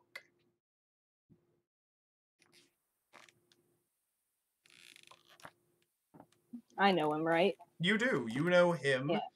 Yeah. His name is Little One, despite being fucking massive. Right. Hey, little one, how's the studies going? I'll say from a short distance. He looks up and he goes, "Fairly well." He looks down and he goes, "Right now I'm reading the Sum of Theology by Saint Vathira." Oh, that's a good one. He goes, "Yes, it's, quite an interesting read." You all notice he's wearing a headband. Probably a headband of intellect.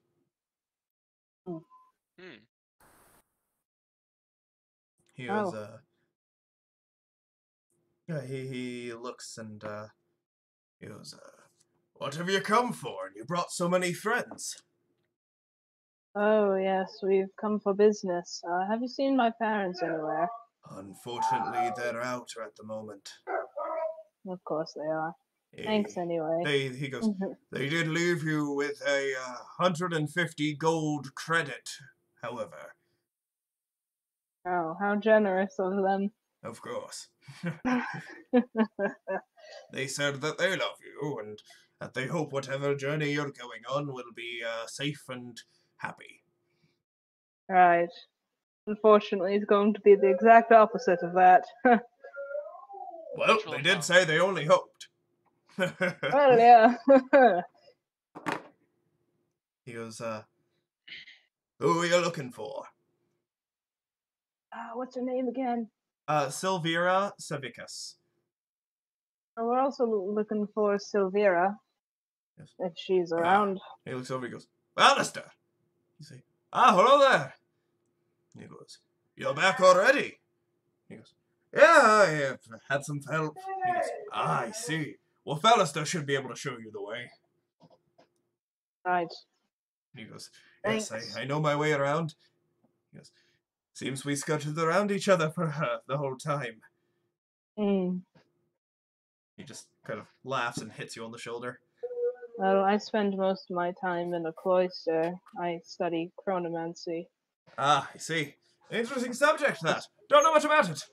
Come, let us go no, meet. neither do we. True. Come, let Only us meet about with 7 of Sevilla. us. Unless you'd like to stop and buy some things. Ooh, I do want to buy something. Bag of holding is always a good thing to have. I was thinking the same thing. Alright. Well, there's plenty of them here.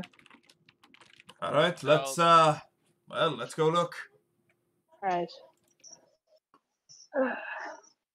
Yeah. Let me go see. About how much would the 30 electrum ingots and fang be worth? 30 electrum ingots would be about 300 gold. Fang would be about 500 if you want to sell those. Yeah. Alright, so get rid of them and add 800 gold. Alright, as well as the Azurites. The Azurites, their price should be listed if they're on D&D Beyond. Right, let me go look. Well, there's 20 of them. There is. Azurites, they are worth 10 gold apiece. So 200 in total. No, sorry. Yeah, 10 gold apiece? Then yeah, 200 in total. If it's all right with you, I would like to actually no, it's our all party funds, right? Yes, it is. Mm-hmm. Looking around, basically any magic item you could feasibly buy is here. How much would a bag of holding be? A bag of holding? How much could I get a bag of holding for? 500 gold. Yeah. A traveler coming in? 5,000.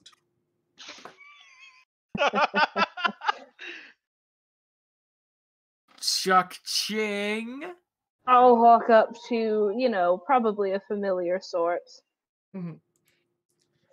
Hello there, Here's sirs. a bag of holding. Hey. A bag of holding? A bag of holding. Of course. Mm-hmm. We have many, but it'd be 500 gold pieces, as you know, for a member of the college. Of course. Smiles at I you. give him 500.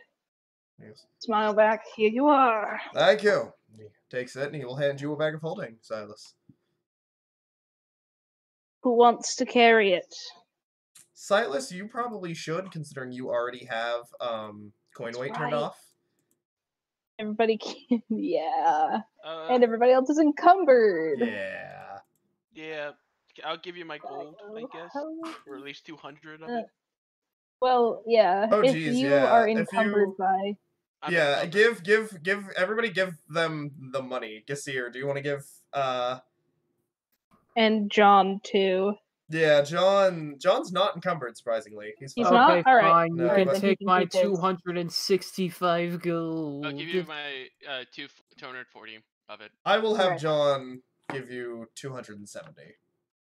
240. I got no money and now. I'm a poor 270. man with a poor plan.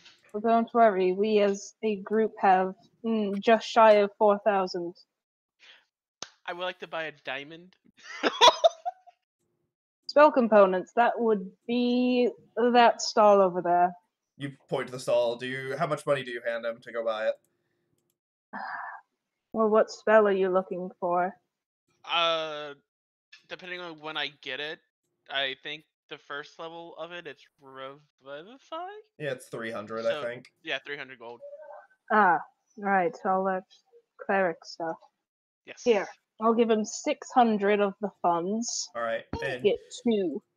Alright, you give him 600, you don't have to add it to your sheet. You walk over, basically go, I get 300 gold worth of diamonds. And they go, of course. They hand you 2 diamonds. Yes. Yeah. Actually, because you're with Silas, they'll hand you a 3rd as well for the price. Basically, shave 100 gold off the price because Silas pays tuition. I do. So you get 3 diamonds, yeah, Hawthorne. I do. And you can add them to your inventory. Okay, yep, I added 3 diamonds. Yeah, I'm also gonna buy a couple paper birds. Yeah, so it says it's worth 5,000 in your inventory. It's not. Yeah, I was like, cost override, so that's like 600. Yeah, well, no, so if it's 3, the cost would be 900. You just paid 600 for them. Yep. Yeah. Buy 2, get 1 free. Alright, so. Alrighty. Is there anything else you guys like to buy? Any magical items? Perhaps. I'm gonna. One for I want some paper Gisir? birds. Gisir has a magical item. He has the. He has the mace. He does. What He about has John? a magic item. Well, yeah, it is magic. The mace is magic.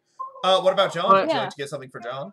Yeah, we should. Yeah, what does he primarily use? A short sword. Amber, mine is not really that much of a magic item because all it really does is that when I damage them. Yeah, but it is magical, so you can actually damage things that are like resistant or immune to non-magical items, which most fiends are resistant or immune.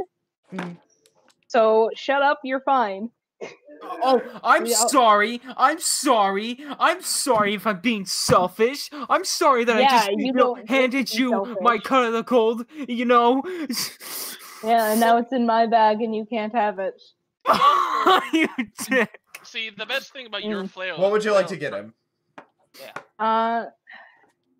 He's proficient in long swords, yeah?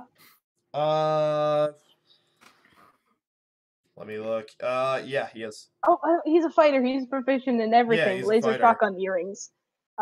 Let's get him vicious swords do extra damage on critical hits, don't they? I do believe so.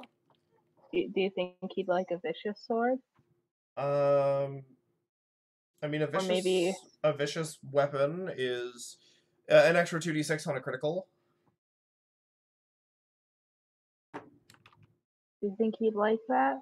Or should we just get him a basic +1 or +2? What do you guys think? What would Ben want? He would want the strongest thing ever. There's a sword of wounding. Ooh. No, get him the sword of wounding. Yeah. Get him the sword of wounding. Yeah, he's gonna go basically for that. Once per turn, when you hit a creature, you can wound them. At the start of each of their turn, they take 1d4 necrotic damage, and then can make a DC 15 Constitution saving throw. Yeah, let's get him that. Yeah, it's basically like a twisted blade sword that's enchanted to leave wounds open. Yep. Oh yeah, necromancy. The good stuff. That would be 1,500 gold, please. Of course. 1,500. We have 200 platinum. I'm gonna have to make change. It's 10 gold per platinum. Yeah. Yes. Do like 10 platinum. No, that'd be so if we. I'm stupid. 150 platinum, right? Yes, it would be 150 platinum. Yeah. Okay. Let's do that. Boom. Easy. Yeah, also, hit points lost to this weapon's damage can only be regained through a short or long rest. Yeah. Yeah. Yeah, it's a very dangerous weapon. Is it kind of like a cult Chris, sort of like wavy? Kind of, yeah, it is. Yeah, but a sword. Do you want to sell that So scimitar now- you got? The broken one. Already did. It's a dagger, No. and I did that already. Oh, okay. I'm a lot faster than all of you, so you know All right. I don't have so, armor weighing me if down. you want to spend any more money, you can to get other things. I want to get Get what? I want to get paper birds. It's a couple, like literally 2. Oh yeah, Basically. that'd be like 2 gold pieces. Yeah. Yeah. Because I want to send one to my parents. Yeah, go Because ahead. they always do projects together. Yeah. I want to send one to my parents, and then I'm gonna ask about getting Flennis admitted, and then whether it's a yes or whatever, I'm gonna send one to her. Okay. For the sake of time. Yeah. I will say you present your evidence as to why she should be admitted. Just make a general persuasion check for me. Oh boy. I'm really tempted just to cast Fortune's Favor on myself. I have the pearls to do it now, but I'm not gonna do that. Oh, yeah, I got a 17. You're given a yes. If you vouch for Alright. them, then they will be allowed to enter. Alright, I'll write up Alrighty. for a thing and send it off to her, and then Alright. write up a very basic, like, hey, I'm going to hell. I don't know how long I'll be there, but I'm with a group of pretty hardened warriors, so I think I'll be fine.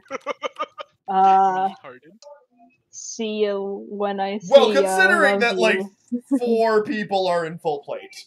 Like, I know. Yeah. I'm kidding. See you when I see you, love you, thanks for the allowance. alright. Yeah, Silas. And I'll send that one off.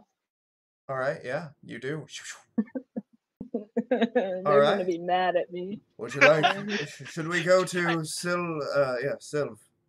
Oh, one second. One moment. I can just imagine them getting the letter, just like going to hell. Yeah. Should we head to Sylv? Yeah. Yes, let's go. Alright. As he leads you along the way, located up one of the spires, as you approach, the walls of the circular tower chamber are punctuated by arched windows that are currently shuttered. Bookcases filled with eldritch volumes stand between the windows, while tables are crowded with specimen jars, alchemical equipment, and other clutter. Engraved into the floor of the chamber is a large 9-pointed star. A middle-aged tiefling dressed in wizardly robes stands by one of the windows, caught in a fugue of intense contemplation. Perched on the corner of a table nearby is a spindly little demon with warty green skin, buggy eyes, thin black horns, and a whip-like tail. I can't tell you how pleased I am to see you, says the tiefling. What have you brought me? And she turns and smiles.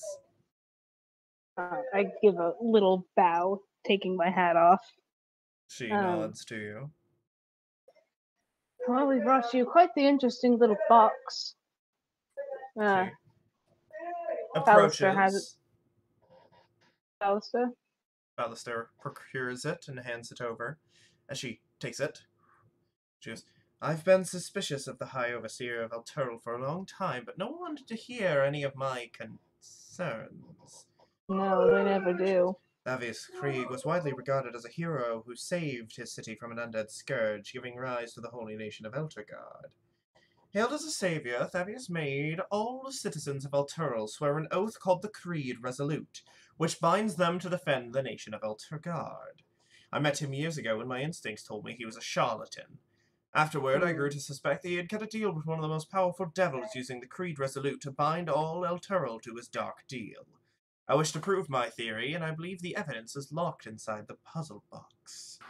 As she takes it, you watch as she gingerly... It's so crazy how she... And you watch as the Quasit hands her a vial as she pours it over it into the maze-like troughs.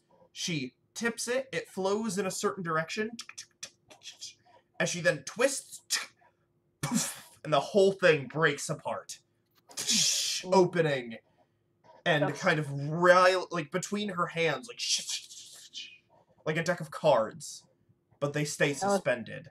As she... Now, if there's ever a person you don't want to piss off, it's her. I say to everyone. As she kind of puts her head in the middle of it and grabs something inside with her teeth, pulls it out, and shuts the box. She pulls it out of her mouth. And you can see... any of you who understands Infernal? Nope, but I would really like to cast Comprehend Languages on myself. Do you want to cast it as a spell, or do you want her to just read it for you? She can just read it then, I guess. She turns and goes, I'm assuming you're all interested? Pops yes, open, you watch as she takes the thing and it forms a sphere. And on it she begins reading. Be it known that to all, that I, Thavius Krieg, High Overseer of Elturel, have sworn to my master, Zeriel, Lord of Avernus, to keep the agreements contained in the South. I hereby submit to Zeriel in all matters and for all time. I will place her above all creatures, living and dead, and I will obey her all my days and beyond with fear and servility. I recognize the dispensation of the device called the Solar Insidiator, hereafter called the Companion, in my capacity as High Overseer of Elturel and its vassal territories. I acknowledge that all lands falling under the light of the Companion are forfeit to Zeriel. All persons bound by oath to defend Elturel is also considered forfeit. I further recognize that this dispensation will last 50 years, after which the Companion will return whence it came, taking Elturel and its bound offenders with it, if that is Zeriel's wish. All this is my everlasting pledge. You watch as she closes it. And you see that Rhea collapses to the floor and begins to cry. As a dad, I'll go over and try and comfort her. You do, and as you do, she kind of looks up and she grabs her blade, helps her stand up. She goes, if Zeriel wants my soul, she's welcome to try and take it. Not sure you should tell the devil that. She looks over. I admire your courage. She turns and she looks at you, Sylvia. Sylvia does. Looks at you, Hawthorne. Give me that. Which... the shield. What? I give the shield. She takes it. This shield is a symbol of good's triumph over evil. Glaring in such beauty, one can easily overlook the terrible force bound within. Gargath is, I believe, its name, though it calls itself the Hidden Lord. It was a pit fiend sent by Asmodeus to corrupt mortals on the material plane, but there it amassed a following as to rival that of gods. It bound together devils and demons, and in a way it became sort of a demigod. Having worshippers increased its power exponentially. My, how the mighty have fallen. This shield has the power to corrupt everything around it. The Huon family of Baulder's Gate has kept it for years now. Doubtless they'll want it back. This shield should not be taken to any place where thousands of mortals reside. It needs to be locked away from corruptible souls. Silas just has like a 1,000-yard stare of PTSD as she's explaining this. You hear, all of you in your head, take me to the 9 hells and I'll swear to serve you faithfully. You watch as she looks and goes, devils, when they swear, they swear. She goes, it's honest. Throws it back and it kind of, like Captain America's shield, just kind of shink onto your arm. Sweet. Whoa, Hawthorne. Yeah?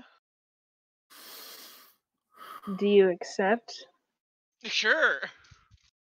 As you do, you see on the, not on you, but on the back of the shield, your symbol, the moon with the 3 lines, emblazons itself right above where your arm is. Interesting. It is bound to your group from here on out, as due to the pact that you have just made. Has this become a group patron? Yeah, it has. Question, DM, how does group patron work? Gargath is bound to your group. If you need him, he will do everything he needs to keep you safe. Mostly because it also keeps him safe. Yeah. Okay. Oh. Silvera pulls. This map may not be entirely reliable, she warns. Its creator went mad making it. She hands you a poster map.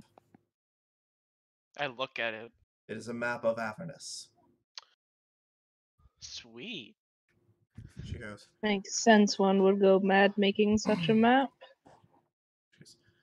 A wizard named Traxigor lives in a tower 20 miles from here. I've loaned him a spellbook or two, so he owes me a favor.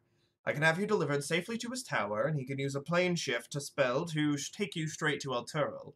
Even more importantly, Traxigor is looking after an old friend of mine, someone with a history of battling devils. I think you'll enjoy her company very much. Her name is Lulu. Lulu. She goes, Have I ever heard of this wizard? Of Lulu? No. Oh, the wizard. Oh, Traxigor? Yes. You've heard of him. You've never met him. Traxigor. Never met him. Yes. Oh. She goes, if you're ready to leave, we should go at haste. Okay. We're ready to bash some devil's head in. She smiles. Oh boy. Silvera ushers you to a crescent-shaped landing platform with a stunning view of the sea. Waiting for you atop this platform are several griffins with saddles, their handlers nearby to help. These griffins will be given instructions to fly you to Traxigor's tower, she says. Don't worry, it's safe. I eagerly get on mine. You hop on. Do you all hop on? One of them has been outfitted with basically a makeshift pouch for all the skeletons. Basically, Yeah, we'll just fly this massive, this massive bag. I mean, Yeah, two of them are in my need one, chest right? that still You don't need one, everyone nope. doesn't know about, but... No, so I'll just take Scarlet with me. Alright. Taking Scarlet. As you all hop on, she goes, I I hope we meet again! Good luck!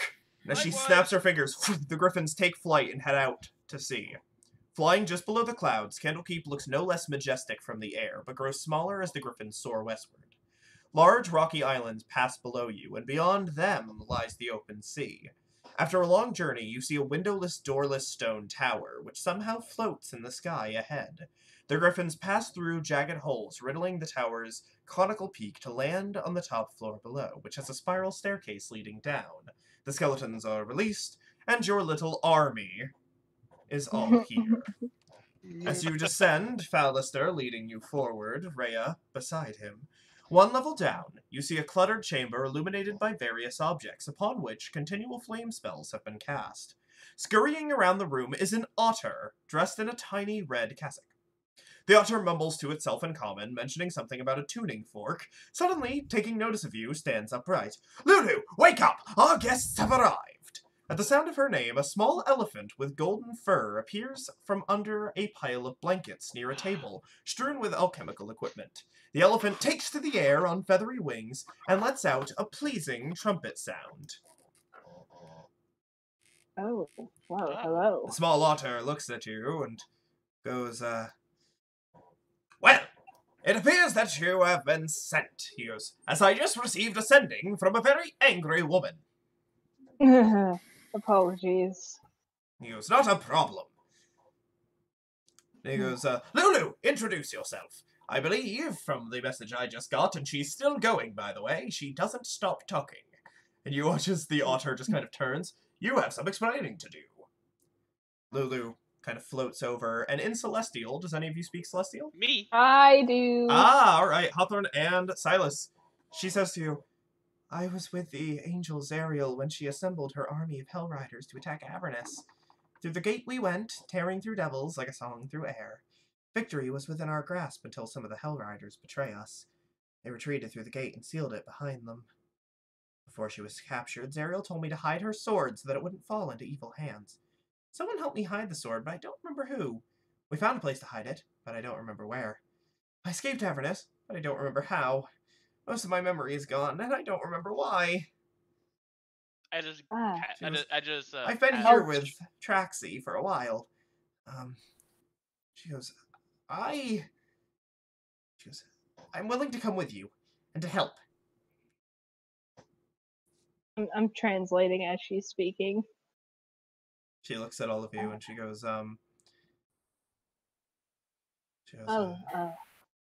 in Celestial, help would be very much appreciated. Of course. You watch as she goes, I've heard, she goes, Traxagor talking. Him and that lady speak a lot, and he goes, yes, you're trying to save Elturel. Yes. She goes, Elturel, she turns and goes, you might require a sword, a special one. It was Ariel's. Maybe not, if we can convince Ariel to do it herself, but the sword should be able to slice through anything like that. Especially the contract. Yes, especially that. I mean, in Celestial, which outcome would you prefer, Lulu? I don't know. I don't remember. You don't? Well, that's alright. But you are all very nice looking. I'm sure we'll be fine, and we could talk to Zerial maybe, or perhaps we can, we could just do it, but, who knows? We make those hard decisions when we get there, I suppose. Of course. Now, Trexgor is ready to send us off, if you all are. I'm ready. Everyone else? Well, In common. I'm ready. Promotion. I'm ready. Promotion. All right, I'm sorry. Come this way. I am dawning off. She begins floating, flying. There's a look on Silas's face of internal struggle. What's wrong with you? Scarlet follows her. Yeah, like I hate. Scarlet seems to be looking up. Are we reaching? We're very close. Scarlet seems to be looking up and just following the pretty elephant.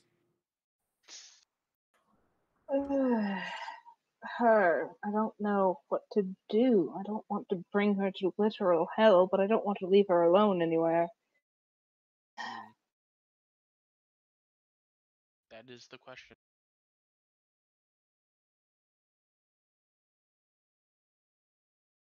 Maybe Traxagor can look after her.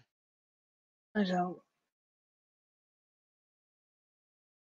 No, she's my responsibility.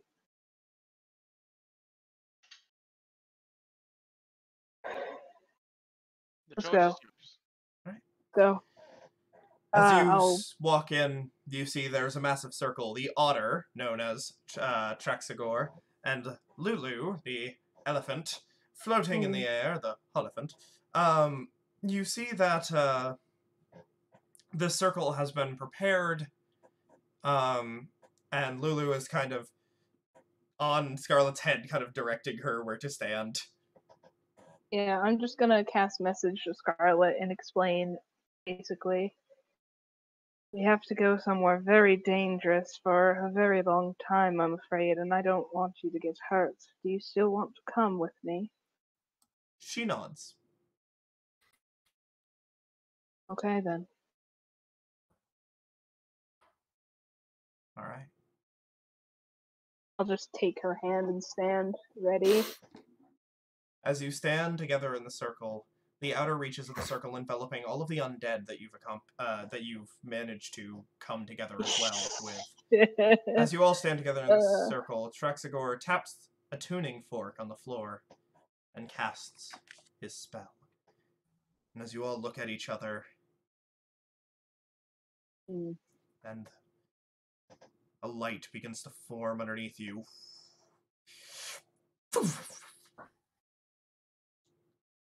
You all vanish. Die. As the white light fades from your eyes, a hot, stinging air assaults your senses. The city streets in which you stand is lined with buildings that are crumbling, if not already collapsed. The ground shudders beneath your feet, and in the red, smoky sky, a 400-foot diameter sphere of darkness discharges strokes of bluish-white lightning that strikes the city at irregular intervals. Perched atop a distant bluff overlooking the rest of the city is a crumbled fortress. Draxigor gazes up at the black orb nervously, utters a few arcane symbols, and disappears in the blink of an eye. Ah. Well, I guess we're in hell then, aren't we? I was Lulu, expecting a lot hotter. Lulu looks up, and as she does, she goes, I remember this place. I don't like it. We should get moving. Right. Yep. I was As you all begin walking, just walking through these streets, taking a look around the corner of a still standing structure, you see a woman with two toddlers, one on each arms, or two young boys to be more descriptive, one on each arm. In her wake amble three infernal monsters with glaives and snake-like beards. The fiends are laughing darkly. As you turn this corner and you spot them, they don't seem to have spot you. We should help Oh boy. her. And she's running in fear and terror. And as you do, you see that Rhea and Phalister both ready their weapons. You see Scarlet kind of instinctually reach down. All of the skeletons kind of get ready for a fight. And as you are all prepared, that is where we will end off for tonight. Mm. Yeah. Welcome to Elturel. Elturel. Welcome to hell, Turo. Before we get back, everybody please proceed to level 5. Oh! Level 5. Level Welcome to 5. Chapter 2. Level 5. Level 5. Say it with me, Oh, Exos. boy. Level 5. Level 5. 5. Level 5. 5. Level Alright. 5. Level 5. Okay! Welcome everybody to Elturel. You Level guys should all be 5. level 5. Oh boy. You, to put into perspective, as I don't have tokens for them yet, that is something that I will do in between. But you have this many people with you. So it's you four, Rhea, Phalister, Lulu, and then 1, 2, 3, 4, 5, 6, 7 undead. 7. And if he spends an action, 2 more pop out of his chest. You are a small army charging in. You are a strike Your team point? charging into this city. Yep. And to be honest, I'm digging it. Oh. I'm digging it. Your It's point? great. This is Oh, gonna be boy. amazing. Hey, glad you think so, DM.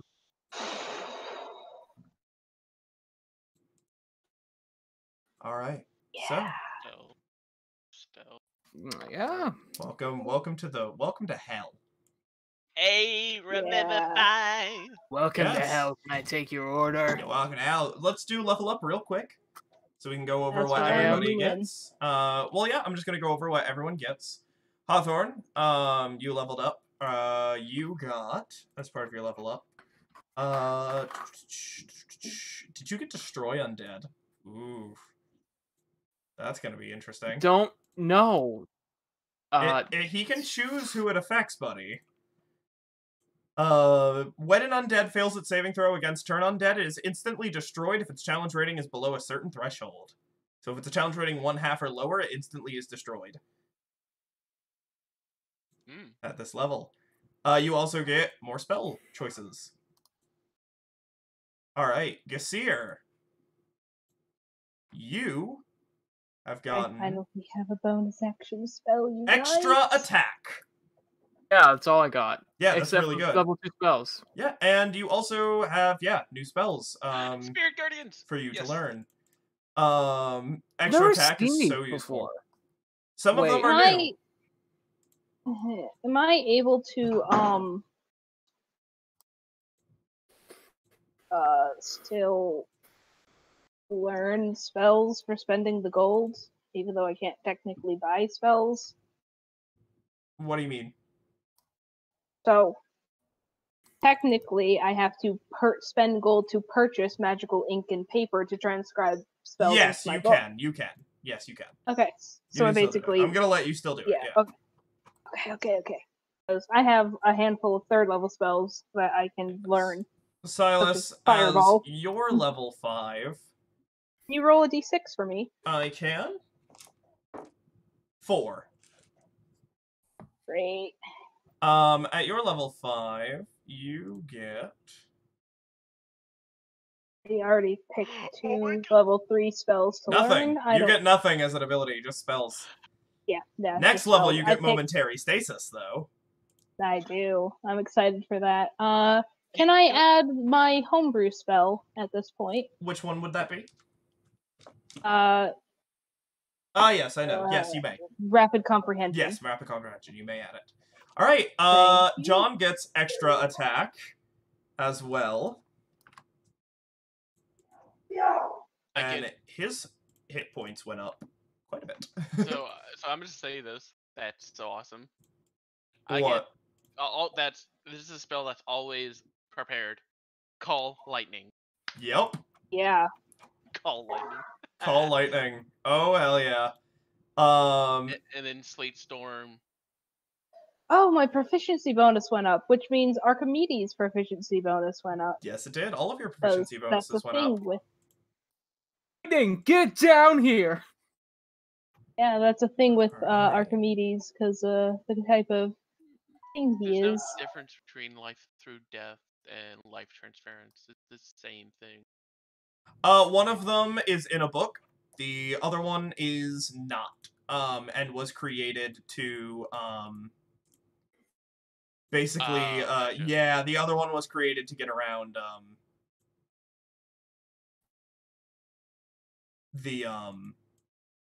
you know what I mean. Yeah. Copyright. Copyright. Oh, Crypto, I love you, big fat boy, but I need Although life through death is a better version of life transference. Because life transference is, one creature of your choice that you can see within range regains a number of hit points equal to twice the necrotic damage you take. Life through death is previous to any resistance.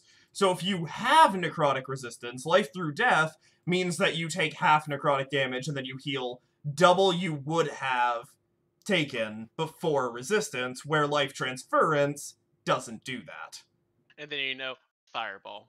Yeah. Life through death is a homebrew, just like better version of life transference, because life transference should have said before resistances, but didn't. Also, did you say Fireball? Fireball is one of the ones that I can from the others. I have Darkness, Scorching Ray, Animate Dead, Fireball, and Dark Vision. Oh yeah, you have Fireball because of the Shield of the Hidden Lord. Yep. Yeah. Let's see, they're 150 each, and there's 5 of them. That would be... Oh, it's a lot of money.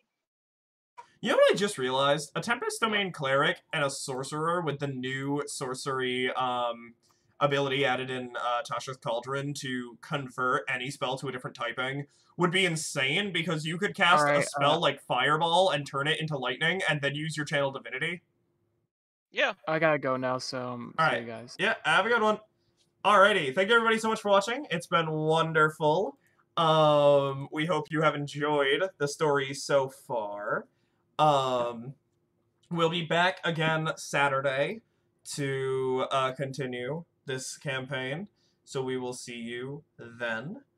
And see, we need to come up with like a really nice thing to say, like how Critical Role has Is It Thursday yet? We need to come up with something like that. We don't have anything though. Don't fucking die! Yeah. Am I able to learn new spells right now, or no? You can learn 2 new spells at level up, yeah. And if you, no, I mean... No, because you just leveled up, you wouldn't have had time. Right.